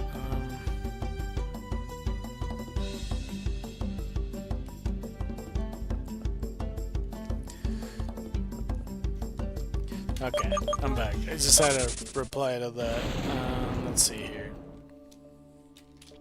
So, yeah, that's still crazy to me. 32, that's like practically 160 ribbons, unless I'm doing the math wrong. I don't know, because I said 5 times 30, and that's 150. And then like 5 and 10 or whatever. She used her Viper and Carnivine to face off against Dawn and her Benirian Syndical. Despite her efforts, she ended up losing the battle. After her loss to Dawn, Jessie got furious as her dream of becoming a top coordinator was destroyed. Regardless, she told Dawn that since she had been defeated by her, she wouldn't forgive her for as long as she lived if Dawn didn't end up as a top coordinator. Okay. 1220. Okay. So there's a good chance that we're gonna get past 1250 in the next hour. We're definitely not gonna be able to read the movie today, but maybe tomorrow. We'll see. 1221.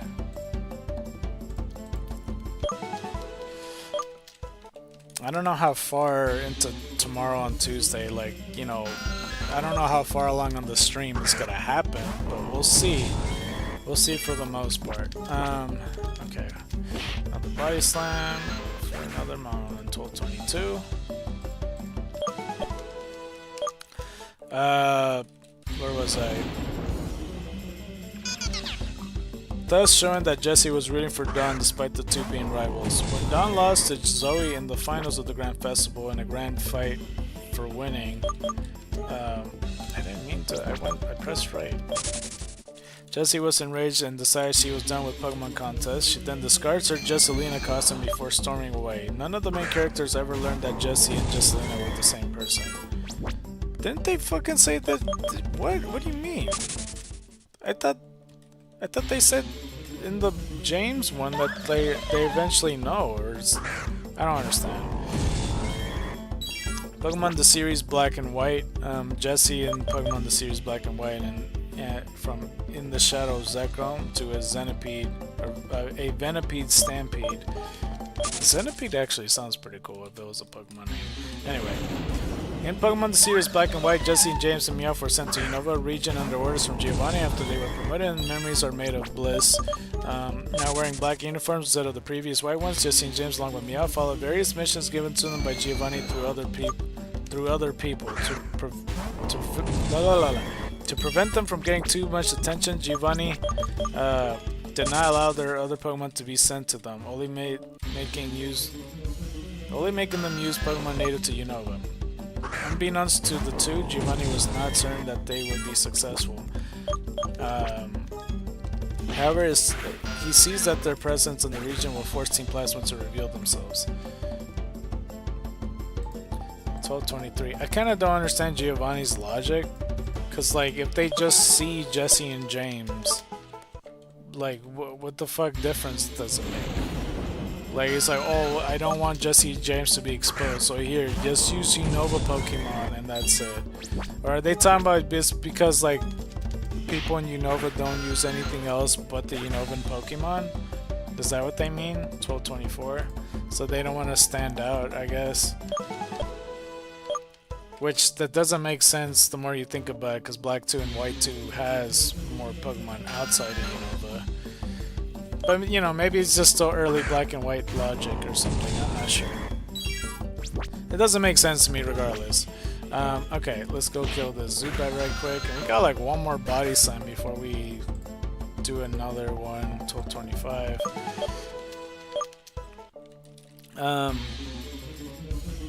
The trio completed multiple missions for Giovanni in the early episodes of the series, with the first mission coming into Triple Leader's team threats. After arriving in Strighton City, Giovanni ordered them to visit a former laboratory located in the nearby Dream Yard, where they were tasked to take control of the area's mysterious future energy. As we got another one, might as well put 2026.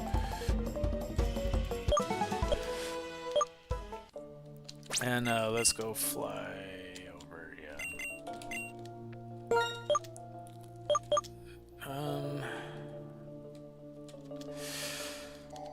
They arrived and assembled a machine to collect data to be sent back to headquarters, though the machine ended up alerting Ash and his friends, Officer Jenny,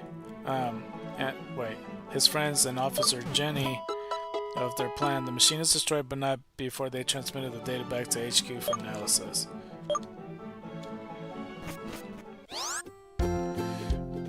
Okay, let's go fly back. I don't know if I have something to like retweet. I'm not sure. I don't think I am gonna retweet because we got pretty much an hour left. Hold on, let me check if there is anything in room to do. Let's see. So, yeah, this is already, both of these already been retweeted, and they got equal views. So that's a bit crazy. Okay. Well, no problem, I suppose. Yeah, that's fine. I don't need to promote anymore. Even though it's not doing too well, I don't think, because we hadn't really got too much people visiting the stream since the beginning. Anyway.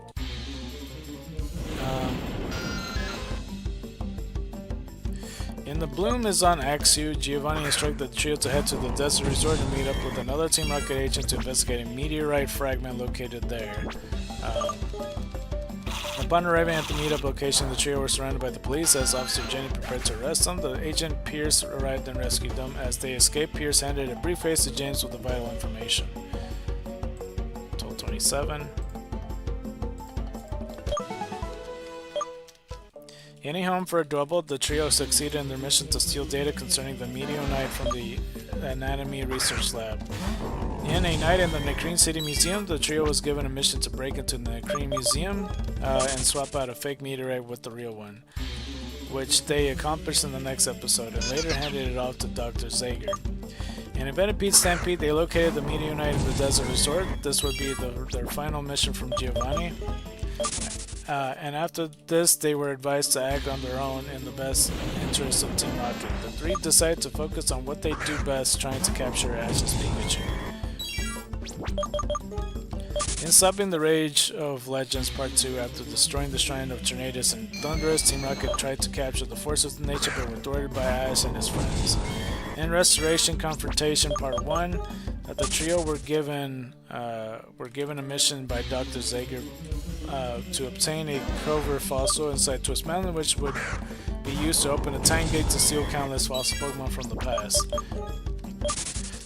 Once they stole one from Ferris, they retreated to Dr. Zager's helicopter. The Cover fossil was successfully revived into Tortuga, but escaped from the group. Team Rocket chased it down where it evolved into Caracosa and held it down in front of the time gate. As they were about to pass through the gate, Ash and his friends arrived to stop them. This, along with Caracosa from the past, forced Team Rocket to flee empty-handed. Team Rocket rescuing Giovanni in this picture. I don't know about this at all, but it looks like It almost looks like Giovanni's like transparent in a weird way, but it's like a red glow in the background. Meowth and Jesse and James just diving. The trio reappeared in an epic defense force when they tried to capture Meloetta for a future job, Operation Tempest. The plan continued in All for the Love of Meloetta, where they were able to injure Meloetta before he was found by Ash and Cynthia, and Meloetta and the Undersea Temple. The operation began in full, with the trio capturing Ash, Pikachu, and Meloetta and bringing them to the Abyssal Ruins. It just does not make sense to me. That doesn't compute in my brain that Meloetta's from there. Like, it makes more sense that Mew's from underwater, because, you know, you see it in a bubble and everything, and, like, you see that in the movie, and it makes sense. But yeah, sorry, I got caught off guard because I got a text message the moment the egg hatched. Hopefully this is the shiny we've been looking for, or one of the things. Nope, but it's okay. It's 142. Okay, there we go. 142. I always have like the fucking instinct to like reach for the mouse to go on the counter or whatever. But yeah.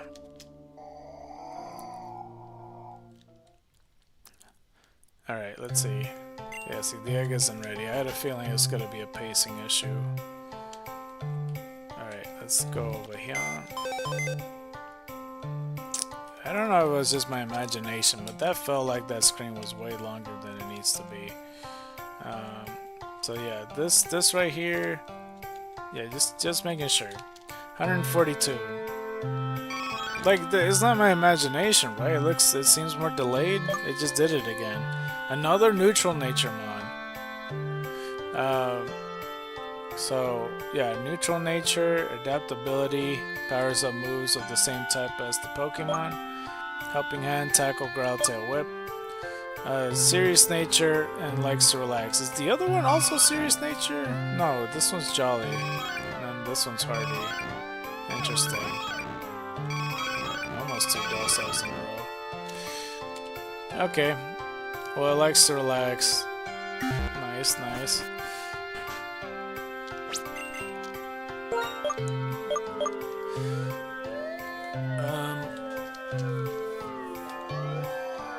Okay.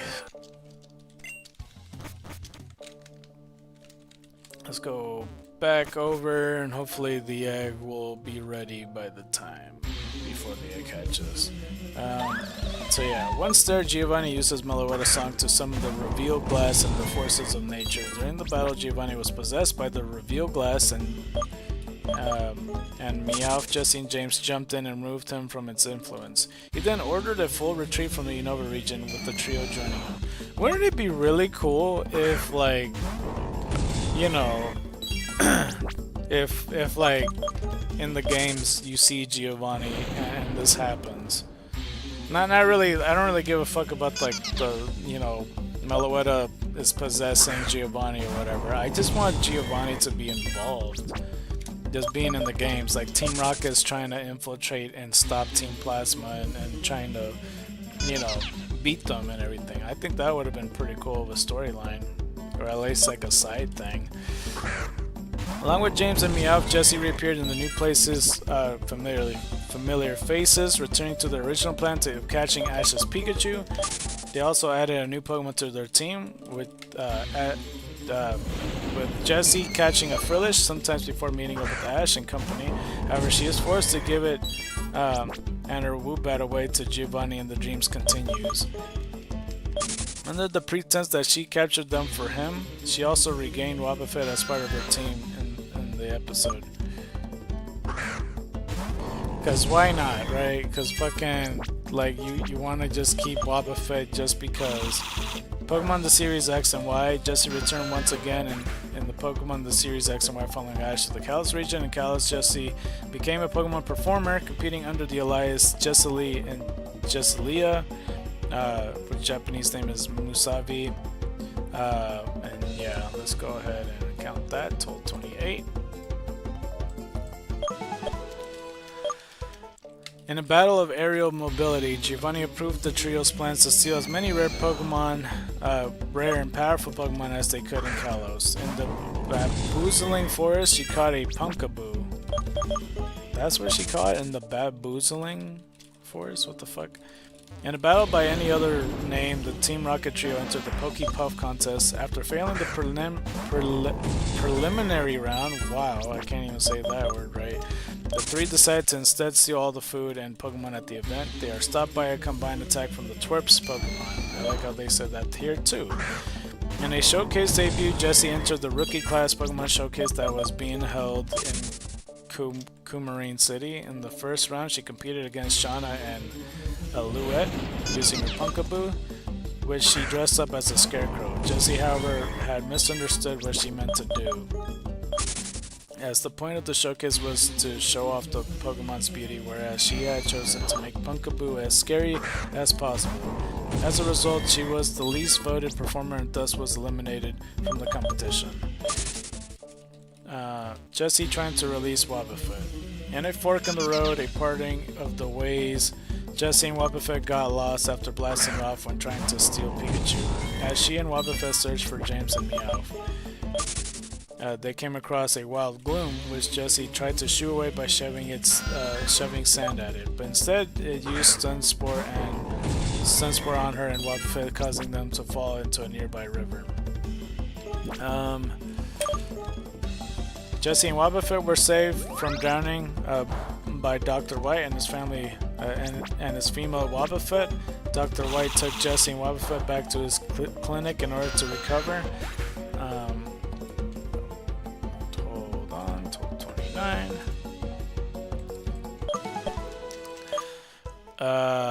There, Jessie noticed the two Wobbuffet had a connection and started to fall in love with Dr. White. Later, after being found out by Ash and his friends, Jessie confided in them that she was done with Team Rocket. Unbeknownst to Jessie, James, and Meowth were listening on the conversation, but they didn't do anything to try to stop her.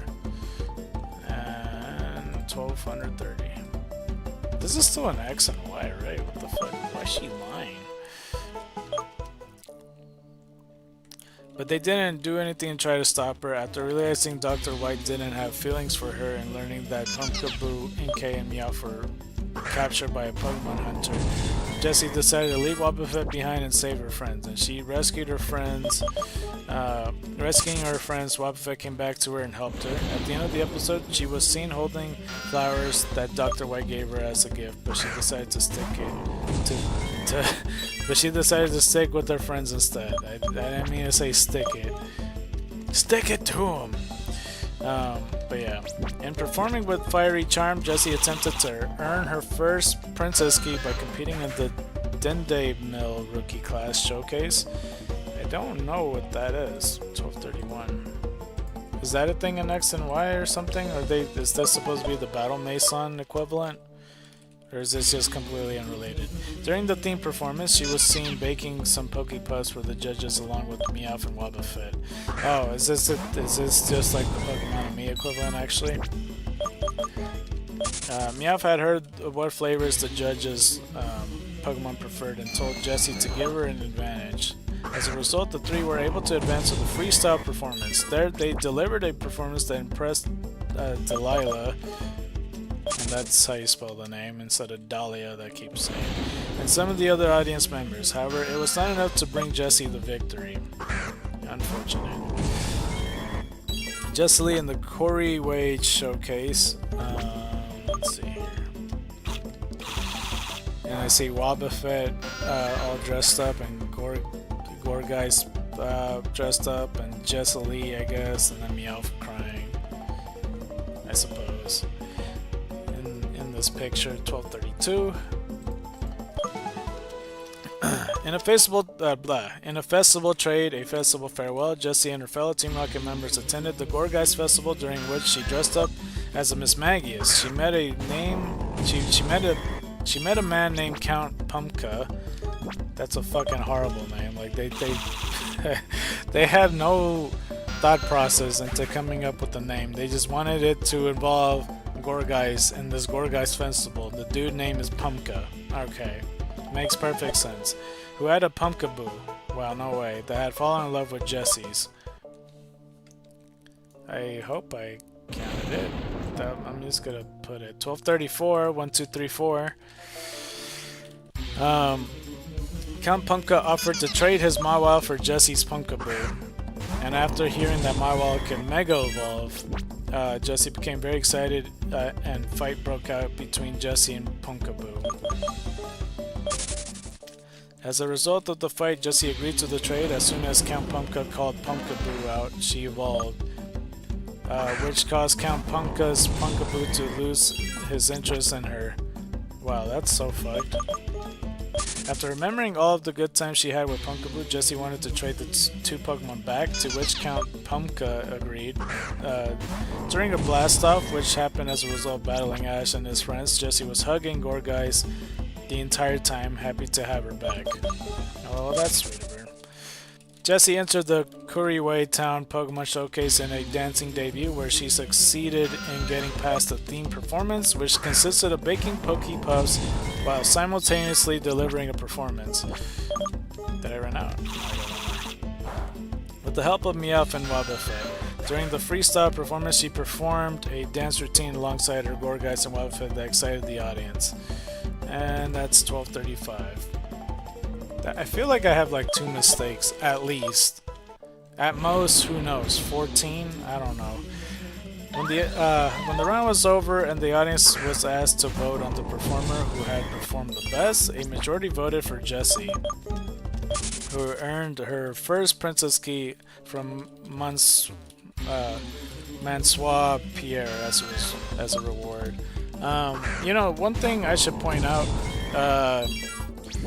yeah, there was the black and white performance thing, and I don't think they ever did that.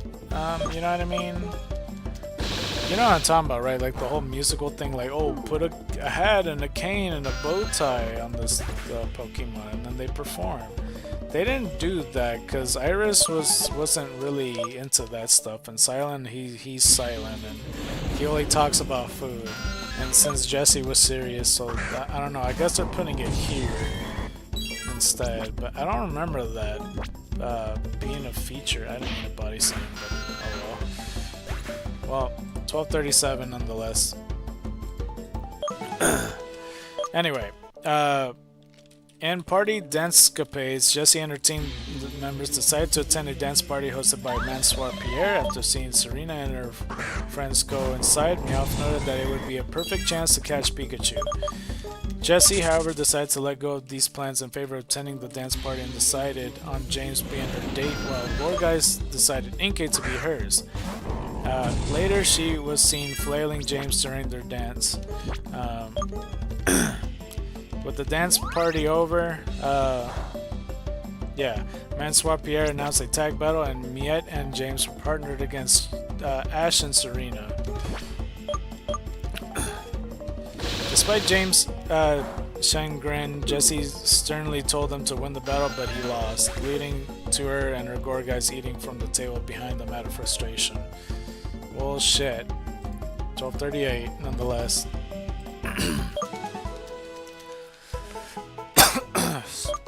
Sorry if that peaked the mic, oh my god.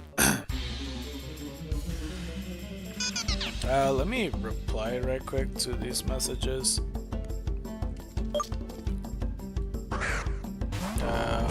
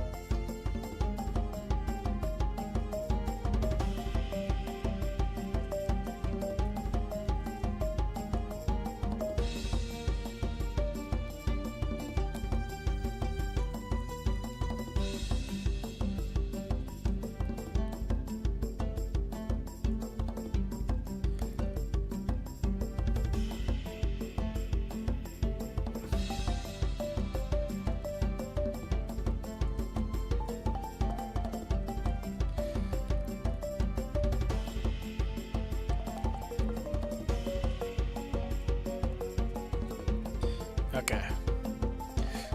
Sorry, I had to text that. Okay, so where was I? Oh crap, I have to scroll pretty significantly because the page expired. Okay, well don't worry, I'll be there soon. I just have to go to that spot. For a moment I thought Gassy was shiny again because of the silhouette yet again. Okay, I think I found it, yeah. In an explosive operation, Jesse and James and Meowth were first seen contacting Giovanni and informed them about Team Flare and a powerful Pokemon which can exhibit various forms. I don't know why forms is spelled that way, but it is.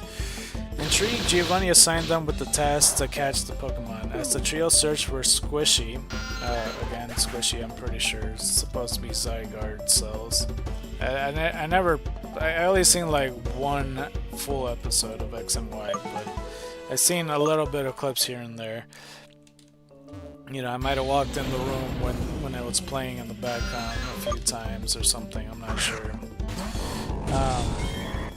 They met with another Pokemon resembling Squishy but having a blue core, and a Team Flare scientist, Elena and Mabel. I didn't know they could have blue cores. I thought they're always red or green or something, I don't know. Mostly green. 1240.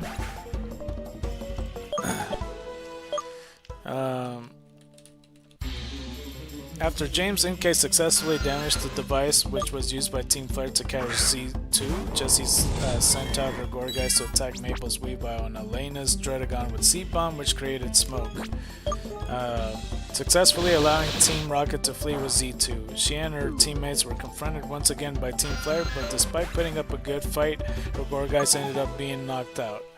And that's another one right there. 1241.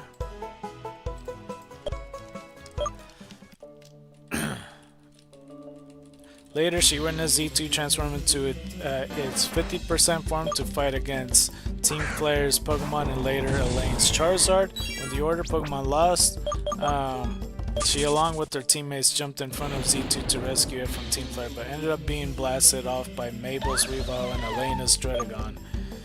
And then there's Jessie in the Masterclass showcase, where Jessie's dressed in a very good purple dress, I would say, actually. It looks like good material, I would say. Looks very expensive. And then, like, Gorgeist looking very proud and happy. I mean, I don't really think... I mean, I don't know. I'm pretty sure if I watched the series, I would get used to Gorgeist being in her team, because she looks very fitting with her right now. But on paper, Gorgeist doesn't look like it would be Jessie's Pokemon. I don't know if that makes sense. Because, like, looking at next to her, it does, like, you know, keep up with the vibe and everything. In Masterclass, in this session, having gained the 2 Princess Keys needed to enter the Masterclass, she entered the Glory City Pokemon Showcase Masterclass. In the first round, she performed against Nini and Comseta. 1242.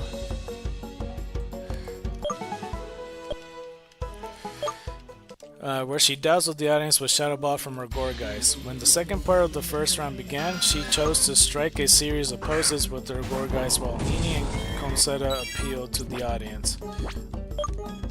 But later joined the appeals, commanding Shadow Ball from her Gorgeist, which involved the stage in a lilac smoke. And that's another one for the books. 1243. We're so close to 1250. We'll keep it going till we pass it, for the most part. Let's see. I don't remember where I left off. Fuck.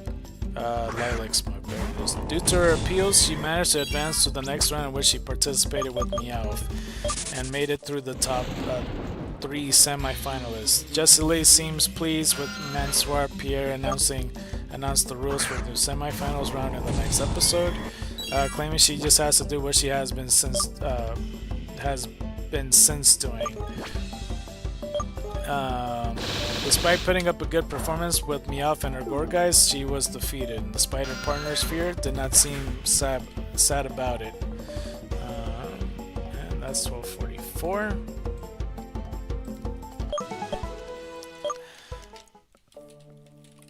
Where's the other thing? instead being happy that Kalos could see her beauty. When the masterclass was over, let me run from this. She was seen walking through Gloria City rather silently, causing James and Meowth and Kay and her Pokemon to worry and fear her wrath. However, she shrugged her fears and decided that she just wanted to give a feast to them, which shall be financed by James for supporting her. She, along with her teammates and her Wobbuffet, worked as Malva's assistants during the Lumiose conference from a league of his own and down to the fiery finish, with the aim of earning money and capturing... let's see. Crap, I looked up for a brief moment and I lost where I was on the page. 1245. Fuck. Where was I? With the aim of earning money and capturing any strong Pokemon in the Kalos League. However, they were not very pleased with their jobs and felt that they were overworking. Despite this, they did not quit their jobs and Kalos League passion with a certain flair. They made it to a point to steal the two finalists, Ash and Elaine's Pokemon after the battle, but could not execute their plan due to Team Fire wreaking havoc in Lumiose City. When Malva decided to abandon the broadcasting and confront Lysandre in a tiring takeover, Jessie as Jessie Muro took to narrating the calamity herself. Okay, my question is 1246. I thought Malva was part of Team Flare. What is she on about that she's confronting Lysandre pissed off at him? What? I don't... Unless this is part of the plan. I'm kind of confused. Maybe I'm talking too soon about it. Until the broadcast was interrupted by Team Flare, and coming apart in the dreams, she, in disguise of a news reporter, set out with her teammates Serena, Mayrin, and Professor Sycamore towards Lysandre Labs in an attempt to take over the base and bring Team Flare down.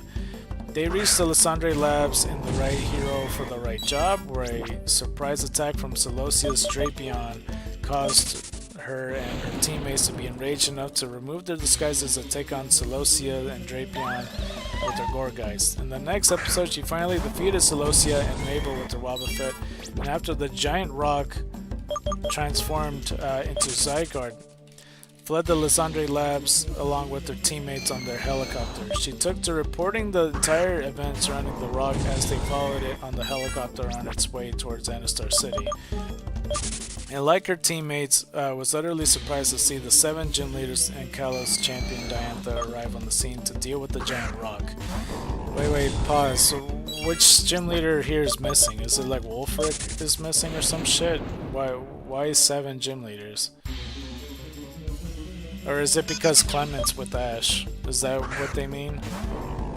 Because I'm pretty sure like the robot's taking his place or some shit, right? I don't fucking know. But yeah, the 7 gym leaders and Kalos champion Diantha arrive on the scene to deal with the giant rock. She later assisted Ash and Elaine in infiltrating the giant rock by sending out her Gourgeist and forming a more perfect union to fight the Megalith Zygarde. One of the Roots, however, blasted her and her teammates out of the helicopter, but they were saved by Diantha's Gardevoir. After the disaster, she and her teammates claimed sole credit for defeating Team Flare to Giovanni. And you know, I would definitely like to see this episode, because it's hard for me to imagine this giant rock that turns into a Zygarde, and then whatever this Zygarde becomes a Megalith Zygarde. Like, I hope at least it's gonna be like kind of close to like the Carnage Groudon or like the Venom Kyogre or something like that.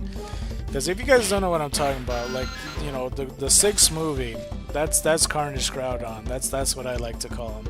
As for the Venom Kyogre, you're gonna have to, like, you know, read a bit of manga to get to that point. But, you know, yeah, just look into that.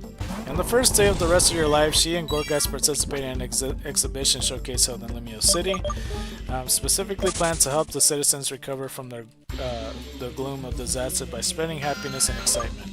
The Pokemon the series Sun and Moon, Jessie catching Mimikyu with the Luxury Ball, which is really cool. I like that she caught that in the Luxury Ball. I think that's her only Pokemon she used a different ball on. 1248 though. In loading the decks, the trio arrived in the Alola region to obtain some rare Alolan Pokemon for Giovanni, as well as Ash's Pikachu, which they were surprised to find on Melee Island. They also left Inkay and Gourgeist behind at headquarters, which is some bullshit. They allied with Mimikyu, which hated Pikachu, but at the end of the episode, a Wild Beware kidnapped Jesse and James. And let's go. 1249, we are so close. This is good if we pass 1250 because that makes it more likely for tomorrow to pass 1500. So yeah, in first catch in Alola Ketchum style, the Beware looked after the trio, giving them food and shelter at its den. Jesse used James' luxury belt to capture Mimikyu. Yeah.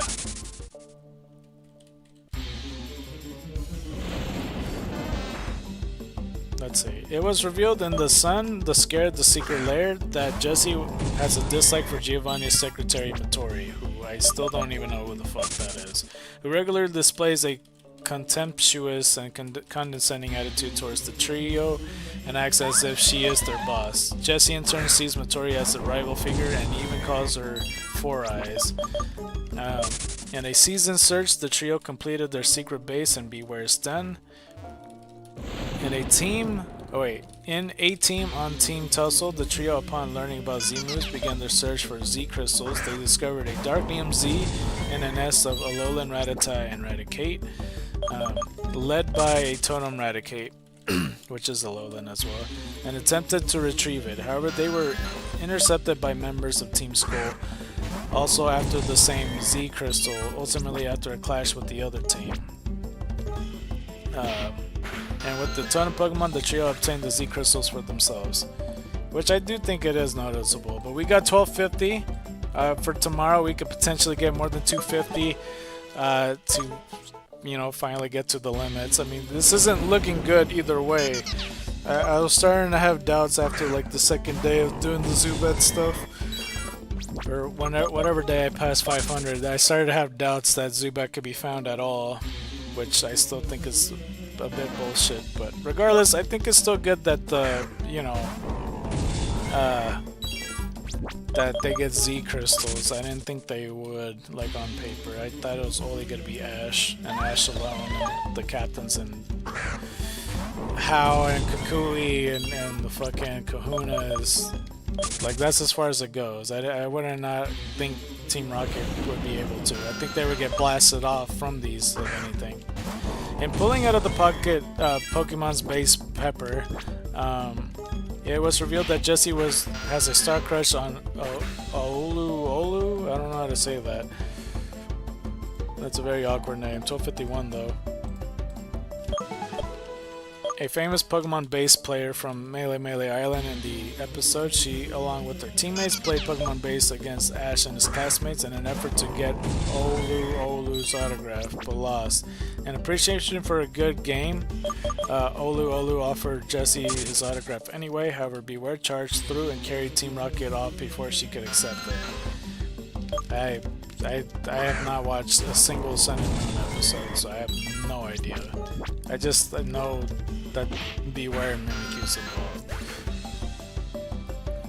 Just so you guys are aware. 1252.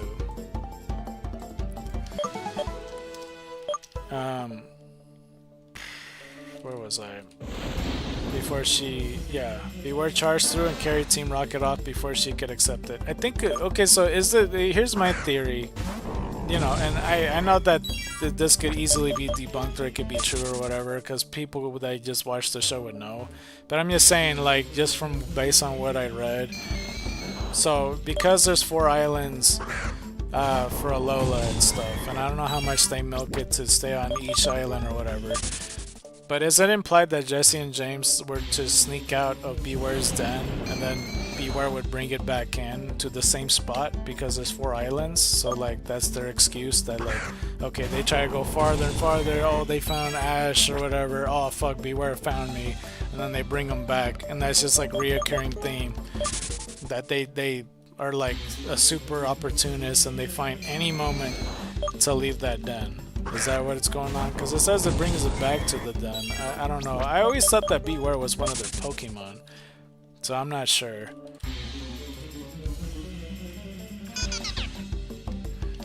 Let's see. In Mimikyu Unmasked, Jesse sent Mimikyu out to battle Ash during another attempt to steal Pikachu, but Team Rocket was quickly blasted off. This separated Mimikyu and his trainer from James, Meowth, and Wobbuffet, while also ripping Mimikyu's rag in the process. Wearing a Malasada's bag, Mimikyu and his trainer went shopping to find a replacement for its rag, but the disguised Pokemon became irritated by Jesse's different outfits and stormed out of the store. Jesse convinced Mimikyu to hand over its rag to her for a repair. When she later opened another bag of Malasadas, a trio of Murkrow stole them, but also accidentally took Mimikyu's rag. Jesse, however, was able to retrieve it when a larger flock of Murkrow returned for an attack. Mimikyu slid into its repaired rag and protects its trainer from the flock. Alright, let's see here. 1253. Later, Team Rocket returned to Ash for a rematch. Nevertheless, Mimikyu still ignored her commands to attack Lycan Rock and attacked Pikachu instead, leaving Team Rocket open to Lycan Rock's Continental Crush, sending them flying until Beware arrived to take them to its den. Yeah, I mean, I don't know. Maybe I was just pointing out the obvious then, like, because, I don't know. When I was reading the James part, I didn't read that Beware was returning it to his den over and over again. So I guess that's just confirmed how it is then and there. I mean, it doesn't make a difference if Jesse and James is always gonna be blasting off and they have to find him again. In Alola Kanto, Team Rocket was revealed to have flown to Kanto as per orders from the headquarters. At the airport, the trio noticed Misty and Brock meet up with Ash and his classmates, and after eavesdropping on the group's conversation, decided to steal Pokemon off of Professor Oak's laboratory and present them to Giovanni. However, their attempt to steal their group's Pokemon was thwarted, and they were carried back to Alola by Beware in When Regions Collide. I think I do remember reading that. Team Rocket having obtained the Z-Power ring, which is like them in their like Hawaii gear or whatever, with their hands up and their bracelets, like I mentioned before. It's the same picture. And why not give me a Z-ring sometime? James Marini learned knockoff. Let's see here. 1254. Let's see. Meaning the trio finally had a move that worked with Dark Neum Z. They reported this to Giovanni and Matori, who informed them that they needed a Z-ring to use it. Giovanni told them to head to Hula Hula Island to meet Nanu, an old acquaintance of his who could help them out. So Giovanni told them that? I didn't register that in my head, that Nanu knew Giovanni. Because I remember seeing the old acquaintance. I didn't know who Nanu was aligned with, but okay, I guess I wasn't paying attention when I read that.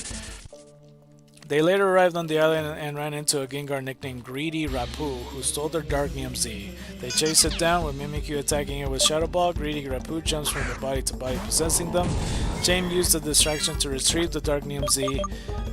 As the battle continued, Nanu arrived and gave the trio a Z power ring. Greedy Rapu is then defeated with Marini's Black Hole Eclipse. Afterwards, Jesse was given a Mimikyu Z from Acerola. In a battle handoff, Team Rocket acted as Ash's opponents during the Thrifty Mega Mart trial. Mimikyu battled Pikachu, and eventually Mimikyu used Let's Snuggle Forever, with all of Team Rocket working together to provide the Z power. However, Pikachu was able to survive the Z move when he shielded himself with his newly learned Electro Web. That is not how Electro Web works, Pikachu. When Ash Electrium Z turned into a Pikachunium Z, which that's also not how it fucking works, Ash, Pikachu was able to use 10 million volt Thunderbolt, which defeated Mimikyu. In spying for the big guy, Giovanni informed the trio that he wanted them to send Beware to him, as they had earlier stated that they had caught her. They attempted to catch her before realizing it would be impossible, after which Matorni and her Meowth appeared, demanding the Strong Arm Pokemon. They managed to stall by promising other strong Pokemon, namely those belonging to Ash and his friends and Grandpa Forest. Both attempts failed, and Matori settled for taking Stuffle, unable to let their friends be taken. Hold on, let me count this as well. Also, wait, there was something said a second ago Grandpa Forrest, I think. Yeah, because Brock's brother's name is Forrest as well. That's just what I think of. I don't know who Grandpa Forrest is. But yeah, anyway. Unable to let their friends be taken, the trio tricked Matori into taking Meowth disguised as a Stuffle. When the ruse was discovered, Matori's Meowth attacked, which summoned Beware to the rescue. In Battle Royale 151, Jesse entered the Manalo conference alongside James, disguised as Jacina Musaina. Jesse was among the 151 trainers taking part in the Battle Royale preliminary round, which I do like that it's a reference to the whole 151 Pokemon thing, like the first 151. Despite intending to keep herself hidden and avoid elimination until the battle was over, Mimikyu kept running around the battlefield, attacking any Pikachu he could find. By the end, Jesse was one of the 16 trainers still standing at the end of the round. I mean, it could also be because, like, you know, Jesse and James are working together in this Battle Royale where everybody's like, you know, a man for himself or a woman to herself or whatever. So, yeah. Let's see here. The matchups for the next round revealed that she would be battling James. In the battlefield of Truth and Love, Jesse and Wobbuffet battle James and his Marini. 1257.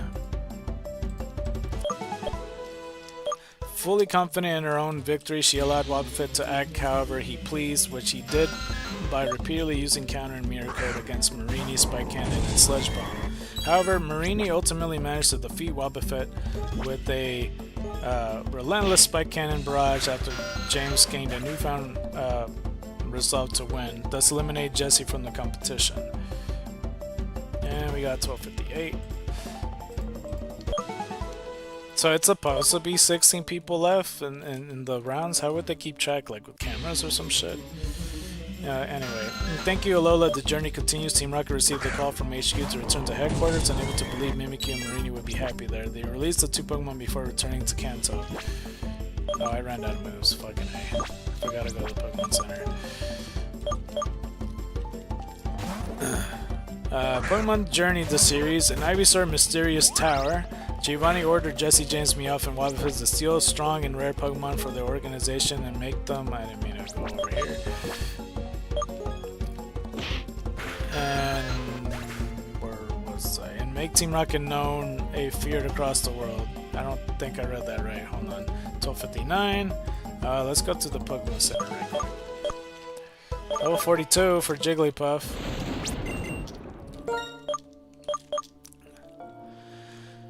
Oh man, episode 47 is gonna be a long one, I could tell, because I was just thinking about, well, Jigglypuff didn't evolve yet, and yeah, it would have been nice. I don't know why I'm here, but I'm glad I did fly here by mistake, because I almost didn't get the egg. Alright, let's go fly to the correct spot, shall we? Shall we? Shall we? Shall we? Almost sounds like sorry. To steal strong and rare Pokemon for the organization and make Team Rocket known and feared across the world. He then promised to deliver them a new secret weapon meant to help them achieve these objectives, the Rocket Prize Master. Which, let's go fly back. Okay, so with this Journey series, because I see Go in the next sentence, like, I don't like that Ash looks so similar to Go. I just don't like that. Like, they could have make him look more like a Red, and that would have drove people wild with theories. Like, if you really think about it, that would have drove people insane. And that would have definitely put some spotlight into the show, thus making them watch it. Because Go being on the show gives me more incentive not to watch the show. Anyway, they used it for the first time against Ash and Go, receiving a Tyranitar and Gyarados. Despite the powerful Pokemon, they lost to Ash's Pikachu. I hope that actually was a Zubat I killed, because I pressed A so fast. Okay, well, 12-16 nonetheless. We got like 20 minutes left. Sometimes prior to kicking it from here into tomorrow, Team Rocket was revealed to have made a secret base in Vermilion City. Team Rocket encouraging Ditto. In a talent for imitation, Team Rocket encountered a movie star Ditto who ran away due to its inability to properly transform in its trainer's short temper. I didn't read that right, but let me count this right quick. It's also 61. I don't know why I can't speak correctly at all. The English is not a language I can speak at the moment. Who run away due to its inability to properly transform in its trainer's short temper. I don't know why it's worded like that. It's like it ran away because of trainer's short temper and its inability to properly transform. I think that's... It would have made more sense. To me, at least. I don't know. Deciding to make Ditto a new member of Team Rocket, the group worked to teach Ditto to control his nerves and transform properly. And that's 1262.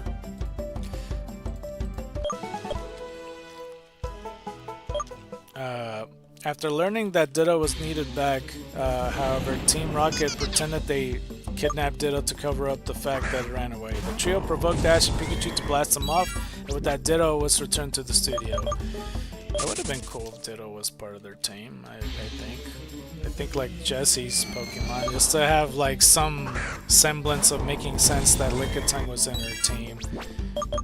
But Ditto fits closer to Jesse than Lickitung does. Anyway, in a Little Rocket R&R, Team Rocket was ordered to go on vacation to the resort area in Sinnoh. However, the reward was employed by Matori and her agents, who planned to steal many Pokemon from the resort area. After overhearing her insulting them, the four decided to go get their revenge by helping Ash and go free the Pokemon, and subsequent battle quickly turned against Matori and her unit. And then Officer Jenny arrived, and when Officer Jenny arrived, they retreated. I still don't know who the fuck Matori is. And no, when I do a movie, I don't think I'm gonna cover her. I don't think. In Sword and Shield, the Darkest Day and the trio were sent to Galar and Giovanni's command. During the trip, the Darkest Day began. And the trio planned on using the opportunity to capture Eternatus. The plan failed, however, when Meowth was hit by a beam of Dynamax energy, causing him to Gigantamax. Unable to handle the energy, he began to attack his teammates. He eventually regained control of himself and went to attack Eternatus with G-Max Gold Rush, but was robbed of his Dynamax energy, subsequently sent blasting off by the gigantic Pokemon. Anyway, 1263. It's good that Zubat has something instead of staying as a fucking Meowth and never evolving into a person. Team Rocket's radio show. In The Good, the Bad, and the Lucky, Team Rocket met up with Cassidy, who was running a cafe in a small snowy village with Eradicate. James grew to like the place and was encouraged by the others to stay, which he agreed to. Jesse and Meowth later found Butch running a bakery in a quiet coastal village alongside a female Meowth. Meowth fell in love, and Jesse persuaded Meowth to stay with it. The two later reunited with her getting kicked out and rejected. And Radio lulled the mischievous stars. Team Rocket was ordered by Giovanni to recruit new members for Team Rocket. They figured radio was the best method, and as a result started a new late night radio show. However, after their first episode, they discovered not a single person tuned in to listen. The second episode was no better, and as a result, they gave the show a major overhaul. Through many changes, Team Rocket's radio program started to become more and more popular, but along the way, they forgot about their goal of recruitment. They were later scolded by Giovanni for this, though they occasionally did the show for fun. Alright, 1264.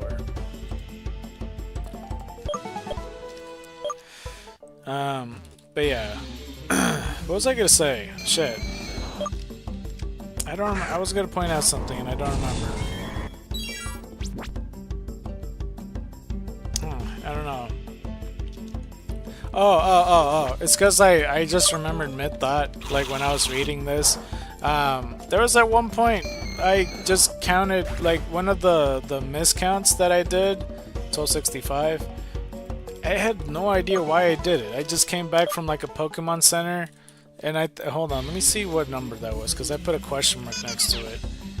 Like between 968 and 969, there was like I don't know what Pokemon it was. It might have been like Ghastly or Puplion or something, but I just randomly counted it, and I don't know why, for the life of me.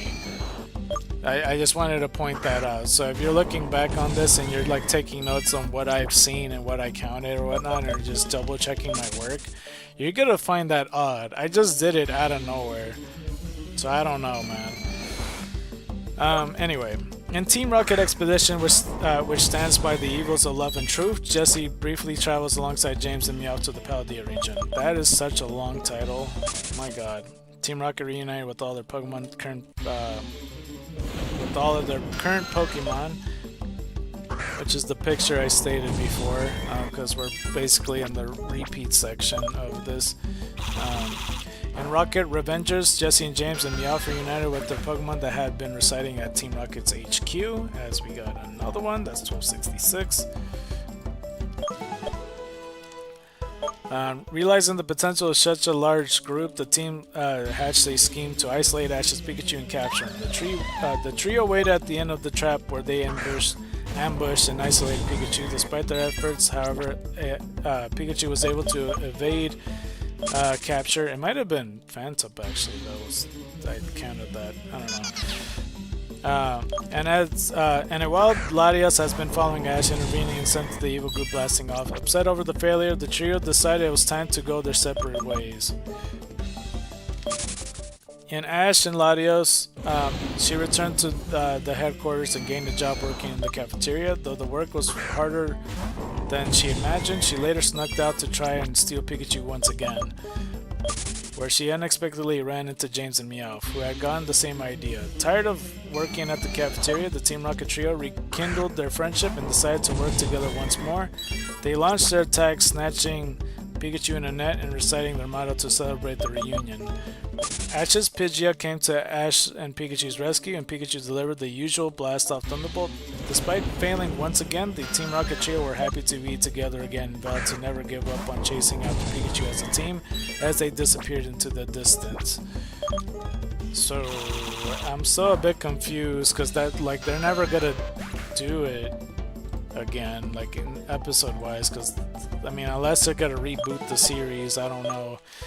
Anyway, we're at the character section, but let me reply right quick to somebody right quick. Okay. Really right quick.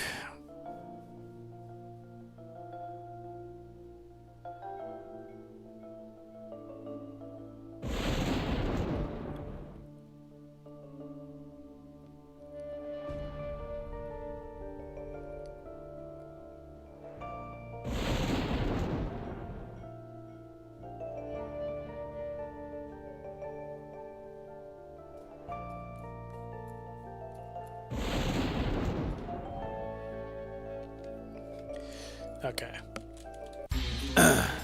Sorry, I just had to type that back. I had to read a few messages. It was back to back. That's why I was silent. I was just taking the time. Okie dokie. Where was I? Hopefully it doesn't reset, because I'm in the character section. I just need to remember that.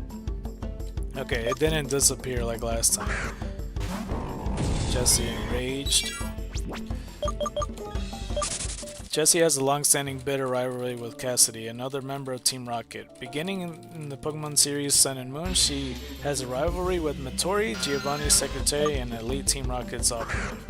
Jessie seems to have a special preference for snake-like Pokemon, owning both an Arbok and a Seviper. Do I have any more? No, I don't. Okay. In the Ninja Poke Showdown, she expressed a preference for Poison-type Pokemon in general, though several Bug-type and Ghost-type Pokemon have since appeared on her team, including Yanmega, Gourgeist, and Mimikyu, as we got 1268. Jessie is prone to vanity and explosive anger, and she values her appearance, and she can get furious when her hair is damaged, such as the Tower of Terror, Tracy gets bugged, don't touch that dial, a tail with the twist, maxed out, a meteoric rise excellence, one for the Gumi, and good friends, great training. When this happens, she may do things like beat up a Pokemon such as Meowth for her Seviper. Oh, her Seviper, what the fuck? 1269. That's a big ass snake to be fucking with, you know. Furthermore, Jessie goes into violent outrage whenever someone insults her beauty by calling her old, such as in the episode The Battling Eevee Brothers, when Misty calls Jessie an old hag, Japanese Oban-san. She shares his trait with James, who hates being referred to as an old man. She's also angered compared to her companions, who are usually depressed when they failed at something. When missions are either failed or botched, which is regular things, at times her anger is also shown to scare James and Meowth. Usually when they are expecting it, or if she really loses her temper. Excuse me. This intense anger was demonstrated in the Indigo League, Orange Islands, and parts of Johto League story arcs. However, her anger tantrums has become less frequent and erupted over the next story arcs. While she is very incompetent when it comes to stealing Pokemon, Jessie eventually becomes a highly accomplished performer and a masterclass semi-finalist.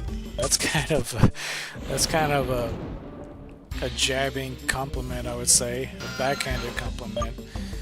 Indeed, after she loses to Serena, she's overjoyed by her steady progress instead of going on her usual rants or crying like the others. During her time in Hoenn, Jessie revealed herself to have been a former Pokemon coordinator and reassumed this role throughout her time in the region. So almost every time she performed terribly. Her skills significantly improved during her time in Sinnoh. Did I miss like 3 times? What's going on? Why isn't Zubat dead yet, bro?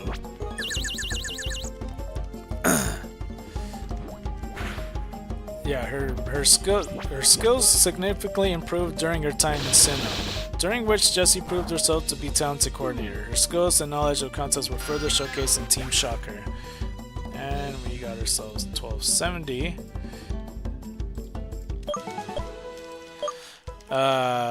Where Jessie criticized Dawn's performance after her Ambipump's attack proved distracting. Jessie tended to showcase her relationships with her Pokemon. She consistently noted for her unique style and enthusiasm, literally throwing herself into her performance and enduring attacks. Despite being defeated on many occasions, Jessie has nonetheless been able to win a few contests of her own, including defeating Kenny in the finals of Solaceon contest and being praised by top coordinator Joanna for her winning performance in the Neighborly contest.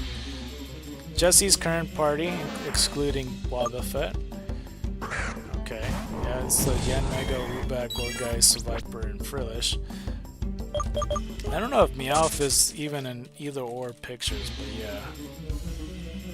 Alright, so this is the Pokemon section of it. I don't know if I'm gonna finish. It might take me 15 minutes to like actually finish all of this, but okay. Pokemon. As with the standard set by the Team Rocket organization, Jessie initially started off with mainly poison-type Pokemon, but as the series continued onward, her team has diversified. As we go get another one, that's 1271. Let's go continue. I'm gonna read a tad bit quicker.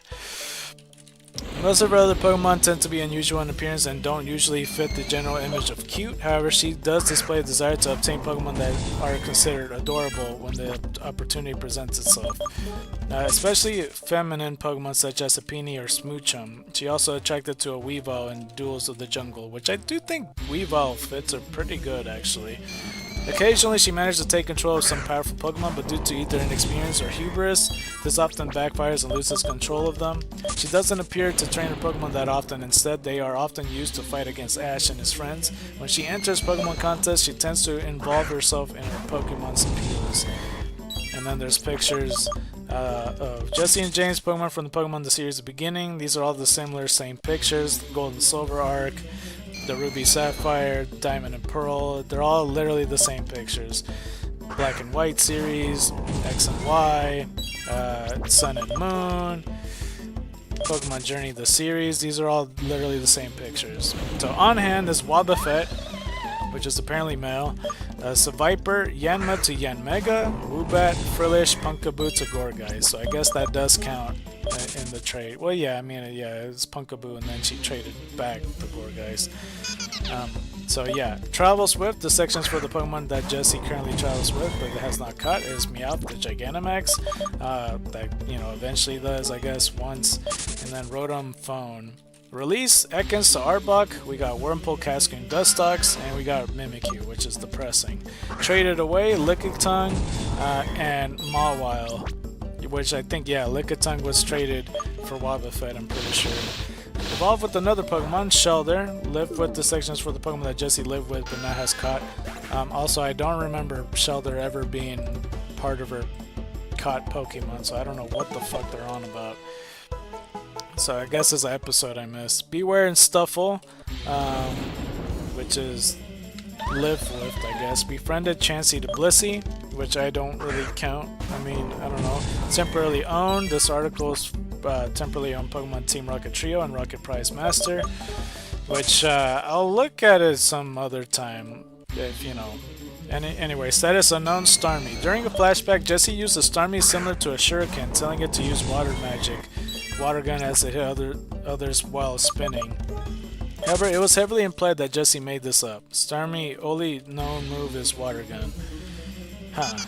And then there's contest, Sinnoh ribbons. There's 2 of Jesselina's ribbons was seen in Noodles roaming off, with the picture of the two ribbons, one being purple, the other one being orange. The purple one's a bit bigger. This listing is the ribbons Jesse obtained in the Sinnoh region as Jesselina. Solaceon ribbon, Team Shocker, Majolika ribbon, shield with twist, Lily pad ribbon, dress for Jess success, received from James, Neighborly ribbon, teaching the student the teacher, as we get another one, that's 1273. Arrowroot ribbon, Dawn of a Royal Day, received from Salvia. Grand Festival ranking. Jesse has competed in the following Grand Festival tournament as Jesselina. Sinnoh Grand Festival top 4, coming full festival circle.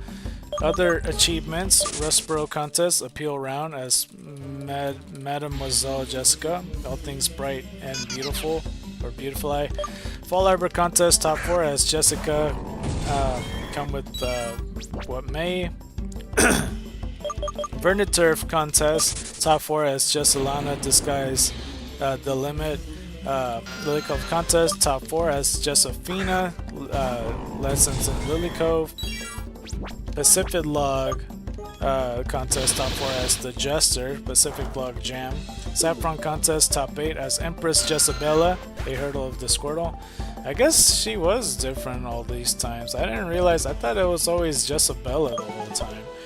But I guess in the Sinnoh one, that's when she stated as that. Chrysanthemum contest, top 8 as Jessabella, spontaneous combustion. Mulberry contest, runner-up as Jessabella, going for choke. I hate that title. Let's go for the body slams. Jubilife contest, runner-up as Jesselina, arrival of arrival. As we got another one, 1275.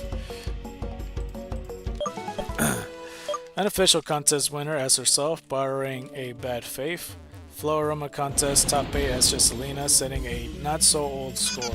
Heart Home contest, top 4 as Jesselina, Dawn's early night. Wallace Cup, appeal round as Jesselina, staging a hero's welcome. Celeste contest, appeal round as Jesselina's battling the generation gap. Chocovine contest, top 4 as Jesselina, another one good bites the dust. Sandal Straw contest, top 4 as Jesselina, old rivals, new tricks. Man, she really is a semi-finalist. There's so many top 4s.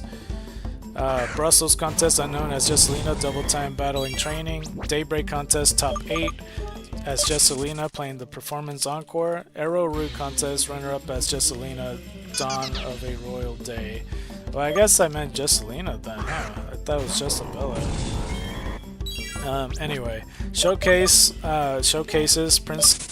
Princess Keys obtained. Jesse's Princess Keys as a dancing debut. It's like pink, green, silver, and gold key. It's a lot more to explain, but a clef key appears to be holding it, so that's interesting. The listing is of the Princess Keys Jesse obtains as Jessely, as we got 1276. I almost had a dyslexic moment there. Corey Way Princess Key, a dancing debut. At least 2 unknown Princess Keys prior to Masterclass in session. Masterclass ranking. Jesse has achieved the following rankings in Masterclass tournament as Jesse Lee. Glory showcase top 4 performing a pathway to the future. Other achievements: Cormarine showcase theme performance as Jessie a showcase debut. Den the Mill showcase 5th as Jesselia's performing with Fiery Charm. Anastar showcase 3rd as Jessie a performance pop quiz. Pokemon League, Jessie has competed in the following Pokemon League conference as Jessina. Manalo Conference Top 16, Battlefield of Truth and Love. Pokemon Competition, Jessie has competed in the following Pokemon competitions: Beach and Beauty in the Pokemon Contest NA with James as Rocket Boosters, Beauty and the Beach. P1 Grand Prix, runner-up with James as Giant, the Punchy Pokemon. Queen of the Princess Festival, runner-up Princess vs. Princess. Sunflower Festival, disqualified with James as Edda and Raw, Grin to win. Sea King Catching Competition NA, Hook, Line, and Stinker. Let's see here. Pokemon Beauty Contest disqualified with James, Beauty, and the Breeder, as we got another one, 1277. It's almost time, damn it, shit. Pokemon Beauty Contest disqualified with James, Beauty, and the Breeder, I already read that. Grass Tournament disqualified as Esedge, the Grass Root. Sumo Conference disqualified as Jesse Yaki, Ringmasters. Pokemon Balloon Race, DNF, did not finish with James with a big balloon blow-up. Trick House Contest, DNF, did not finish. A Pokeblock Party. Pokemon Orienteering, NA, off the unbeaten path. Pokemon Dress Up Contest, NA, all dressed up with somewhere to go. Pastoria Krogunk Festival, NA, with James, Cream of the Krogunk Crop. Hard Home Collection, Round 1, as Jesselina arriving in style. Pokemon Summer Academy, 3rd, with Green Team, 1 Team, 2 Team, Red Team, Blue Team. Pokemon Triathlon, NA, 1 Team, 2 Team, Red Team, Blue Team. Pokemon Ping Pong Tournament, disqualified as Jesse Linlin to the thine own Pokemon Be True. Scout Shop King Competition, disqualified with James as Jesse and Jason, crowning the Scout Shop King. Pokemon Sumo Tournament Top 16 as the Jessica Linda and the journalist from another region. Pokepop Contest Preliminary Round with James, a battle by another name. Pokemon Sky Relay disqualified with James as Team R, a relay in the sky. Pokemon Pancake Race disqualified racing to a big event. Chargebug Race Koku Cup disqualified with James as Beware Max mounting an electrifying charge. Okay, let's go count this. 1278. My goodness, there's so much competitions he was a part of. Pokemon Sled Jump Games, DNF as Jesse Gold getting a jump on the competition. Pokemon Ping Pong Tournament Round 1 as Gorgeous smashing with Sketch. Alola Bread Festival unknown with James and Meow Sours for the Sweet. Then there's outfits. Jesse and James typically wear the same white uniforms across appearance. However, early on in the Pokemon series, Black and White temporarily swapped these out of black uniforms. Instead, they also frequently wear disguises and have been known to cross-dress on numerous occasions. And let's see. Let me scroll down because these are the voice actors. So now it's the I Choose You trilogy. Jesse appeared in I Choose You, which is a set in a different continuity from the regular Pokemon the series stuff, as we got 1279. She first appeared in disguise with James and Meowth in the Pokemon... Oh shit, I thought I pressed A. She first appeared in disguise with James and Meowth in the Pokemon Center, being wanting for stealing Pokemon when a trainer who just battled an Entei heard inside the Pokemon Center. Team Rocket eavesdropped on the conversation and decided to hunt for Entei themselves. While looking for Entei in the forest, they were blasted out by a raging Onix. In the Power of Us, Team Rocket hide behind some business as Ash meets Margot. Meowth asks how they are going to see Pikachu, and Jesse suggests starting a juice business because that they will become rich. That day before the catch race, Team Rocket is in the background selling lumberries. Later that evening, Team Rocket are trying to steal from Torrent's lab. Jessie reveals that she has no idea what moves or abilities are. Team Rocket is about to begin stealing when the Smeargle ink spills and Torrent comes into the room to investigate, so Team Rocket hides outside. The next day, while Torrent is presenting his research, Harriet finds Team Rocket backstage and asks them who they are. Jessie starts saying that Team Rocket's model, but Meowth interrupts them. James drops a smoke bomb and they run to the forest, but while they are running, Jessie thinks that she has tossed the effect spore to Meowth, but it turns out she didn't, and she asked to drop it. And she actually dropped it, I should say. 1280. Sorry, I was really trying to finish that sentence. She didn't, and she actually dropped it. I don't know what the fuck they're talking about, what they dropped, the effect spore? Alright, well, anyway. After the effect spore started spreading across the city, Team Rocket took their Lumberry card and went to the Pokemon Center as they caught their breath. Torin, with their permission, takes all of their Lumberries to stop the spread of the reverse the effects of the effect spore. Pokemon on hand, Wobbuffet travels with the section for the Pokemon that Jesse currently travels with, but not caught. This Meowth. Outfits, and I Choose You, Chessie, and James were the main uniforms from the Pokemon the series continuity, and Power of Us, the Secrets of the Jungle. They wore unique alternate variations of the uniform, which it was very unique, and I don't know why that picture is not showing, but that's okay. 1281. Let's see here, and yeah, in the manga, I wish I'm not gonna read this part, but I'm gonna do it. The Electric Tail Pikachu, Jesse and James as a married couple in the manga. We already saw that picture. Jesse in the manga, and this picture is just Jesse sitting down with some bags over it. She looks kind of like she had her face like she kind of had a long day. Jessie appears in Electric Tales of Pikachu along with her teammates James and Meowth. Her first appearance in Pikachu's Excellent Adventure, she and James and Meowth tag along with the groups of lost Pokemon, including Pikachu, to try to find the hidden village. When they arrive, she and James attempts to steal the Pokemon living in the village, but they are quickly expelled by a Kangaskhan, which I think is 43, right? I might have, well, 44? Yeah, 44. In this chapter, she uses Ekans in the battle. Jessie next appearance is in You Gotta Have Friends. She and James attempt to steal a herd of wild Pikachu. At this point in the manga, Jessie Ekans has evolved into Arbok, though its evolution is not depicted in the manga. Alright, 1282. Following this, Jessie and James begin regularly appearing in the manga. Hold on, HM service. Oh, I didn't mean to go there actually. Shit. Hold on. I need to turn in the egg. Okay. Following Ash to the Pokemon League Championship at the Indigo Plateau. I'm trying to read and do this at the same time, but it's hard. And cheering him on at the Orange League. Jessie, along with James, seems to maintain a friendship, or at least acquaintance with Ash. As we get ourselves this Eevee. I might have... hold on. That's 42. Shit. And that's 44. That's fine. The next Eevee, I'll just fix it. Defense is up, attacks down, runaway ability, bold nature, somewhat of a clown. Okay. We'll put you here. It's okay. Well, you know what? It's fine. It doesn't matter. I had a feeling it was 43, but I wasn't totally positive. I'm gonna end up going to the Pokemon Center anyway, so like very soon. Jessie along with... Oh wait, no, I already read that part. Ash, wait, as he has the Rocket Trio deliver a letter to his mother as they are passing Palatown and Epilogue.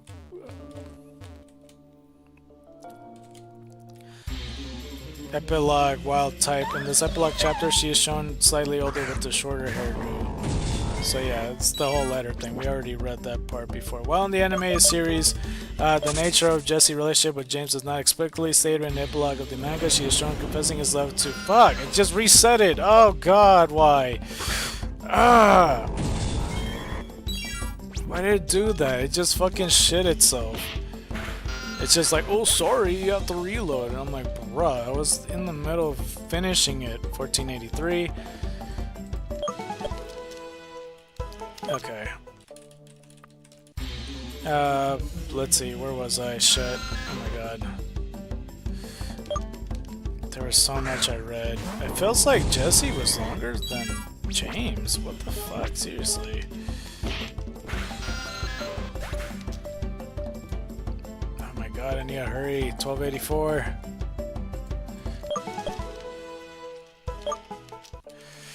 Okay.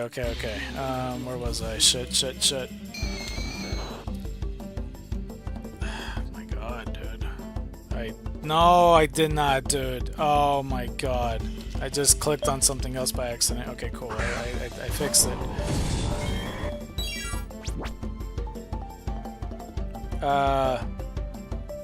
Okay, so where was I? While in the anime series, the nature of Jesse's relationship with James is not explicitly stated. In the epilogue of the manga is also shown confessing his love to Jesse. They're shown afterwards married with Jesse visibly pregnant. With many female characters in the manga, Jesse is depicted as an oversized bust, though this is edited down for Viz Media's English translation. Okay. On hand, Ekans to Arbok. There's Clefairy, multiple of them that she released apparently. Let's go put this 1285. I'm almost finished. While Team Rocket cornered Mimi in her house, Jessie caught loads of Clefairy. They were released later on after Jigglypuff's tune put everyone to sleep. None of Clefairy's moves are known. Movies adaptations, as this Jessie looking excited next to Meowth and Jessie in the Rise of Darkrai. As Jessie has appeared in every movie to date, she has appeared in the manga adaptations as of them.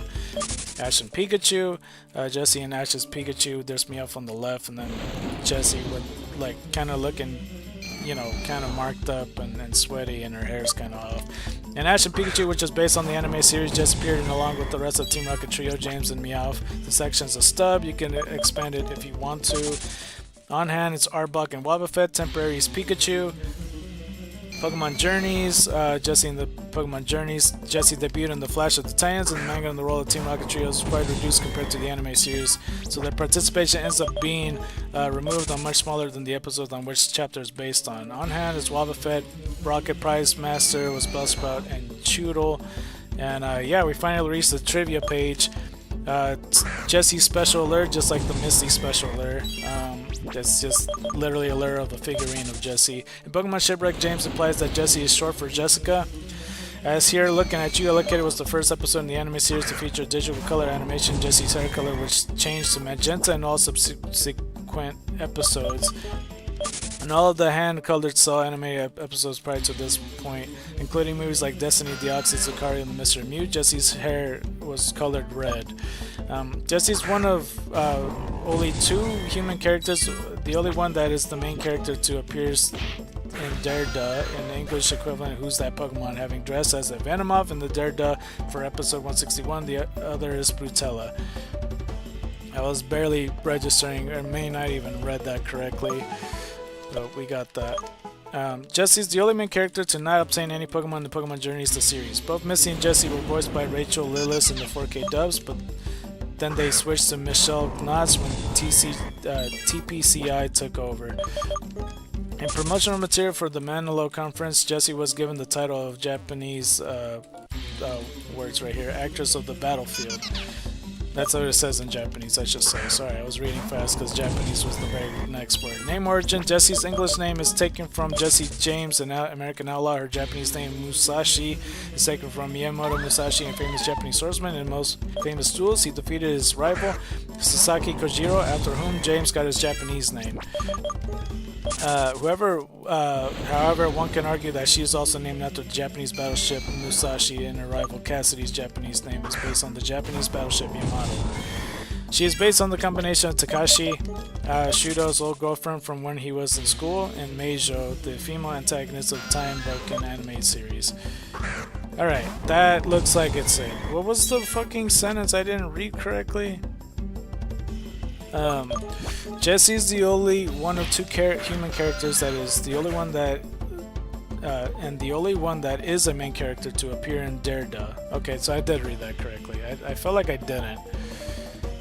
I don't know if I read some other stuff correctly or not, but yeah, one more Zubat and that's gonna be it. But we finally finished with all of that. Holy crap, that took so long to do. Jesus, I'm so sorry.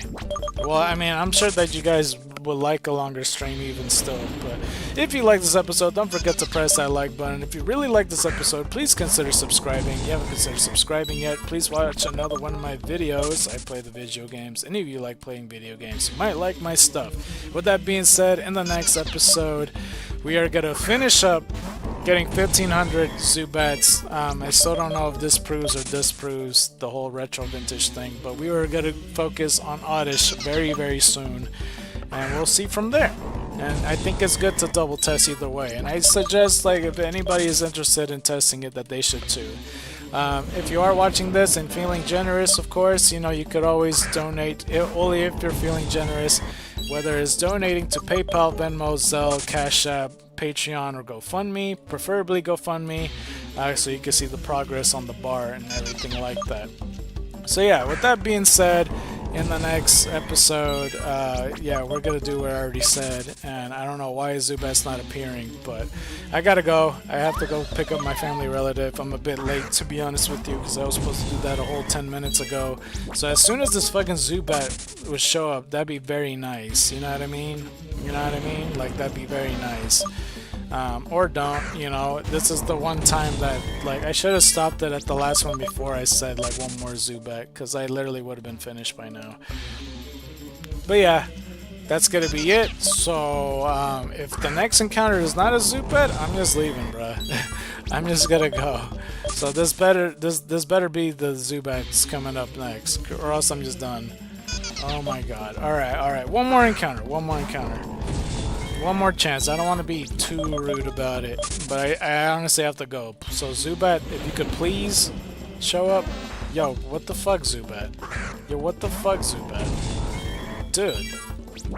Like, honest to God, show up. Like, honest to God. Yo, what the fuck? Oh, you know what? Nah, man. What? I want to get the Zubat. Why isn't it showing up now? Like, honestly. What the fuck, dude? It's 25%, isn't it? Oh my god, the one time. Thank you, shit me. Alright, either way though, White Tigers and Dragons to you.